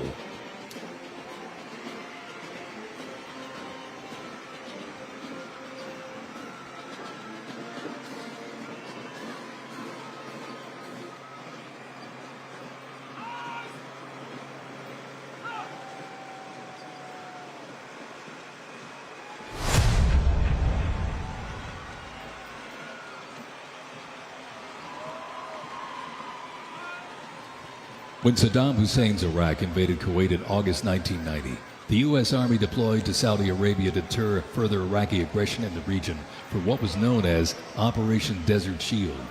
By the fall, more than 750,000 troops comprising U.S. service members and coalition partners from more than 30 countries had assembled in the Saudi Arabian desert. In mid-January 1991, the U.S.-led coalition began Operation Desert Storm, which kicked off with an intensive air campaign designed to knock out key Iraqi infrastructure and weaken Iraqi forces. The ground offensive was launched in early 1991, where military forces overwhelmingly destroyed enemy tanks and vehicles. After only 100 hours of ground combat, coalition troops liberated Kuwait, and the Gulf War ended with Iraq's surrender.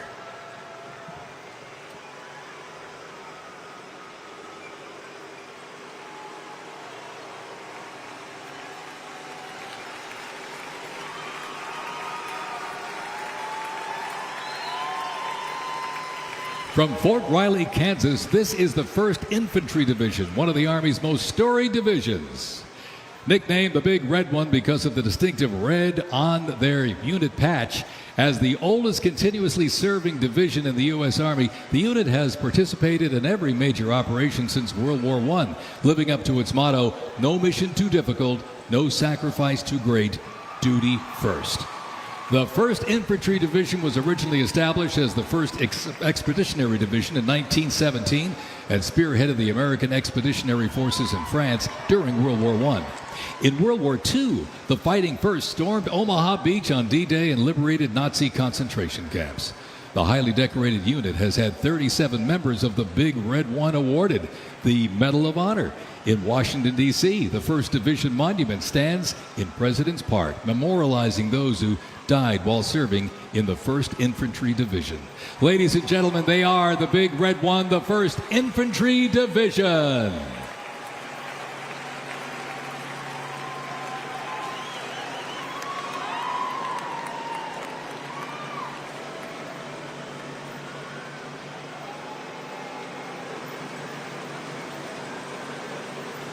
More military rolling stock. During Operation Desert Storm, the M2 Bradley fighting vehicle proved its value on the battlefield. It is fast, it is tough, and it is lethal. Named for General Omar Bradley, a leader from West Point's famed class of 1916, the Bradley was built to carry troops into combat with protection and power. Armed with a 25mm chain-driven cannon and twin-tube launched optically tacked wire-guided missiles, it played a critical role in clearing the way during the ground assault into Iraq. While the Paladin looks and sounds like a tank, it is technically a self-propelled howitzer and was first introduced back in the 1960s. Over the years, it's been upgraded to perform in versatile battlefields from Vietnam to the Soviet Union to Iraq.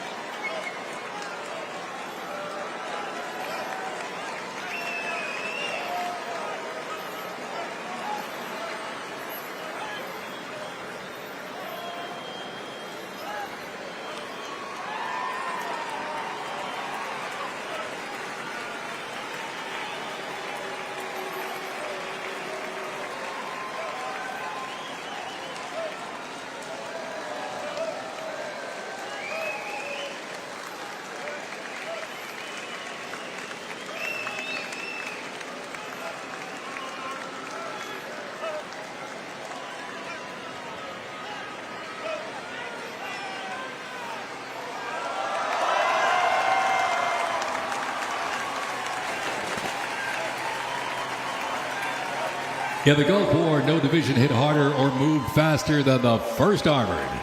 The 1st Armored Division, nicknamed Old Ironsides, is the oldest, most recognizable armored division in the United States Army.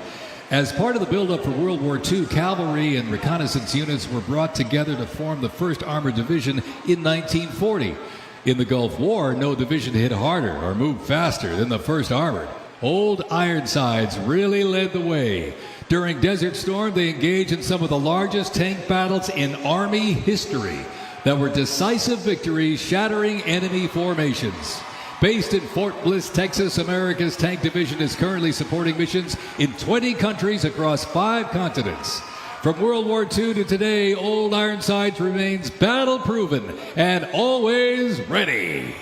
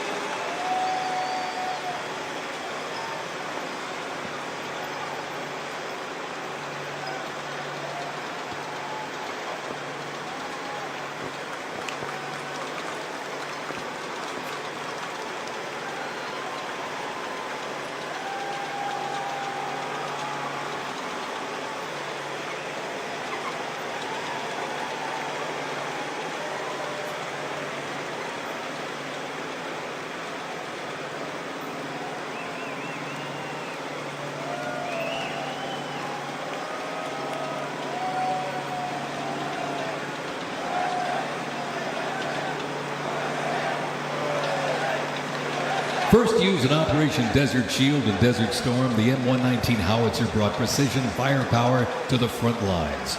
Lighter and more mobile than larger artillery, it was built for the infantry brigade, able to fire high into the air or directly at the target depending on the mission. Whether used in battery formation or as a standalone support weapon, the M119 delivered reliable, responsible fire when it mattered most. Still in service today, including on the front lines in Ukraine, it remains a trusted part of the Army's arsenal.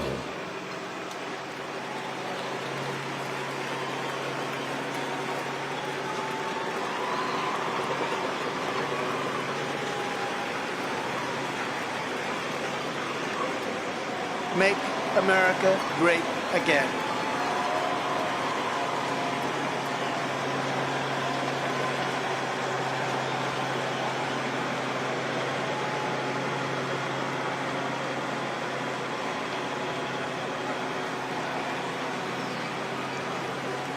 Special thanks to our sponsor, UFC.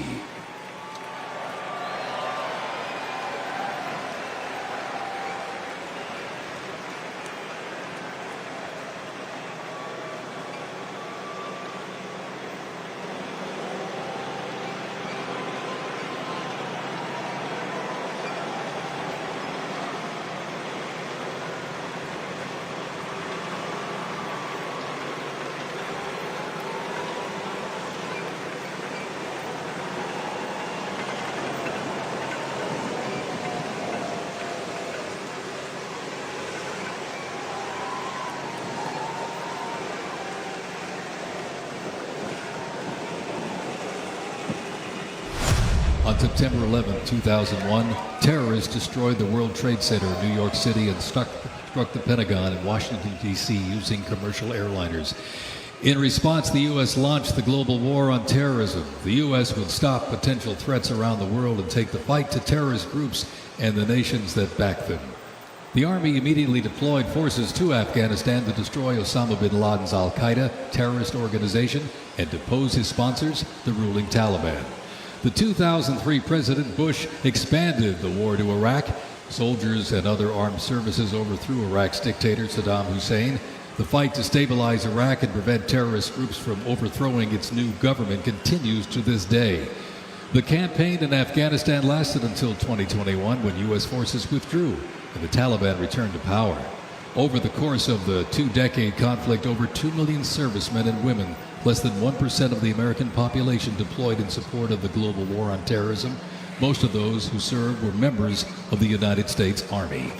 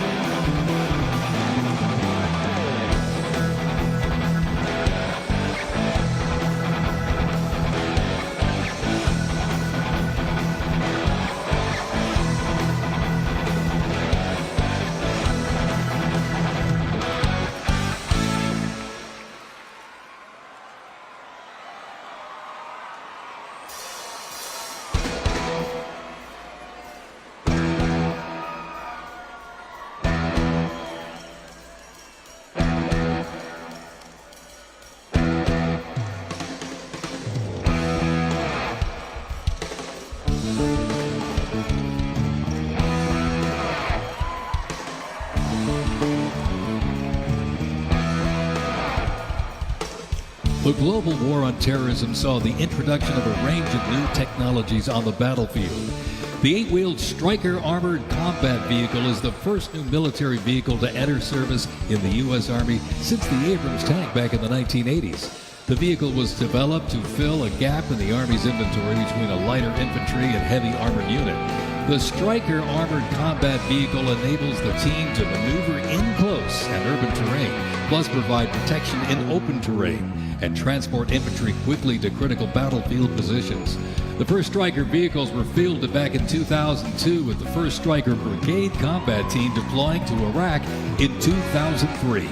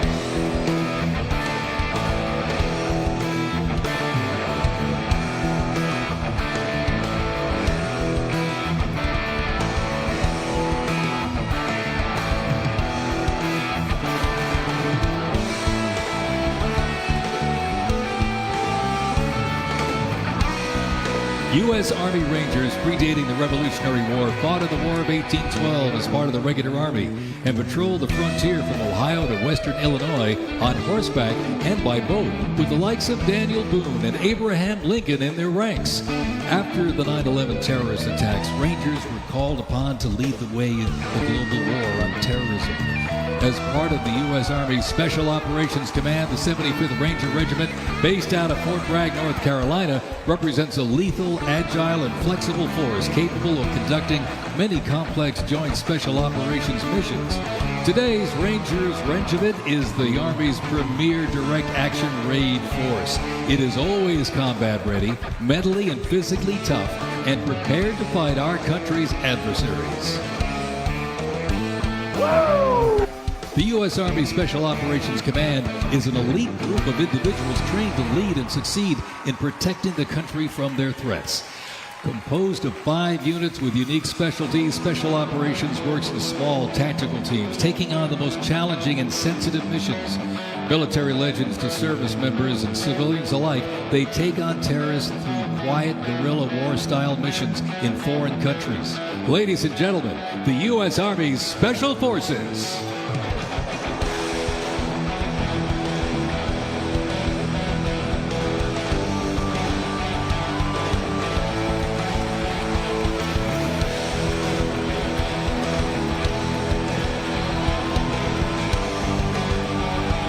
The Stryker Brigade Combat Team combines the capacity for rapid deployment with survivability and tactical mobility. Adaptability and continuous transformation to overcome our enemies is vital. Fighting an elusive enemy in distant places and at home requires new tools such as unmanned aerial vehicles for surveillance and the Blue Force Tracker to see real-time details of troop movements. The United States does not face the challenging international environment alone. Our network of allies and partners is an advantage that our adversaries can never hope to match. Over 80 nations have fought alongside the United States or assisted it during the global war on terrorism.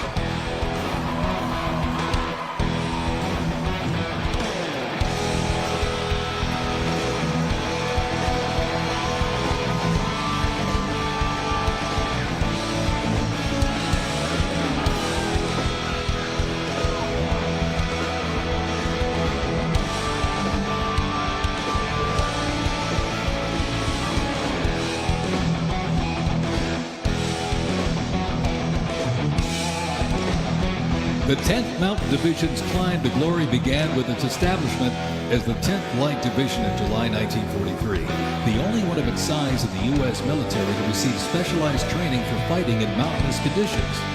After periods spent inactive as a training division and as a standard infantry division, the unit returned to its roots in 1985 when it regained its Mountain Division designation. In the 1990s, the division participated in numerous humanitarian and peacekeeping operations. During the War on Terrorism, the 10th Mountain Division proved their mettle as light fighters through repeated deployments to Afghanistan and Iraq. Now, since 2002, the 10th Mountain Division, based out of Fort Drum, New York, has been the most deployed regular Army unit. Its combat brigades have seen over 20 deployments to both Iraq and Afghanistan in support of Operation Iraqi Freedom and Operation Enduring Freedom.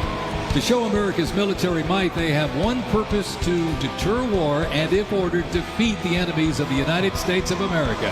They are the 10th Mountain Division.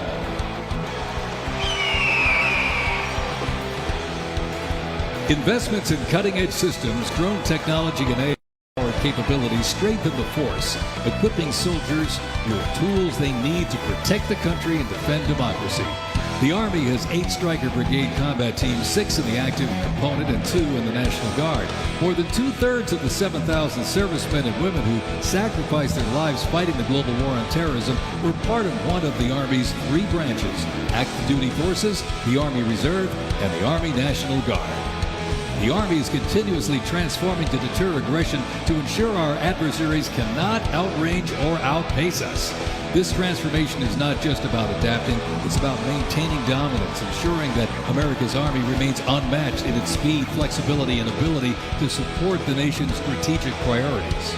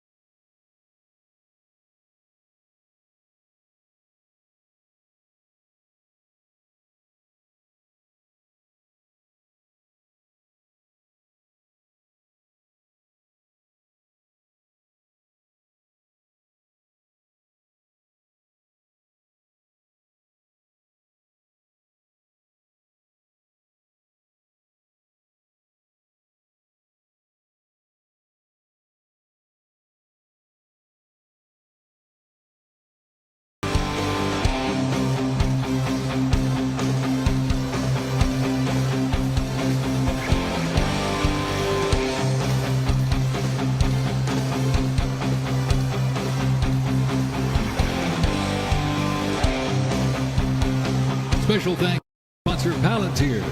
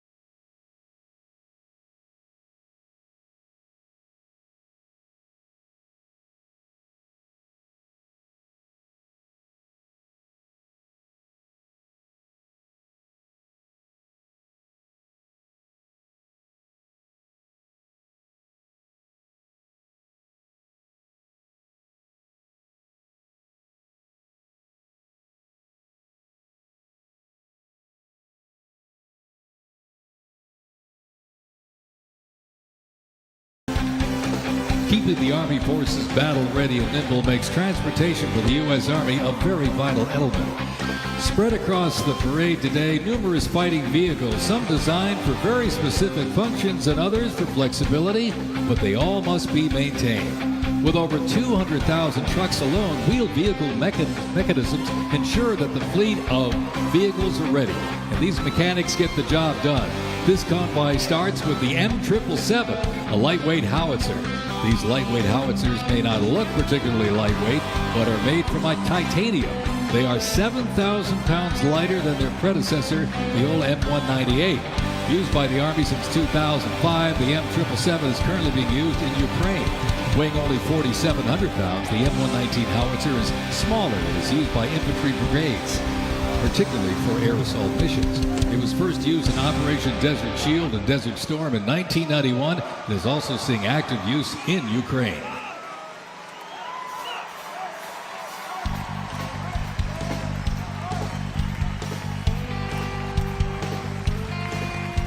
The 7th Infantry Division, stationed at Joint Base Lewis McChord, has been seeing continuous combat action ever since activation in World War I. From Europe to the Aleutian Islands, Japan, Korea, Afghanistan, and the Pacific, the Bayonet Division boasts a proud history of answering the call of its motto, "Trust in Me," with resolute dedication. Sent to deployments and conflicts around the globe since it was founded, the division returned to Fort Lewis in 1971, its first time on American soil since 1934. The 7th Division, originally called the Hourglass Division due to their patch design, gained the nickname Bayonet Division during their deployment to Korea in June of 1950. At Incheon Landing and during the liberation of Seoul, they were credited with plunging the bayonet into the heart of the enemy, with 13 members of the division receiving the Medal of Honor. The 7th enables and sustains the combat readiness of 2 Stryker Brigade combat teams and a Combat Aviation Brigade.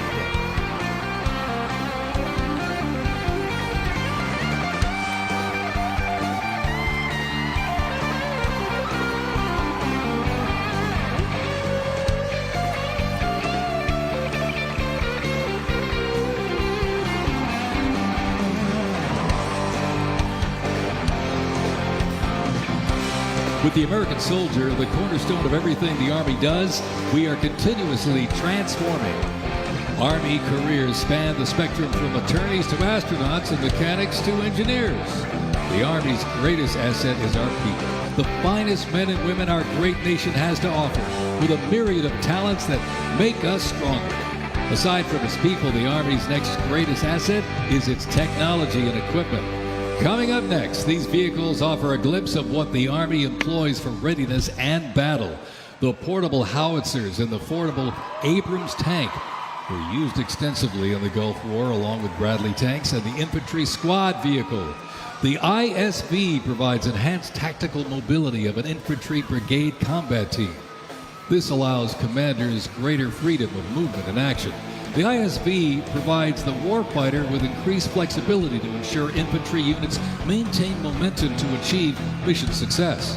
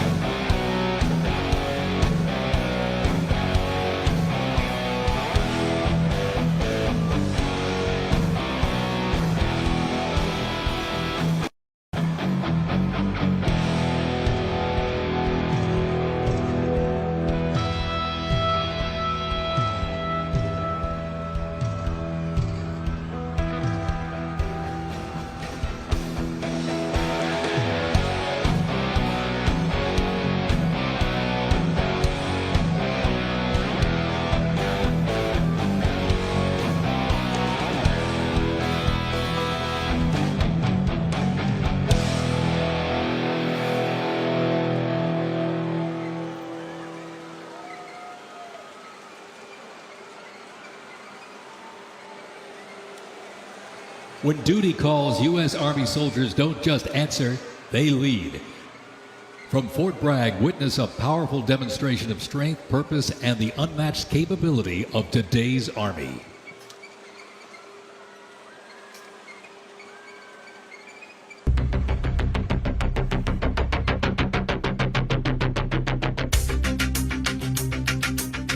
The Army has made me see my potential, and I feel like it's molded me into a better person.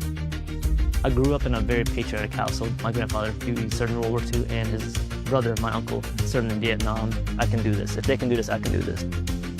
When I was born, my dad was still serving in the military, and him coming home in his uniform, I'm like, yeah, I want to do that. Clear for takeoff. My motivation, I think it follows in line. I think with what my family's done is kind of a sense of duty to serve our country and give back since it's given us so much.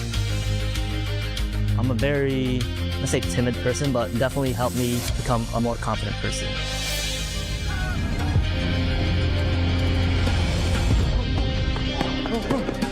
Working with a group with my peers, it really shows how much working with a team can strengthen you. All right, ready to go? Ready to go. I derive a lot of purpose from serving others. I think serving something bigger than myself gets me out of bed every day. So keep going up, keep on.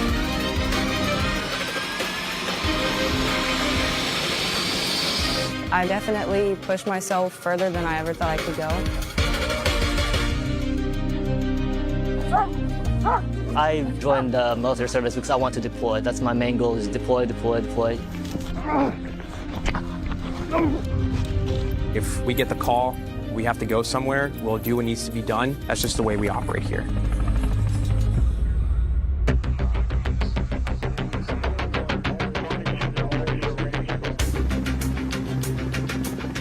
This is one of the few jobs in the nation where we all take an oath to say, I'm willing to put my life on the line for you, and they're willing to put their life on the line for me.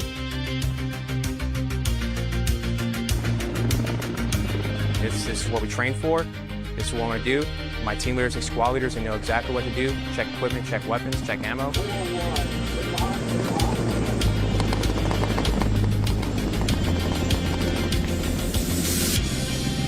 We're always ready to deploy within 18 hours and handle the mission at task.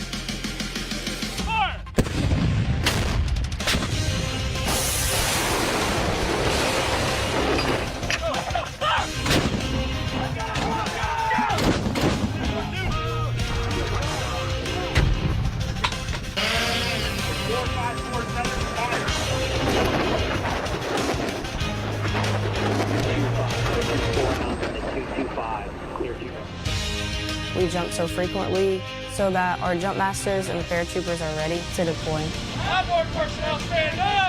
I'm very passionate about being a jump master. The paratroopers, they see you and, you know, they believe in you. I love to instill that confidence with my passion into those paratroopers. It's a rush. It's great. Drop them cleared for personnel drop.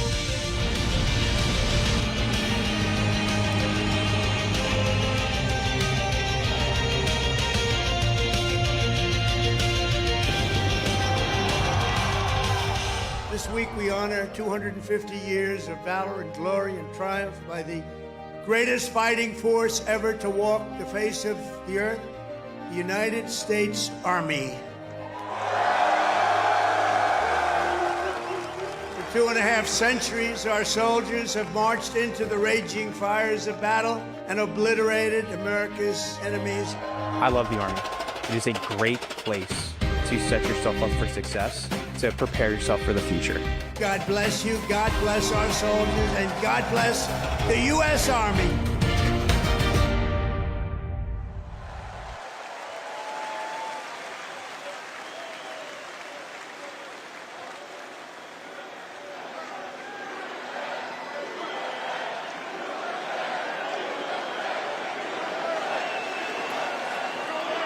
Joint Base Elmendorf, Richardson, Alaska is the home to America's Arctic Angels, who execute expeditionary operations worldwide, conduct multi-domain operations in the Indo-Pacific Theater and the Arctic, and on order decisively defeat any adversary in extreme cold weather, mountainous and high-latitude environments through large-scale combat operations. The Angels are the Army's only Arctic division.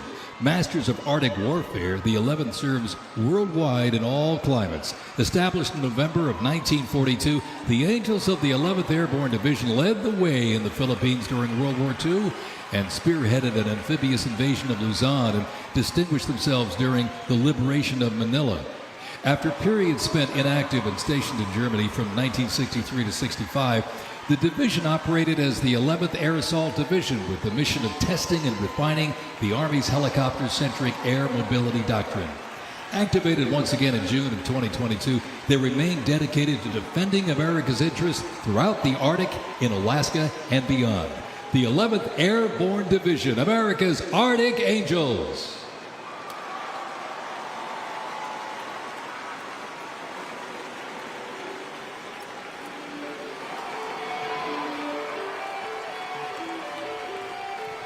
Requiring ongoing maintenance in the field and on base because nothing happens until something moves, wheeled vehicle mechanics supervise and perform maintenance, repair, and recovery operations on vehicles that serve the Army in a variety of mission-critical roles. Included in the array of mobile artillery such as Paladins and the Abrams tank is the Joint Light Tactical Vehicle known as the JLTV.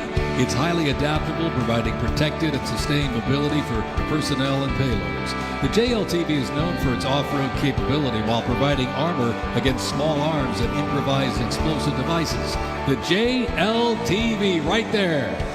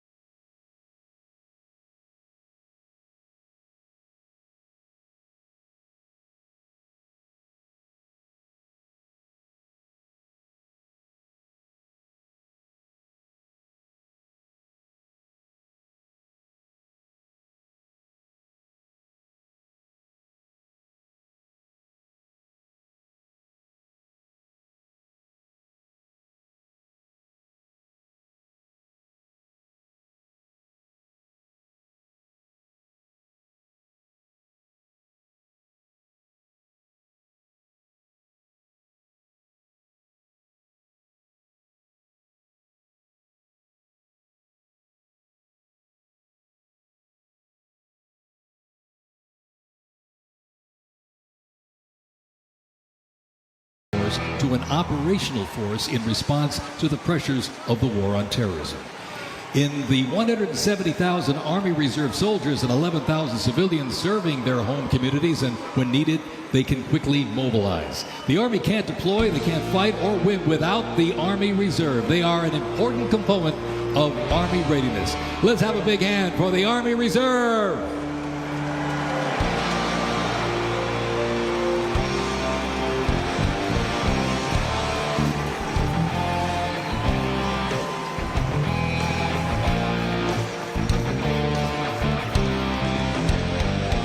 Today and tomorrow's Army looks to increase safety and survivability, create efficiency, and streamline processes. The Striker is a great example of assessing evolving needs and developing the solution. Strikers provide a balance between heavy armor and infantry brigade and combat teams.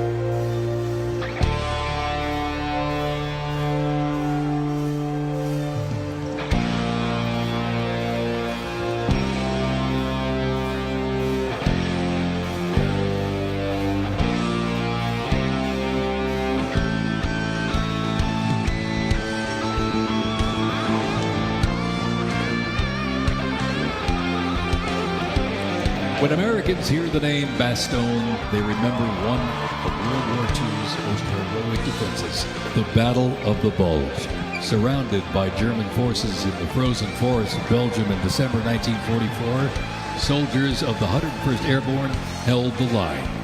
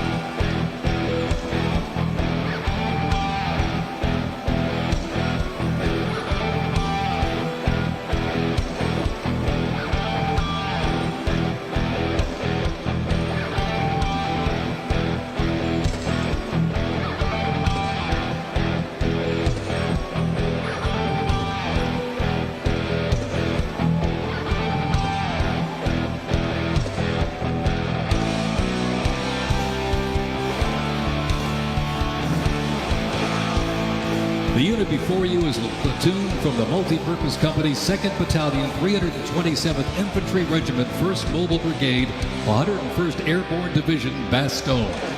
They are showcasing the Army's Transformation in Contact Initiative, a program that allows the Army to rapidly test, evaluate, and equip our soldiers with the newest technologies. Modern, mobile, and mission-ready, the Bastogne Brigade continues to adapt to new threats while staying rooted in the fierce resilience that defined its birth. They are carrying the next-generation squad weapons, the XM7 and XM250, both equipped with the XM157 optic. The vehicles are the infantry squad vehicle, a new mobility asset that can rapidly move through most terrain types. The trailer is the S-MET, and it's capable of carrying heavy loads under its own power through restrictive terrain. This platoon is equipped with 3 types of small unmanned aerial systems. They are the Ghost X, located on the S-MET, the C-100, and right above us there, the X-10D, which are flying above the formation right now.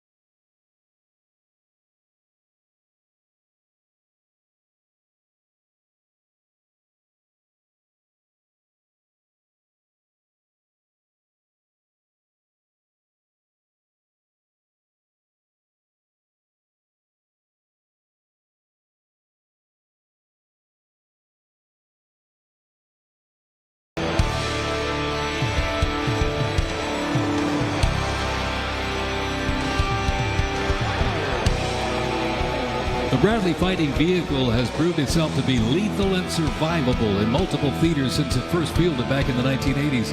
Designed as a troop transport tank killer and to match speed with an Abrams tank, the Bradley is a fierce fighting machine. The Bradley accompanies American troops often with the M1A1 Abrams tank, nicknamed the Beast and Whispering Death because of its firepower, accuracy while moving, and its stealth. Together, they offer mobility and firepower, a fearsome combination.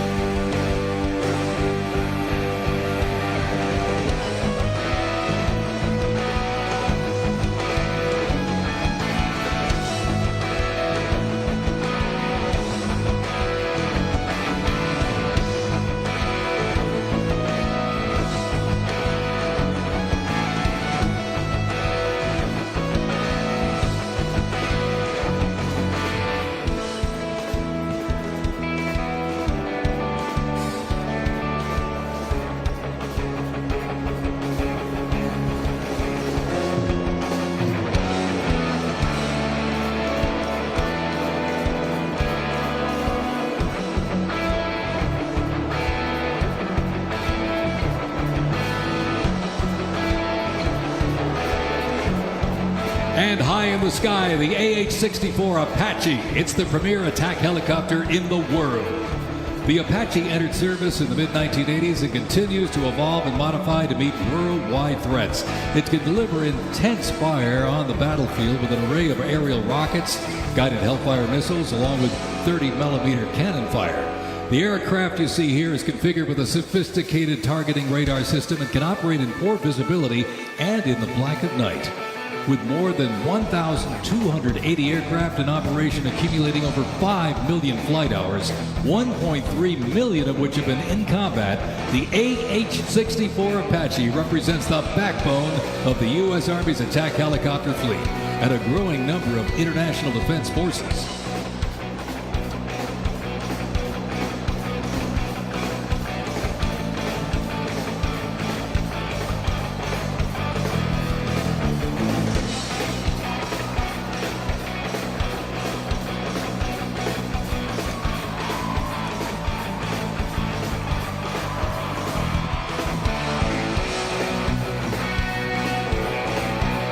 Special thanks to our sponsor, Lockheed Martin.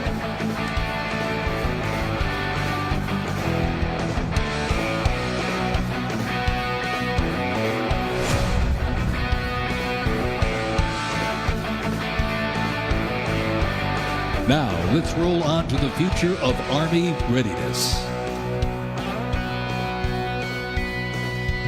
The Army Research Laboratory robot dogs reflect the latest in Army innovation. Look at this. Much like a true canine, these robots can go where soldiers cannot. They have increased mobility, improved tactical awareness, reduced risk to soldiers, and enhanced teamwork. Replacing soldiers, robot dogs can explore terrain that may be difficult for soldiers to traverse, dispose of explosive ordnance, and act in defensive posture or aggressive capacity when armed.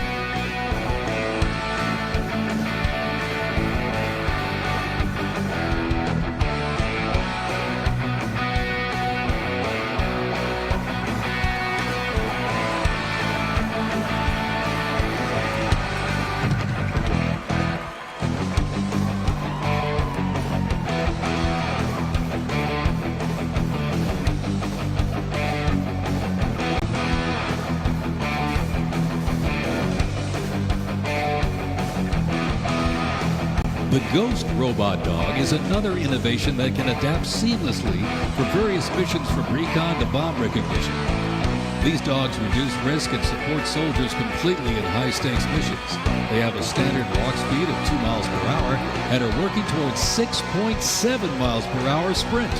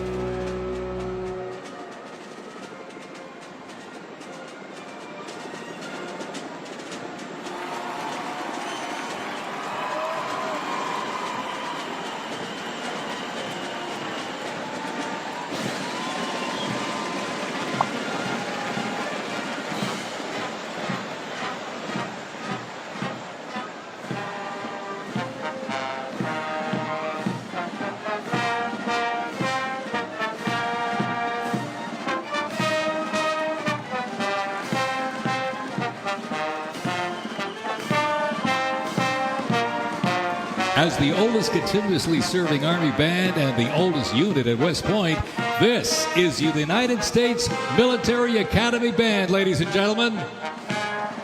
West Point Band traces its history to a single drummer and fifer appointed by George Washington during the American Revolution.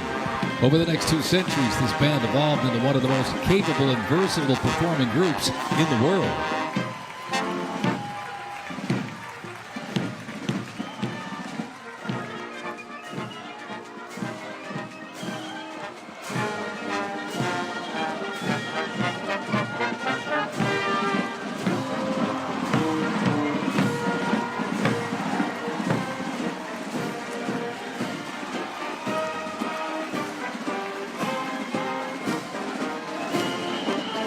one of the most prestigious institutions in the world where leadership is forged and duty becomes destiny. This is West Point, where Army leaders are made. With the motto of duty, honor, and country, West Point trains the best and brightest to serve their country as Army officers. Founded back in 1802 by President Thomas Jefferson, West Point is the home of the Long Gray Line, a legacy of courage and excellence that includes 77 Medal of Honor recipients, 2 U.S. presidents, Grant and Eisenhower, and numerous generals, including John J. Pershing, Douglas MacArthur, and Norman Schwarzkopf.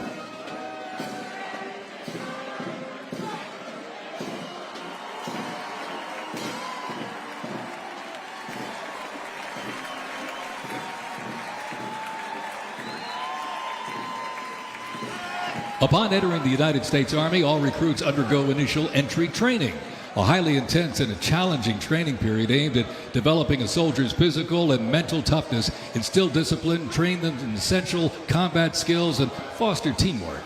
IET transforms civilians into soldiers based on the 7 core Army values: loyalty, duty, respect, selfless service, honor, integrity, and personal courage.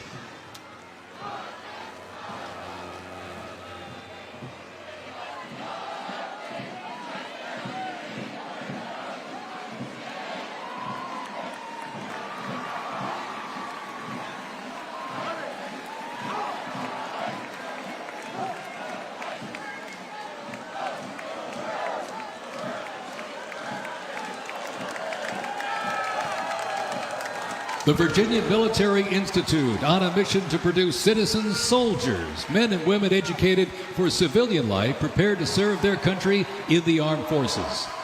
VMI counts a Nobel Prize winner, 11 Rhodes Scholars, generals, 7 Medal of Honor recipients, and a Pulitzer Prize winner among its graduates. As one of the nation's senior military colleges, students at Virginia Military Institute can participate in Army ROTC or the Corps of Cadets. While cadets in the Corps can serve in any branch of the United States military or pursue other careers, those in Army ROTC earn their commission as officers, ready to serve on active duty in the National Guard or Army Reserve. Each year, the Army Senior ROTC Blue Ridge Battalion commissions approximately 130 second lieutenants, ensuring that excellence in leadership continues in generations to come.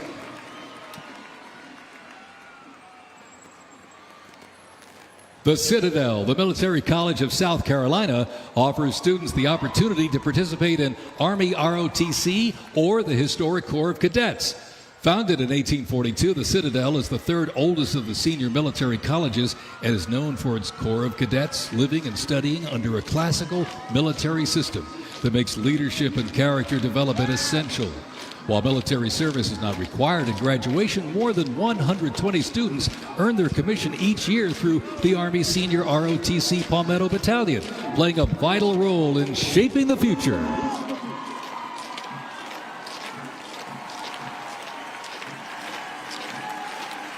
As one of the nation's senior military colleges, Texas A&M University is home to both Army ROTC and the renowned Corps of Cadets.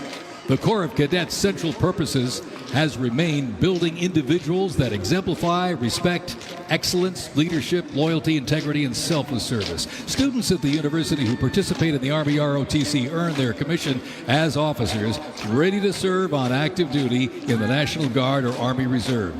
Each year, the Army Senior ROTC Warrior Training Battalion at Texas A&M proudly commissions more than 90 second lieutenants and is honored to shape the future leaders of the U.S. Army.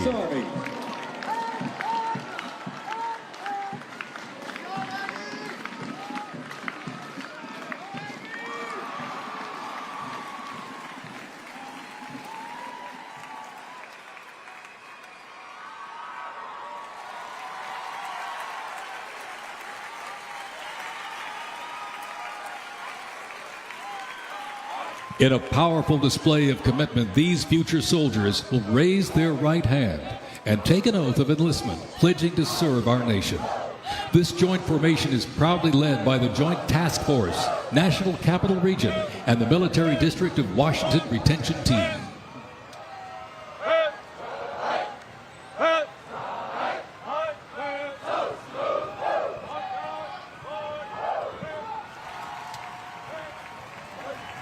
Shaping tomorrow's Army, West Point's most inspiring cadets remind us that America's future is courageous and in capable hands.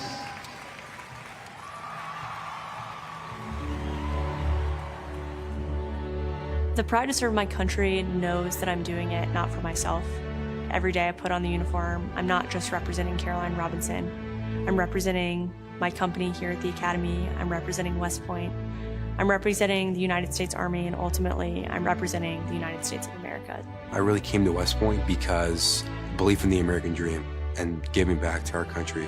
You're a part of something that is much bigger than yourself. You're a part of a tradition of excellence and a legacy that's connected not only to the Academy, but to the American Army. I'm surrounded by people who want to make themselves better and serve our country. Excellence is their baseline, and that to me is what it means to be a West Point cadet. From the earliest days of our nation, this supreme tradition of American military service has been passed down from soldier to soldier and generation to generation, and it's a beautiful thing to watch. My brother preceded me here, and originally I didn't really know what West Point was until he came. But when I saw the mission that they were committed to, of upholding the principles of American democracy and protecting the Constitution, I knew it was somewhere I had to be. Every time that we lived outside of the United States, I always developed this sense of gratitude and pride of being an American, and I wanted to give back to my country what it gave to me. And it wasn't until I zipped up the blouse and I put the belt on for the first time that I realized that I was going to be serving my country, and it felt right. West Point was the place that I needed to be, and more importantly, the Army was where I wanted to be.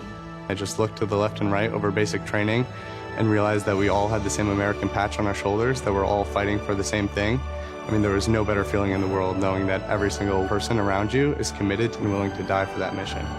You came for excellence, you came for duty, you came to serve your country, and you came to show yourselves that you are among the smartest, toughest, strongest, most lethal warriors ever to walk on this planet. What excites me the most about my future in the Army is the opportunity that I'm going to have to give back to the American soldiers that I'm going to be leading. Because ultimately, they don't get to choose. And to me, it's that burden of responsibility to be the best leader. And as a young officer, that's going to be exactly what I get to do. I was the cadet basic training first detail for the first 3 weeks. And I got to see the new cadets come in from their families' homes and being in process on their very first day and watching them grow so quickly. I would do all the formations, and I looked out at these 1,000 new cadets, people who just come out of high school. They were completely different people. I don't think there's another institution in the country like West Point where the student body is so committed to furthering the mission of America and ensuring our democracy and freedom for generations to come. I'm really surrounded by the best of the best, and that's when I realized this is a place that I absolutely want to be. West Point itself is an amazing institution, but it only provides opportunities. The people here have to choose to take those opportunities and grow and lead and serve. And the people here want to do that. And I'm proud to be a part of that. And I would tell any high schooler who is considering it, you won't regret it.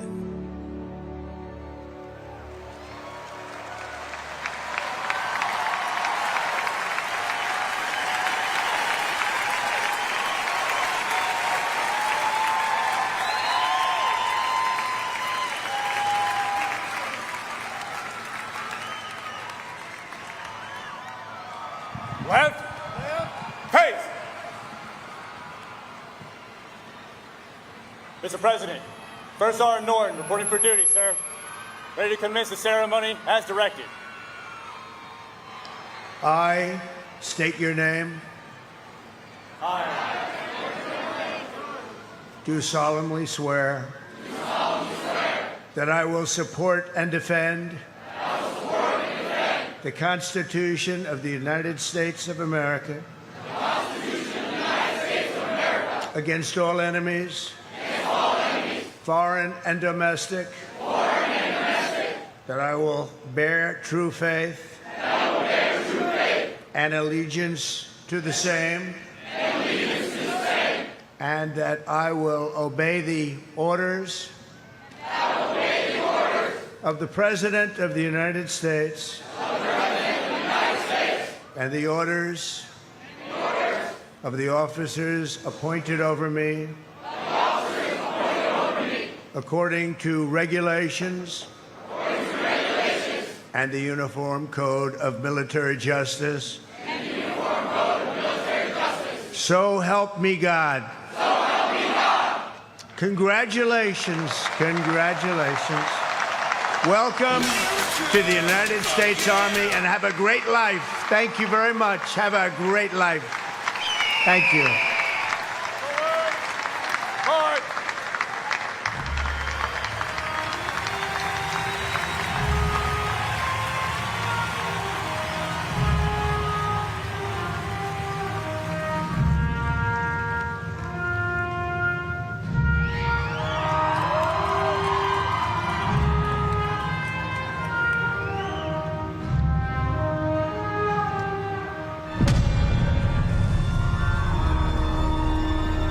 Ranger School is the best life insurance policy for our Army. It will always end with two people facing off with each other, and we need young leaders to be able to close with and destroy the enemy and defend our nation's interests forward.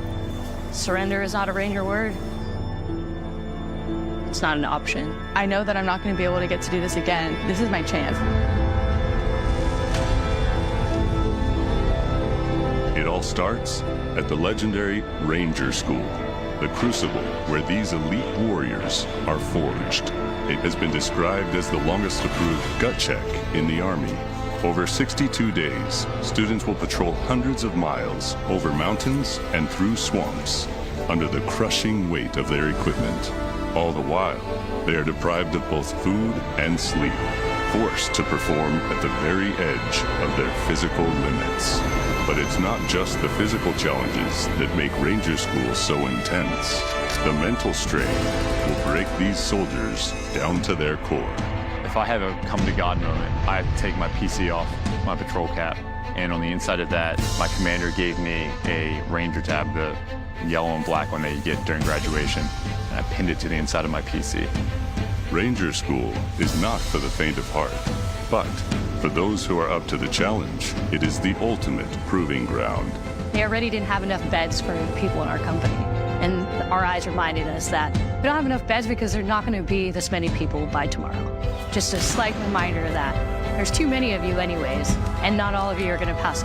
Rangers, if you don't figure it out, you're about to get another casualty. It's completely different than what people would think Ranger School is like, but you can't put that into words, so it's hard to tell somebody something that you have to experience for yourself. They got a saying, it's called as the tab turns. So Ranger School is continuing to change and to develop, but at the end of the day, it is the same, right? They're always going to put you in scenarios that is going to test with your ability to actually make decisions on the ground. As you go through Ranger School, it is a gut check. It's going to check you out. And what's going to get you through it is whether you have it or not. Thousands and thousands of soldiers train all their lives to come here, prepare themselves to come to Ranger School, and only a few hundred leave here every class with the tab. It's not for everyone. I'm not going to leave until I get it, so just buckle down, stop complaining, and just get the job done.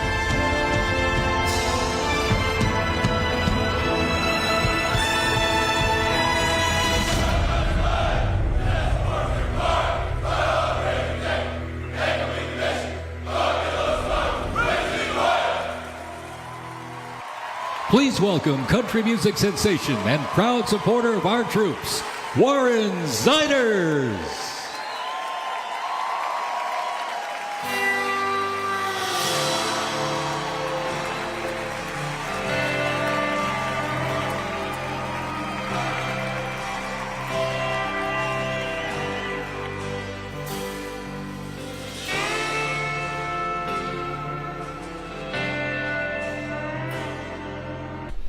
Well, is the parade over? Because I don't want to listen to country music. Protesters are getting smoked by pepper balls in Los Angeles.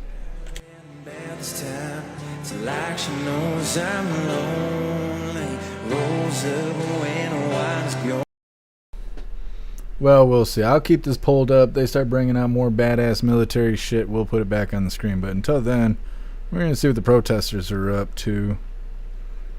So we're just facing off with the police.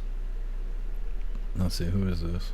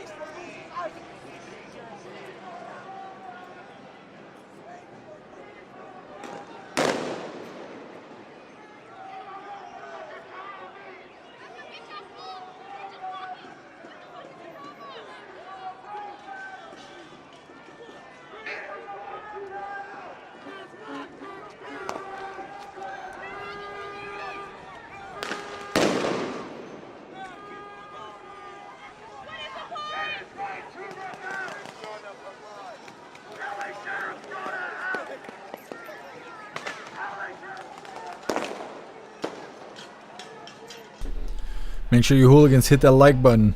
And if you'd like to support the live, go check the links in the description.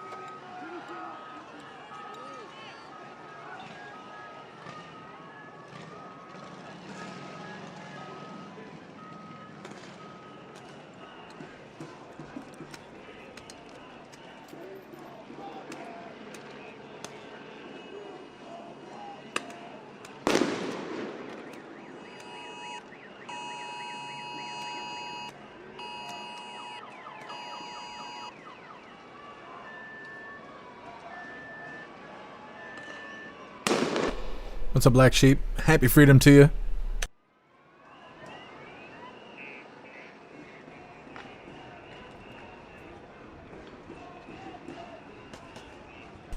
What's up, Nomad? Happy freedom to you. Mish, are they smoking themselves? No, it's the police. I don't know what they did to cause that reaction, but no, it's the cops tuning them up.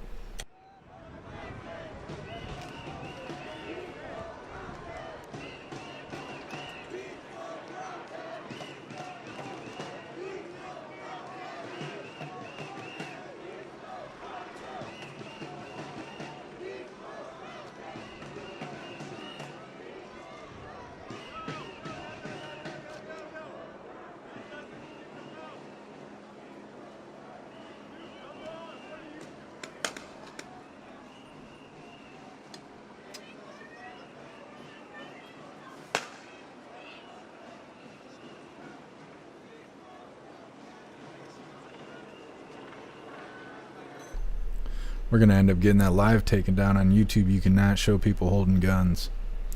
Let me see if I can find another angle here.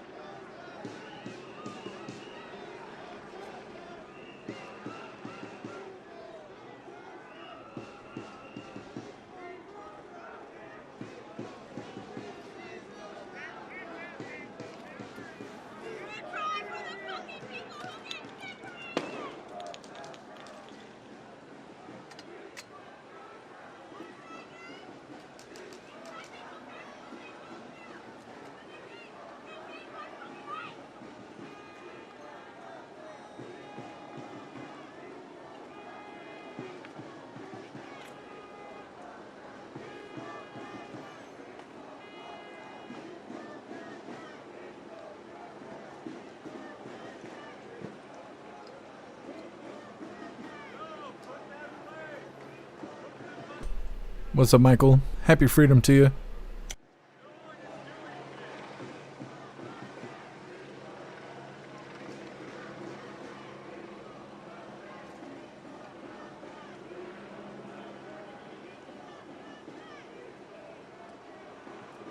What's up, Elisa? Happy freedom to you.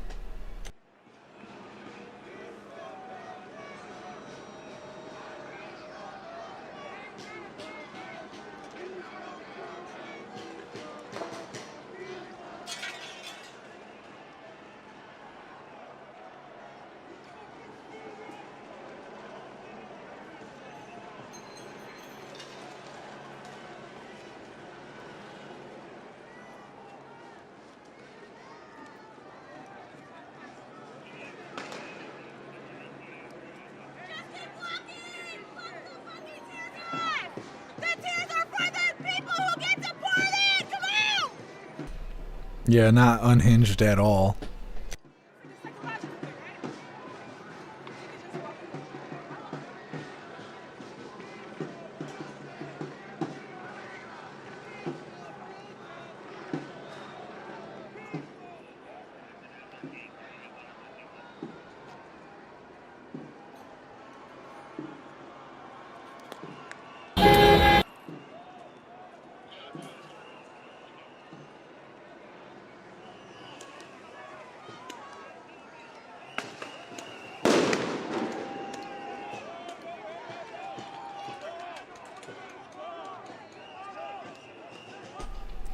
What?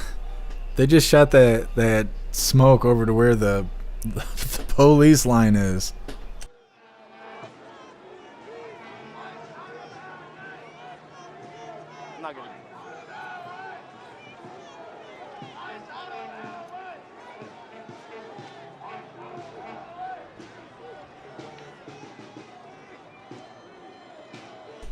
This guy right here, he just got hit with pepper balls. He was just crying to the camera guy. His face is all burning.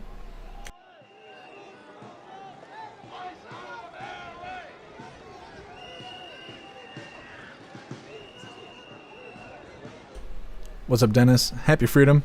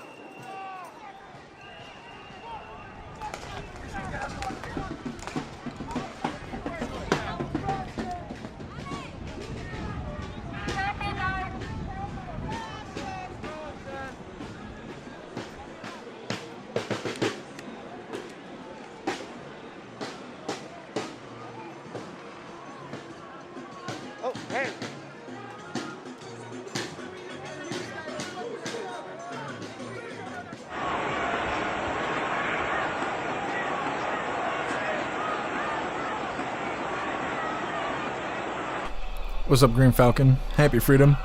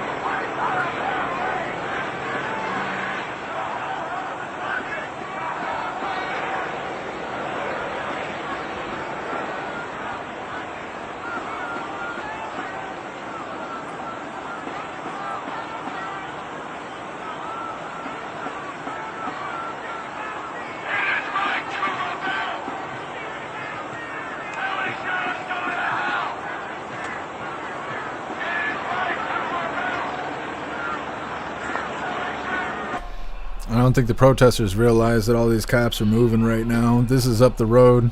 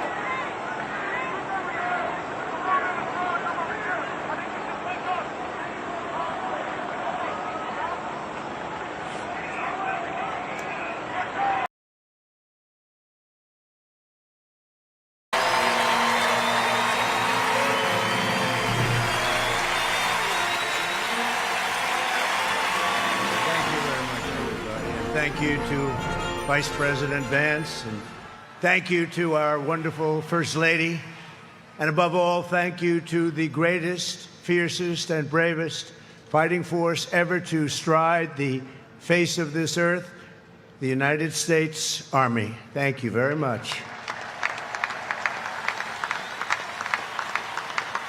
Because the Army keeps us free, you make us strong, and tonight you have made all Americans very proud. They're watching from all over the world, actually.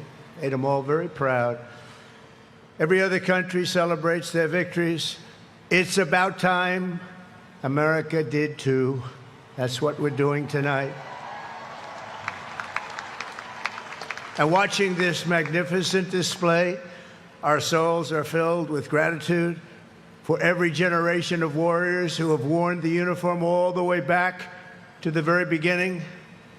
So to every veteran across our land, and right here in our nation's capital, including 6 recipients of the Congressional Medal of Honor, we love you, we honor you, and we salute your noble service to our flag and to our country. As we celebrate tonight, we also think of the hundreds of thousands of Army soldiers who have made the supreme sacrifice for our nation and selflessly laid down their lives in every war, from the Revolution to the War on Terror. To the Gold Star families with us today, the courage of your heroes is the bedrock on which our entire nation stands. We thank you. Yes, we thank you. Today we commemorate an event that did not just change American history, but changed the history of the entire world. With the creation of America's Army on June 14th, 1775, liberty got its shield and the freedom got its sword. Those first Army patriots in the American Revolution fought against a fearsome enemy and impossible odds, but they were armed with a righteous cause.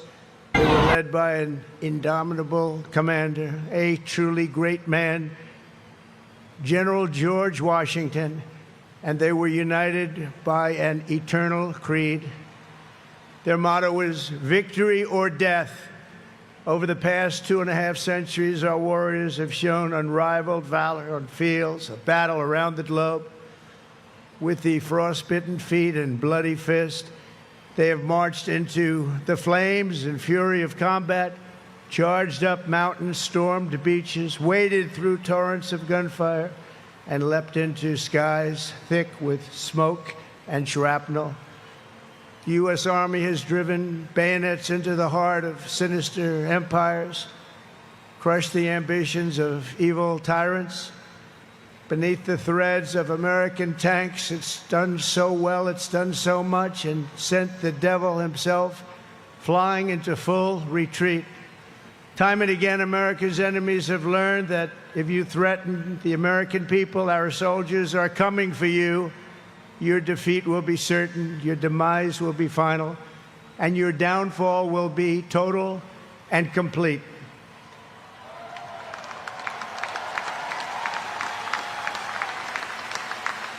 Because our soldiers never give up, never surrender, and never, ever quit. They fight, fight, fight, and they win, win, win. And that's why no institution in history has entered more names into the roster of American heroes than the U.S. Army, the Congressional Medal of Honor, more than anyone or anything. There was Mad Anthony Wayne, asked by George Washington to lead a daring midnight raid up the cliffs of Stony Point with unloaded muskets and only their bayonets to fight the redcoats. Mad Anthony replied, "Issue the order, sir, and I will storm into hell for you."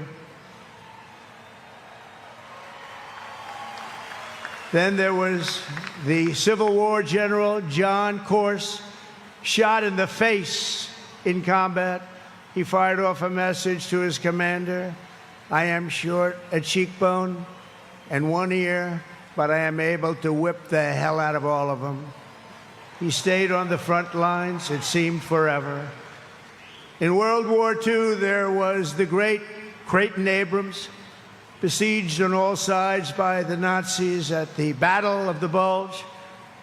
He boldly proclaimed, "They've got us surrounded again, the poor bastards." This is the fighting spirit and unyielding force of the U.S. Army. It has never changed, and it will never, ever change, because there is no earthly force more powerful than the brave heart of a U.S. infantryman or an Army Ranger, paratrooper, or Green Beret. They are the best. They are the finest. From Bunker Hill to San Juan Hill, from Gettysburg to Guadalcanal, from Yorktown to Shiloh, and from the trenches of the Argonne to the mountains of Afghanistan, the Army has forged a legacy of unmatched courage, untold sacrifice, and unequaled and undying glory. Our soldiers have poured out their blood by the bucketful on Missionary Ridge and Heartbreak Ridge, on the sands of Sicily, Normandy, and the Philippines, and on the dusty streets of Da Nang, Baghdad, and Fallujah. Thanks to their extraordinary service and devotion, 250 years later, America stands tall, America stands proud, and America stands free. We're the hottest country in the world right now, and our country will soon be greater and stronger than ever before. Down through history, we've been blessed beyond words by this valiant legion of Army warriors and patriots, heroes and legends. And tonight we affirm with unwavering certainty that in the years ahead and in every generation hence, whenever duty calls and whatever danger comes, the American soldier will be there.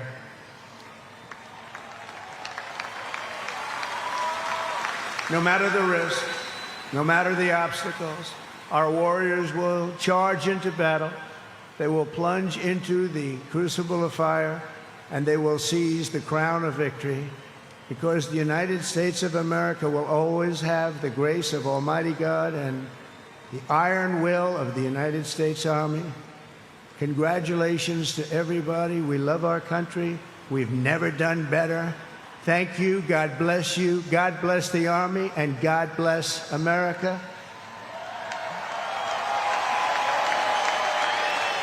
And now I'd like to ask our great First Lady to join me at the podium. Thank you very much, everybody.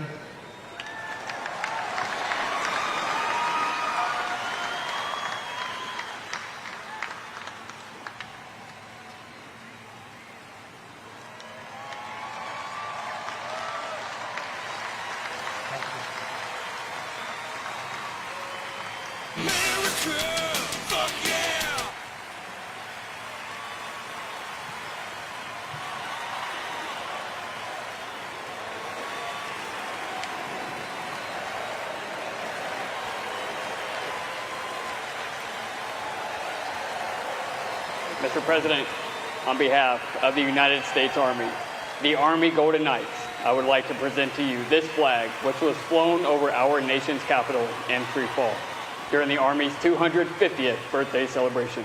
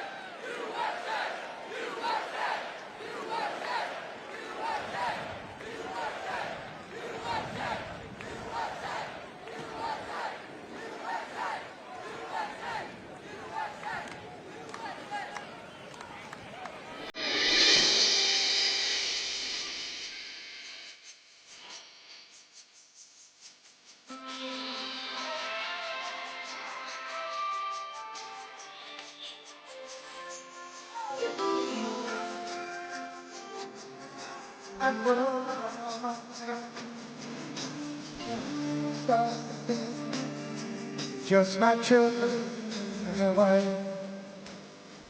Thank my lucky stars to be living today, 'cause our flag still stands for freedom, and they can't take it.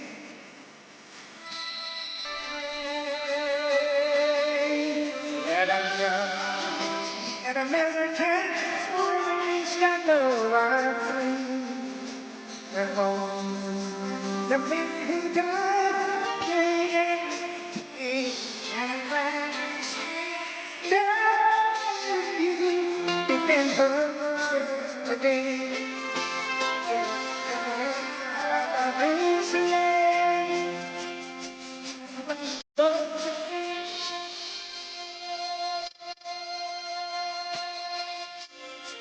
Happy birthday, Mr. President.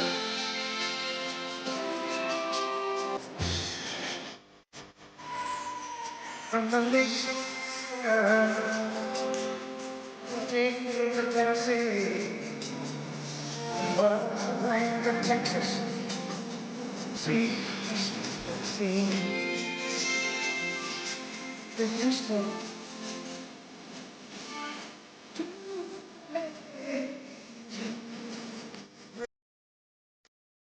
It's time we stand. Sing it with me.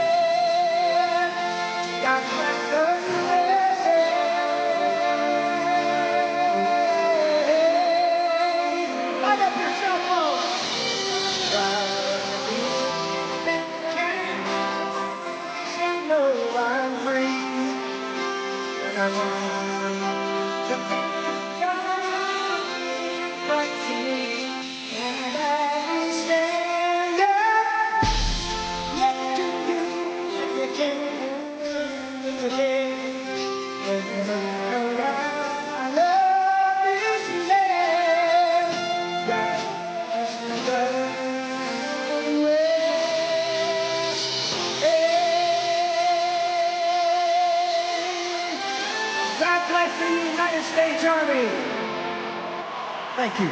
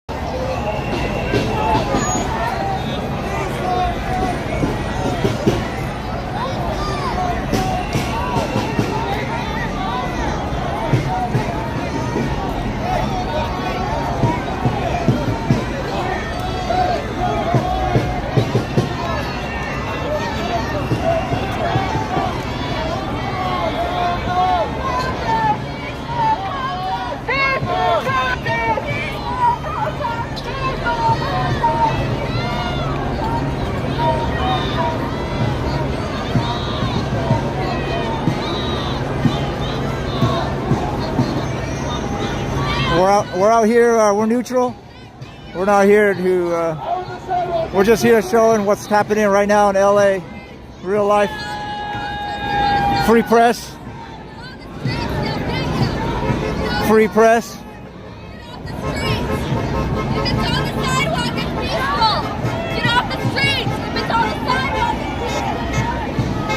Yeah, actually, when we're actually in the street, it becomes an unlawful assembly.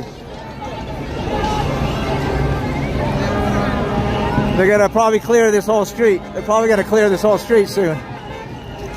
Because once these streets are blocked like this, and then they can deem it an unlawful assembly and start arresting people.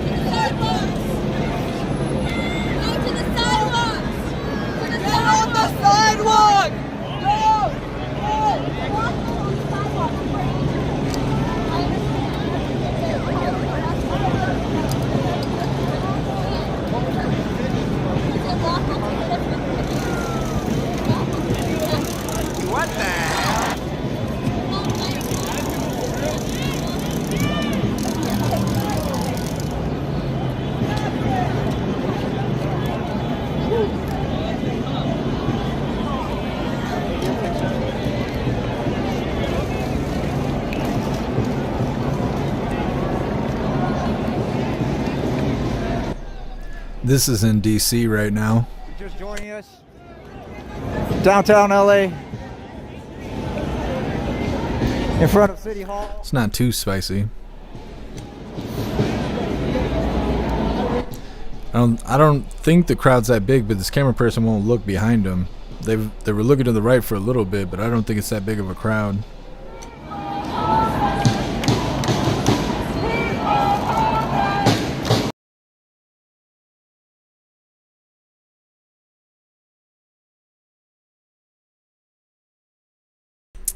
Come on with the damn buffering.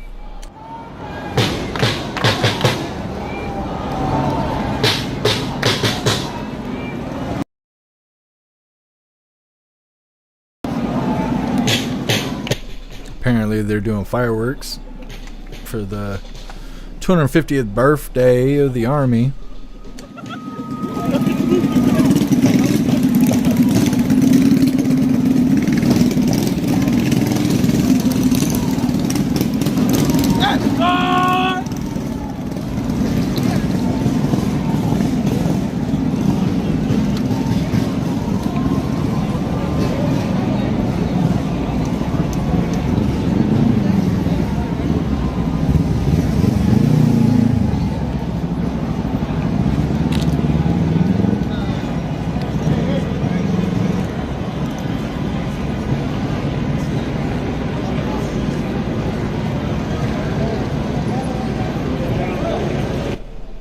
What's up, Gen X? Happy freedom to you.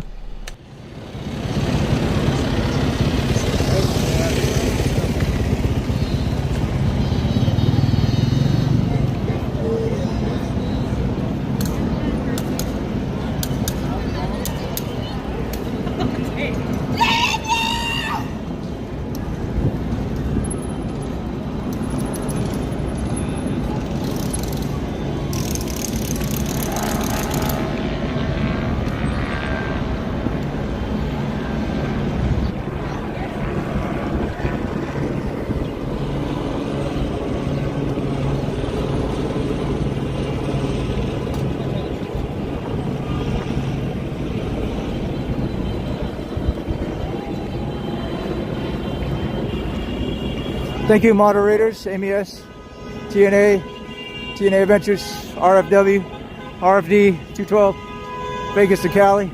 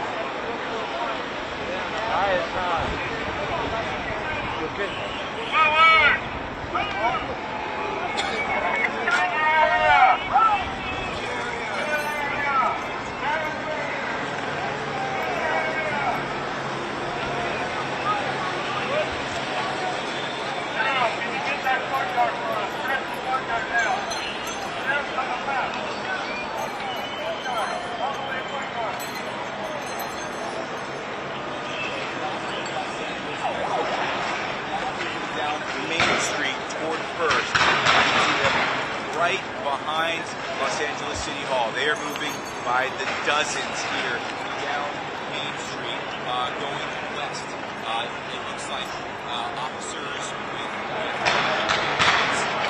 officers here on top of the again, these are Los Angeles Metro police officers who are now taking over Main Street between Temple and First.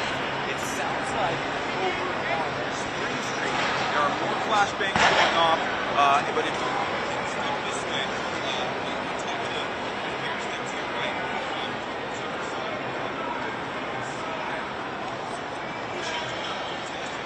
There, near First Street.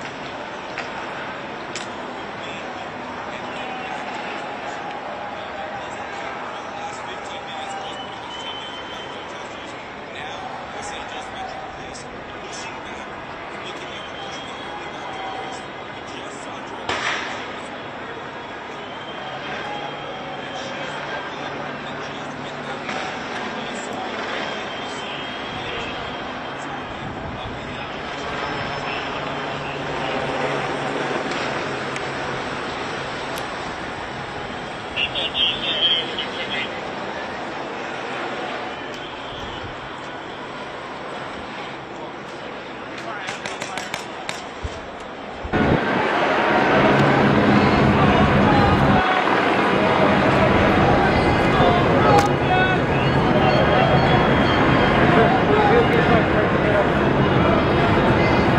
If we walk past them, we get shot. Yeah. So, we learned that the other day. We had a couple media guys walk up. They shot all of us. What, Wednesday? What? Wednesday? No, it was Compton, Saturday, Sunday, Monday. It's like my 5th or 6th day following all this.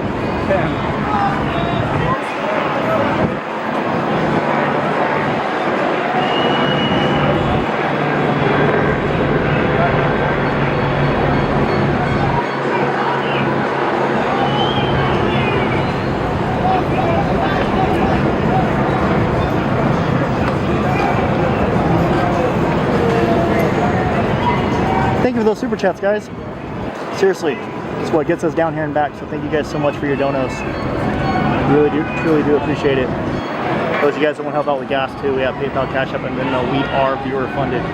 Unlike most people, we are viewer funded.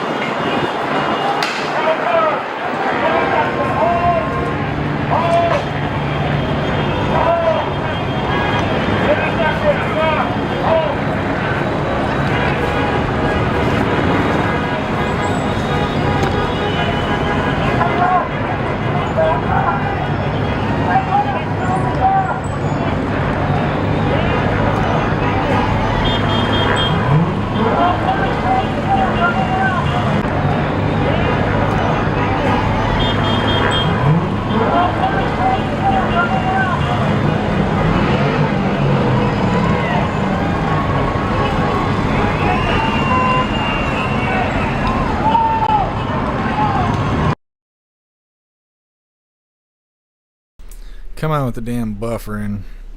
What's up, wrong way? Happy freedom to you. No, Muskegon's rough nowadays. What'd he do? Break his live feed? I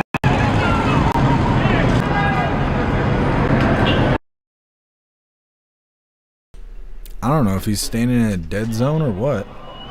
What's up, Clarissa? Happy freedom to you.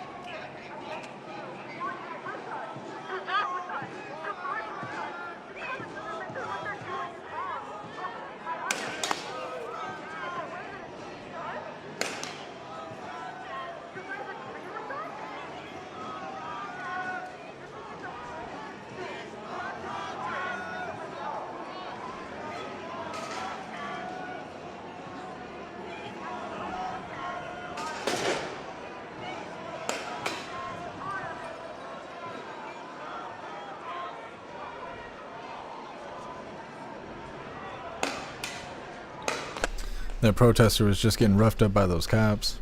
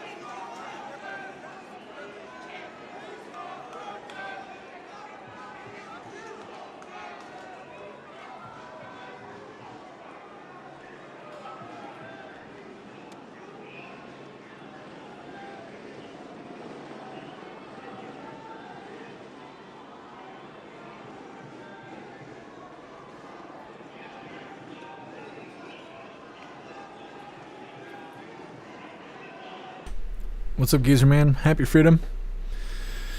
Yep, this is LA.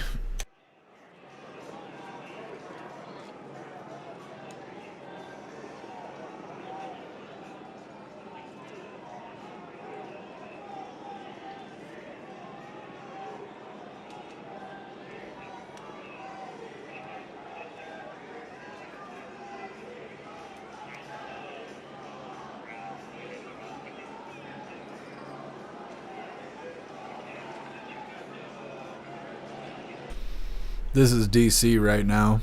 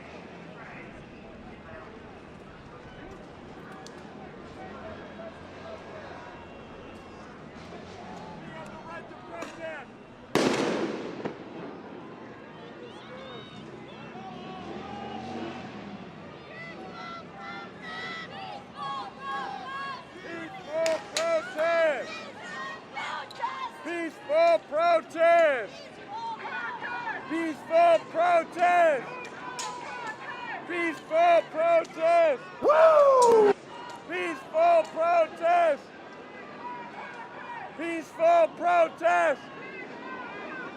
Peaceful protest! Peaceful protest! Peaceful protest! Peaceful protest!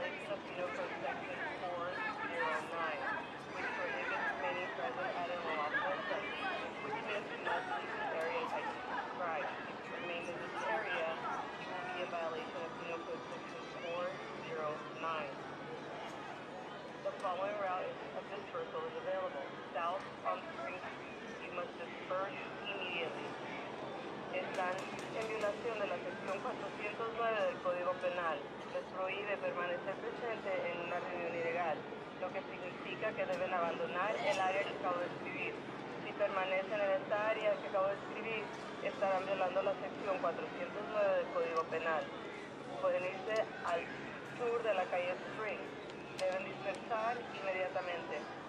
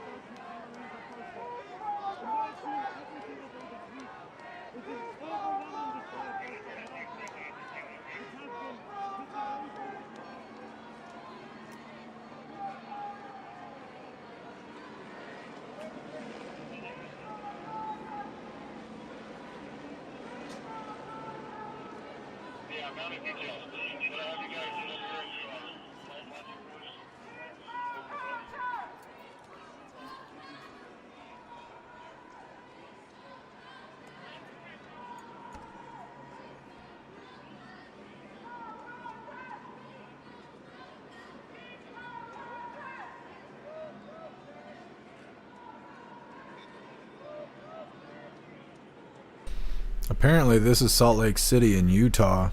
There's a shit ton of people out there, but there's no one on the ground.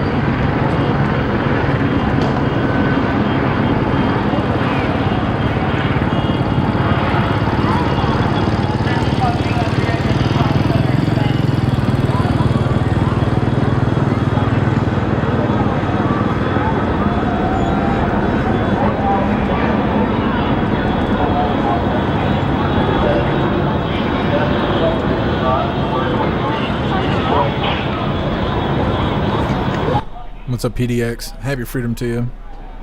No, these people don't realize nothing. They don't even care about the reasons they say they're out there. They just don't have anything better to do on a Saturday. So they're just out here acting like assholes.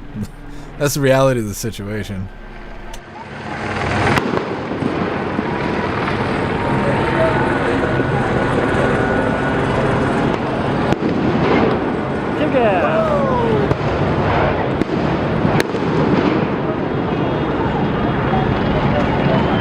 What's up, Rose? Happy freedom to you.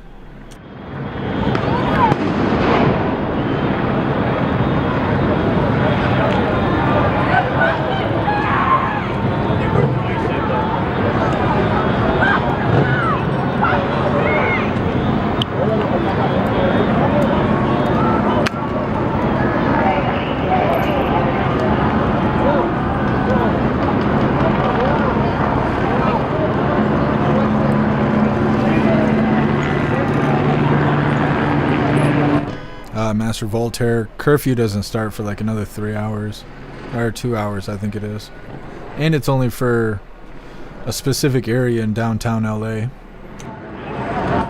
What's up, Rich? Happy freedom. We're watching the LA protesters get tuned up.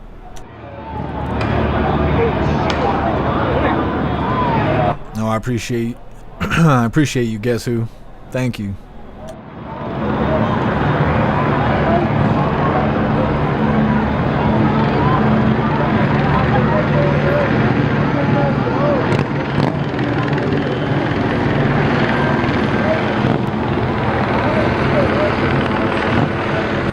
What's up, Manco? Happy freedom to you.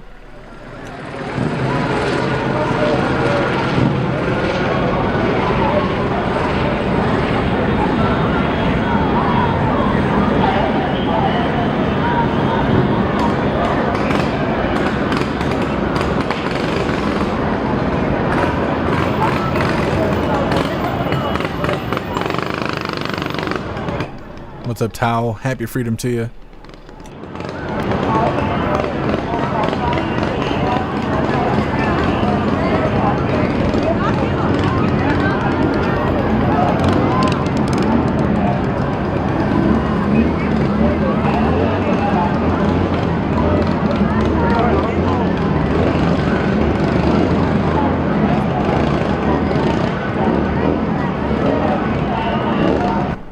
What's up, Mr. Binu? Happy freedom to you.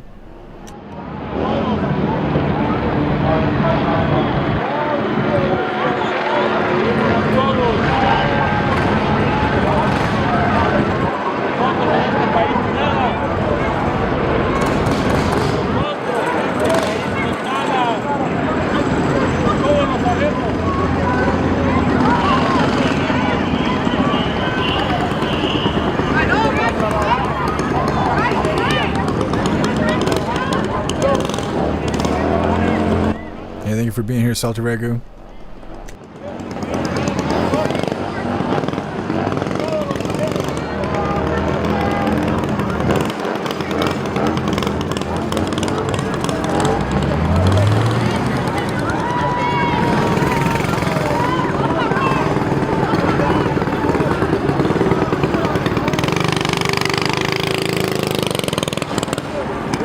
What's up, Deep South Jody? Happy freedom.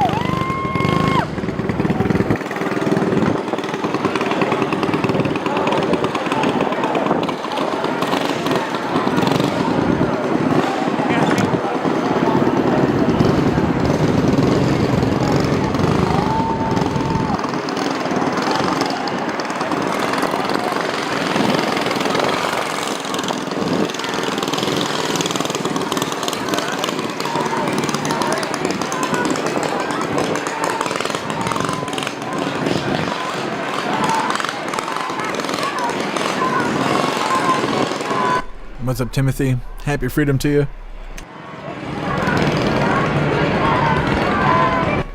Hey, thanks for being with us, Derek. Enjoy the rest of your night.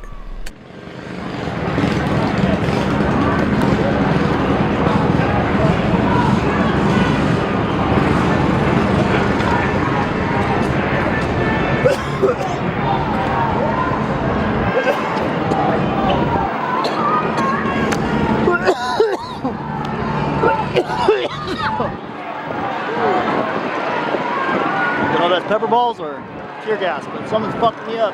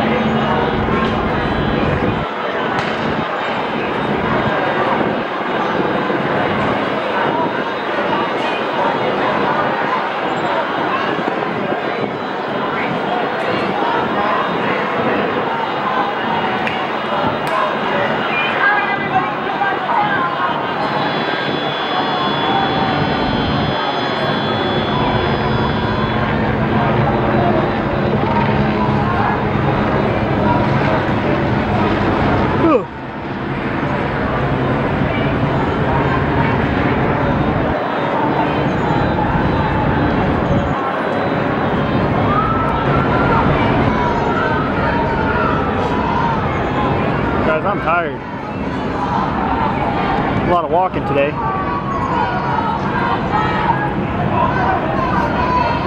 Yeah, I'm fine.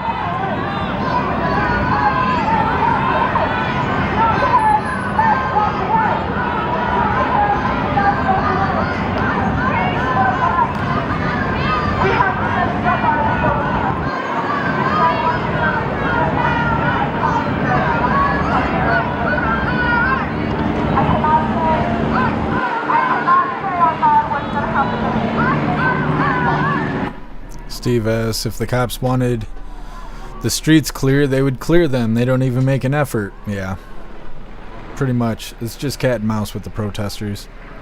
They don't really make them do anything. That's why they don't arrest them. They just kind of shove them around the block until they eventually go home.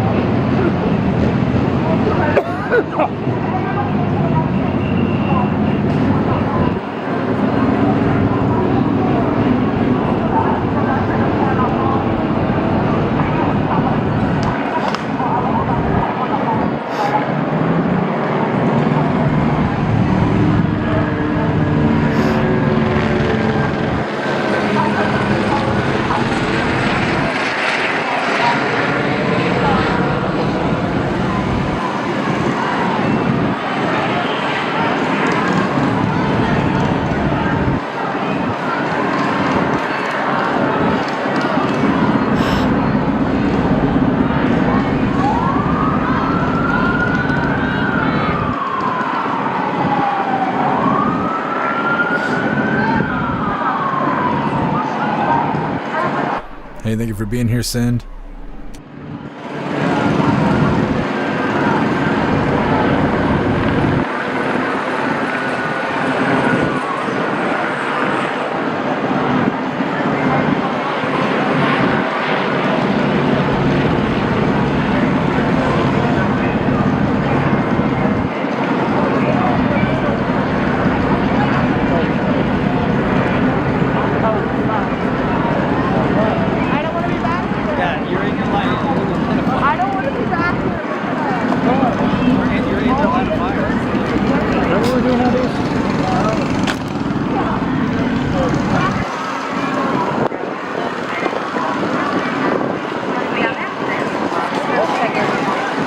Somebody tell CNN to stay out of my shot. They've been doing that all day. No offense to you, CNN. So I get out of your shot. Knuckleheads.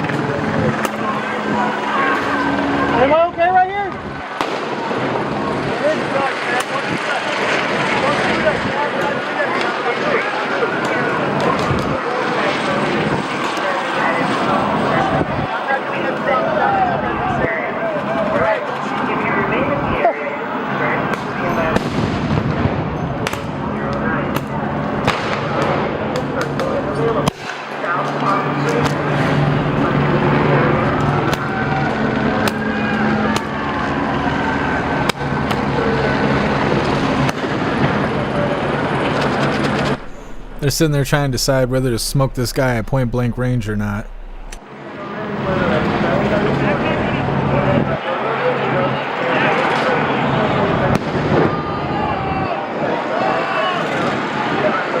Oh shit.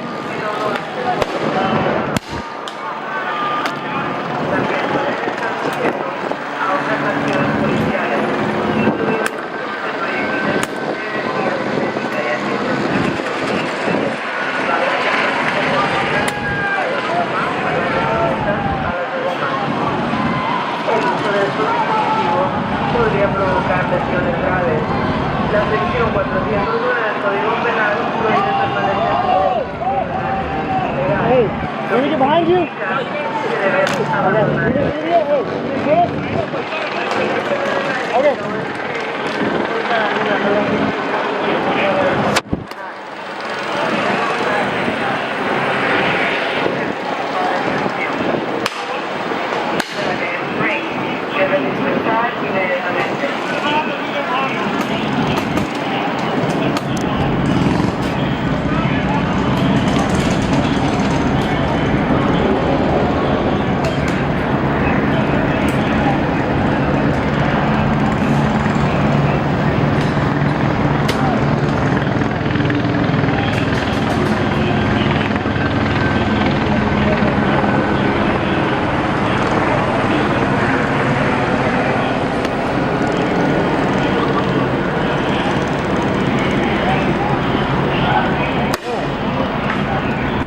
Look at all the protesters in the background trying to climb that fence to get away from the cops. I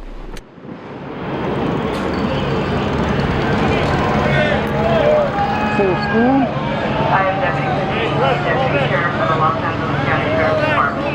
I hereby declare this lawful assembly in the name of the people of the state of California order all on 3 days immediately dispersed, which means to break up this assembly and leave the area. Can I get behind you guys or no? What's up, Stormy? Happy freedom to you. What's up, Bill? Happy freedom to you. I don't know what to do.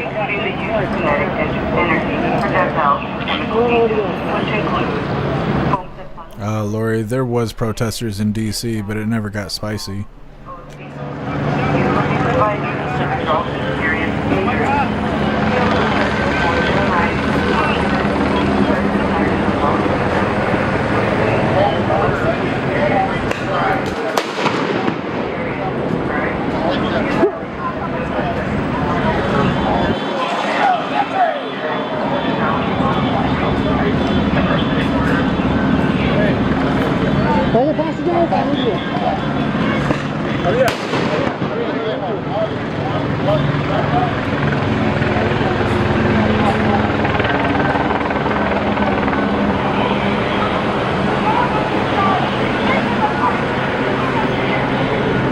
Oh, that was hard. And now the officers are letting me go.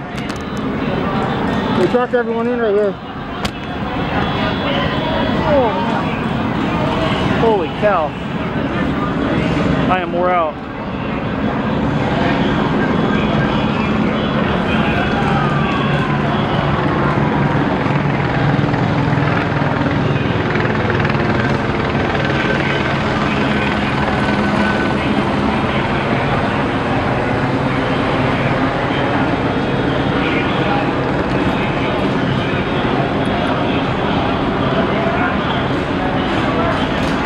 What's up, Roy? Happy freedom to you. Possum Lady, can you just stop fucking going from chat to chat talking about PDX? If that shit was being shown on the live, it'd be on the screen. I always put the most active shit on the screen. Running from chat to chat, sounding the alarm about shit that you can't watch live is not helping me in any kind of way.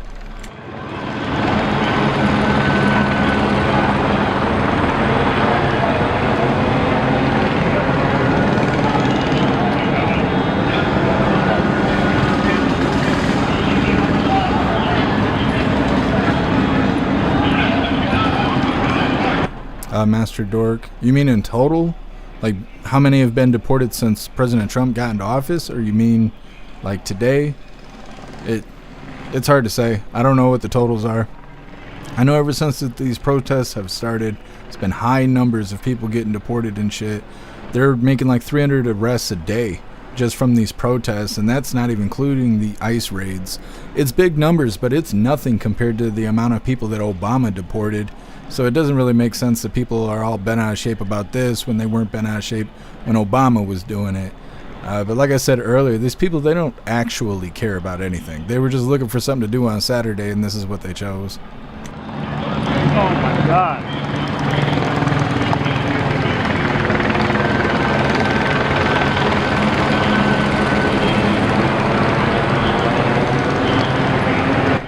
Yeah, Master Dork, I wish that they actually had like a rolling counter like the way they do our national debt. So we'd be able to keep track of deportations and stuff, but the information is just not out there like that.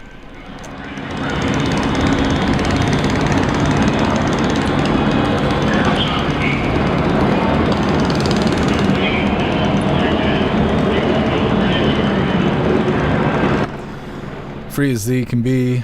The ones climbing the fence are avoiding getting kettled. The ones being left behind can't climb the fence. Yeah. Yep, that's right. Well, they were trying to tell them to get on the sidewalk because if they block the street, they can declare it an unlawful assembly. So they were trying to get everybody to be on the sidewalk, but nobody does what they're told. And so they just keep getting pushed around the block and all of that. But if they do declare it an unlawful assembly, they are able to make arrests, but I haven't seen anybody get arrested yet, so I don't know. We'll see.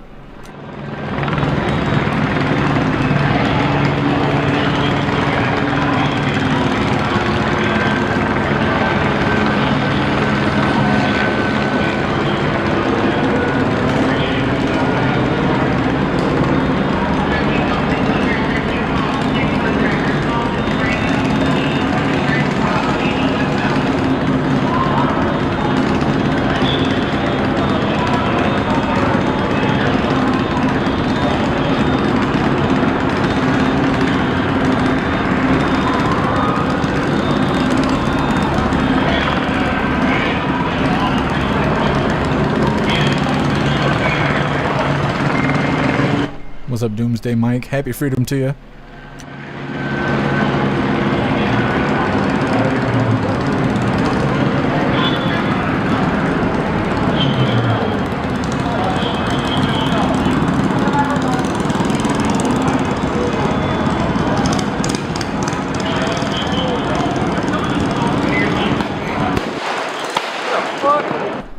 Eric, no, I'm not seeing anything going on in Ohio. Not on the lives, anyways.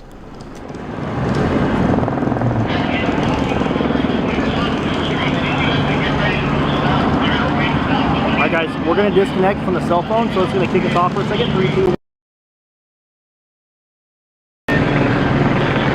I got to charge my personal cell phone real quick.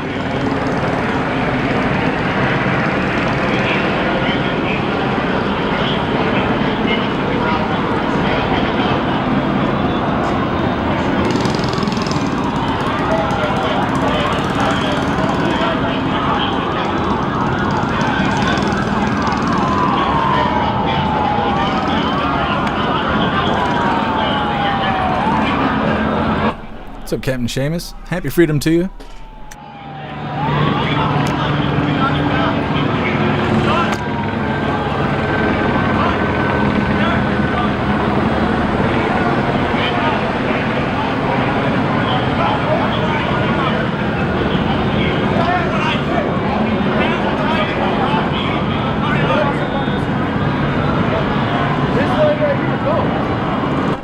What's up, Tammy? Happy freedom.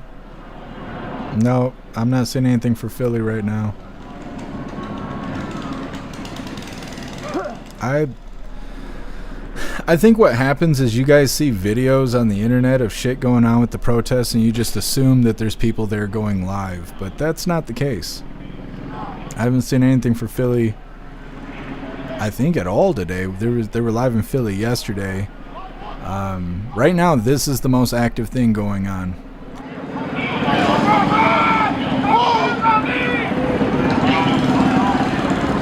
Did the officer just say get on your knees? Utah's pretty... It's got quite a few protesters out there right now, but it's not spicy yet. There's a lot of people out there.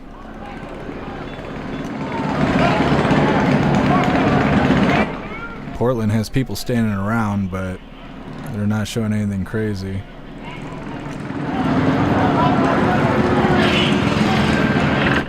Las Vegas has people sitting on the sidewalks waving flags.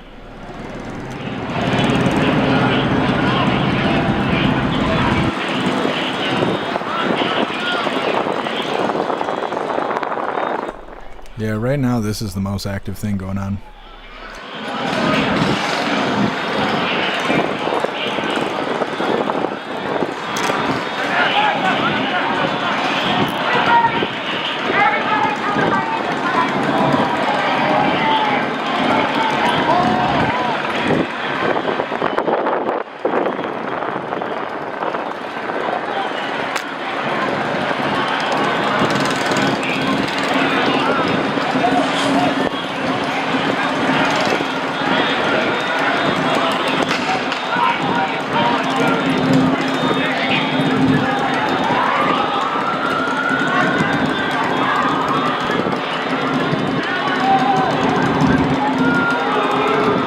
Everybody's getting under arrest now. Everybody left in the circle is obviously under arrest. They're moving up. Everybody's going to jail.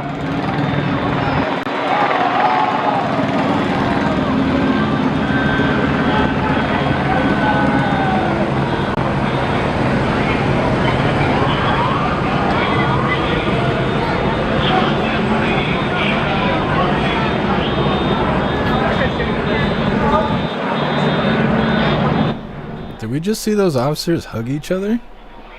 That was a little weird.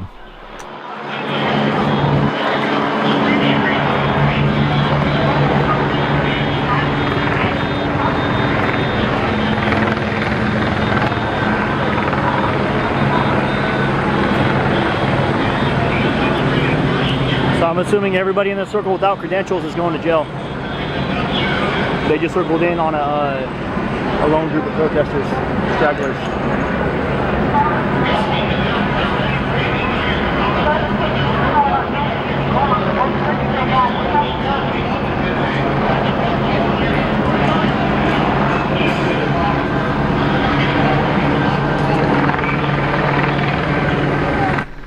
Alabama's got quite a few people protesting too. Guys, I'm literally begging you to subscribe to my channel. Please and thank you so much. I got tear gassed just so those of you guys watching right now would hopefully subscribe. I only got tear gassed just for you guys.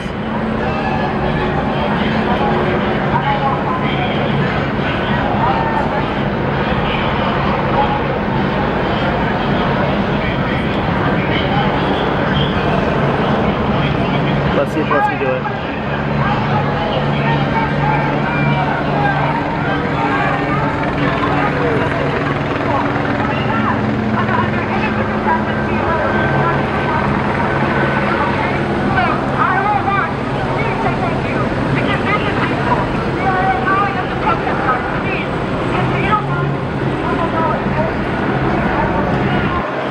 They're forcing him to move.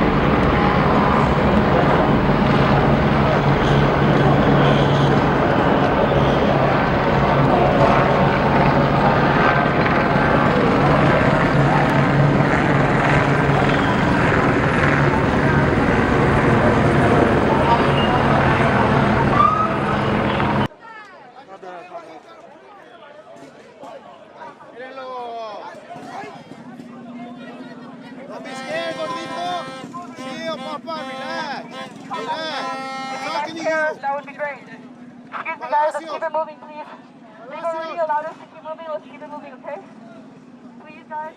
Our voice will be heard better that way. It's a peaceful protest, but sitting in front of them is going to stop nothing.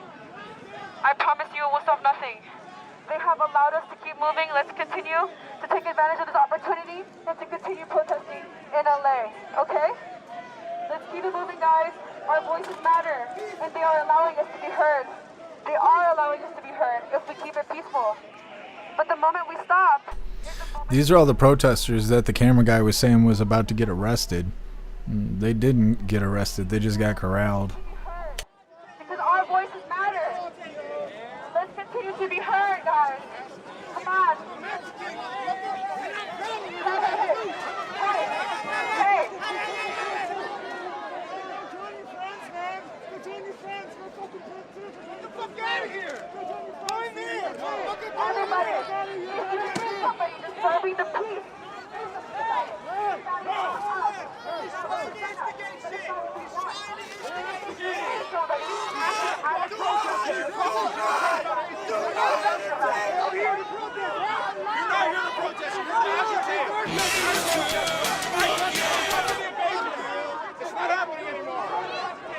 It is happening now! Law and order! It is happening now! Law and order! It is happening now! What do you mean it's not going to happen? It's happening now! He's trying to fucking Nazi agitate you! This is the United States of America! This is not occupied Mexico! This is not stolen land! you care about our people, you want it. You would not create a liberty like this by doing stuff that we did not have.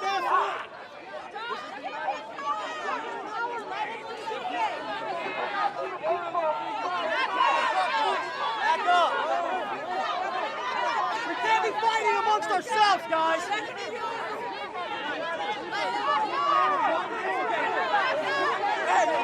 Just turn your back on it! Just turn your back on it! Just turn your back on it! They ducked like that was real gunshots going off.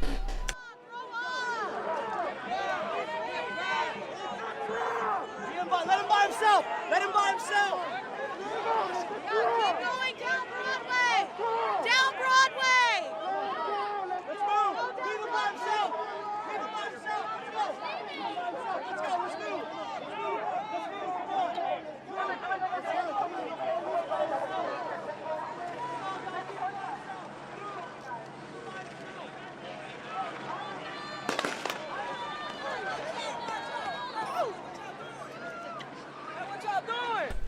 The guy in the Santa Claus outfit. So stupid.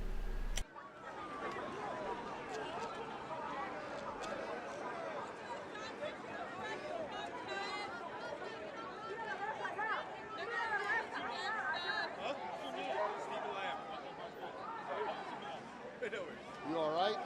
Yeah.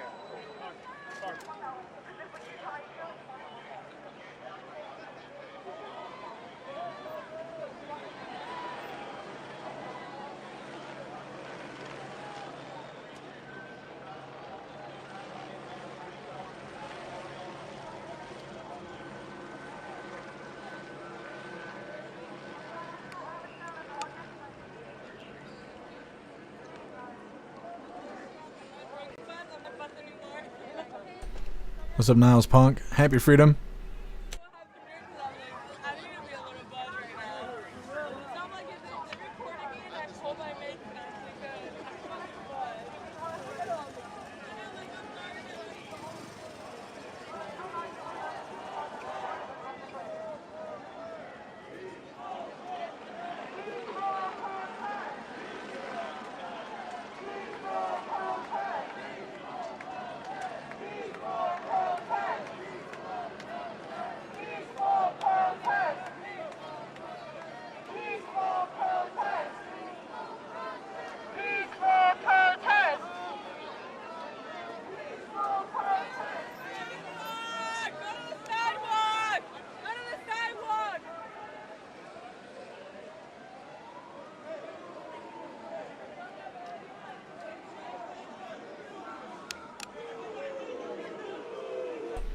What's up, Shadow? Happy freedom to you.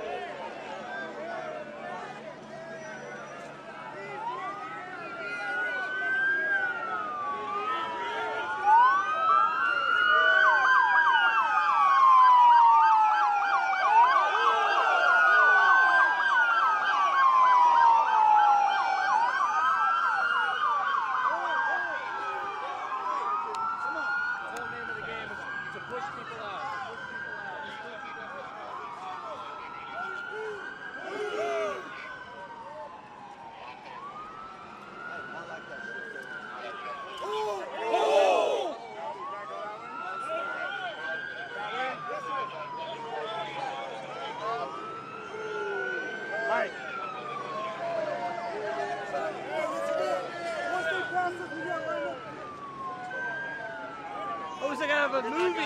It's so cool. Look at what you guys are doing, brother.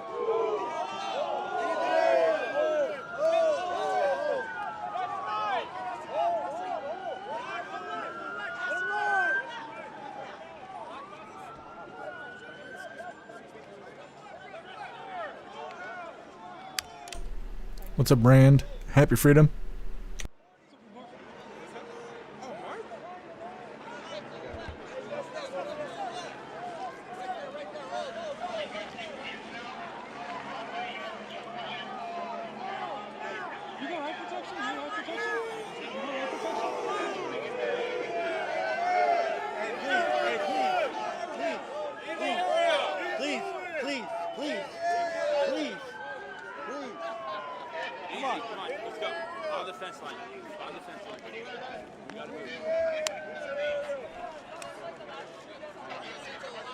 Come on, please.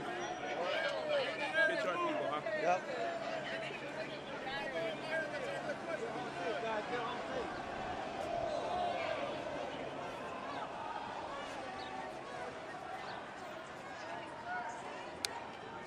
Get home safe. Come on, keep on moving.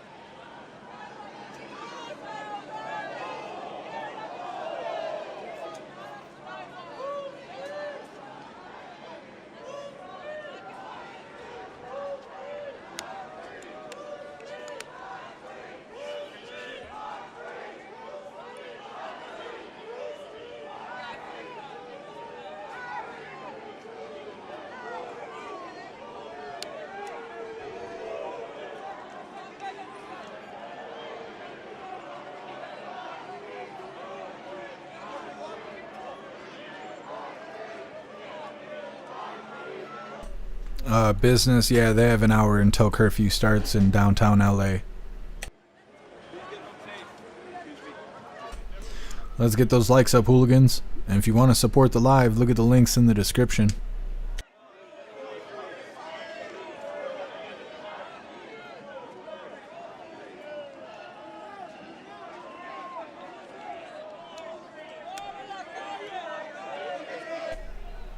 Righteous, have the police declared an unlawful gathering already? Yeah, they have a couple times now.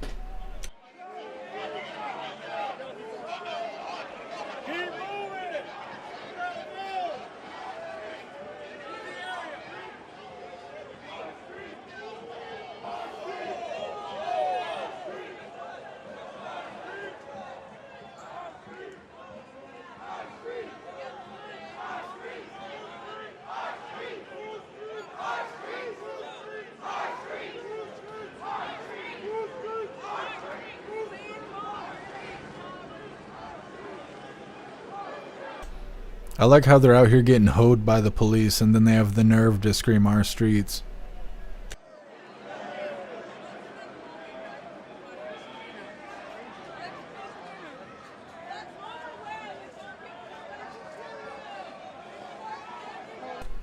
What's up, Kung Fu? Happy freedom to you.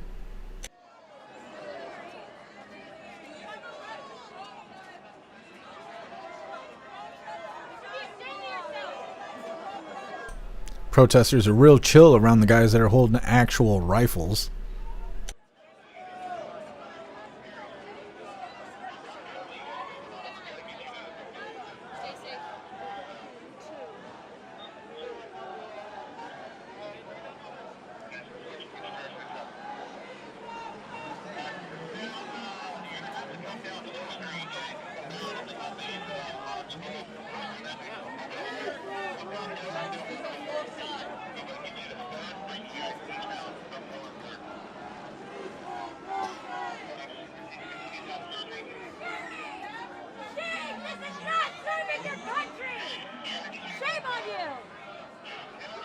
Get home safe, guys. Come on. Let's get home safe. Come on. Hey, we don't want nobody to get hurt. Come on. We don't want nobody to get hurt. Come on. Please. Please. Notice they're not they're not resisting this guy. They want to talk shit to the stormtrooper cops that just got pepper balls and batons. They ain't talking any shit to the guy that's got a rifle.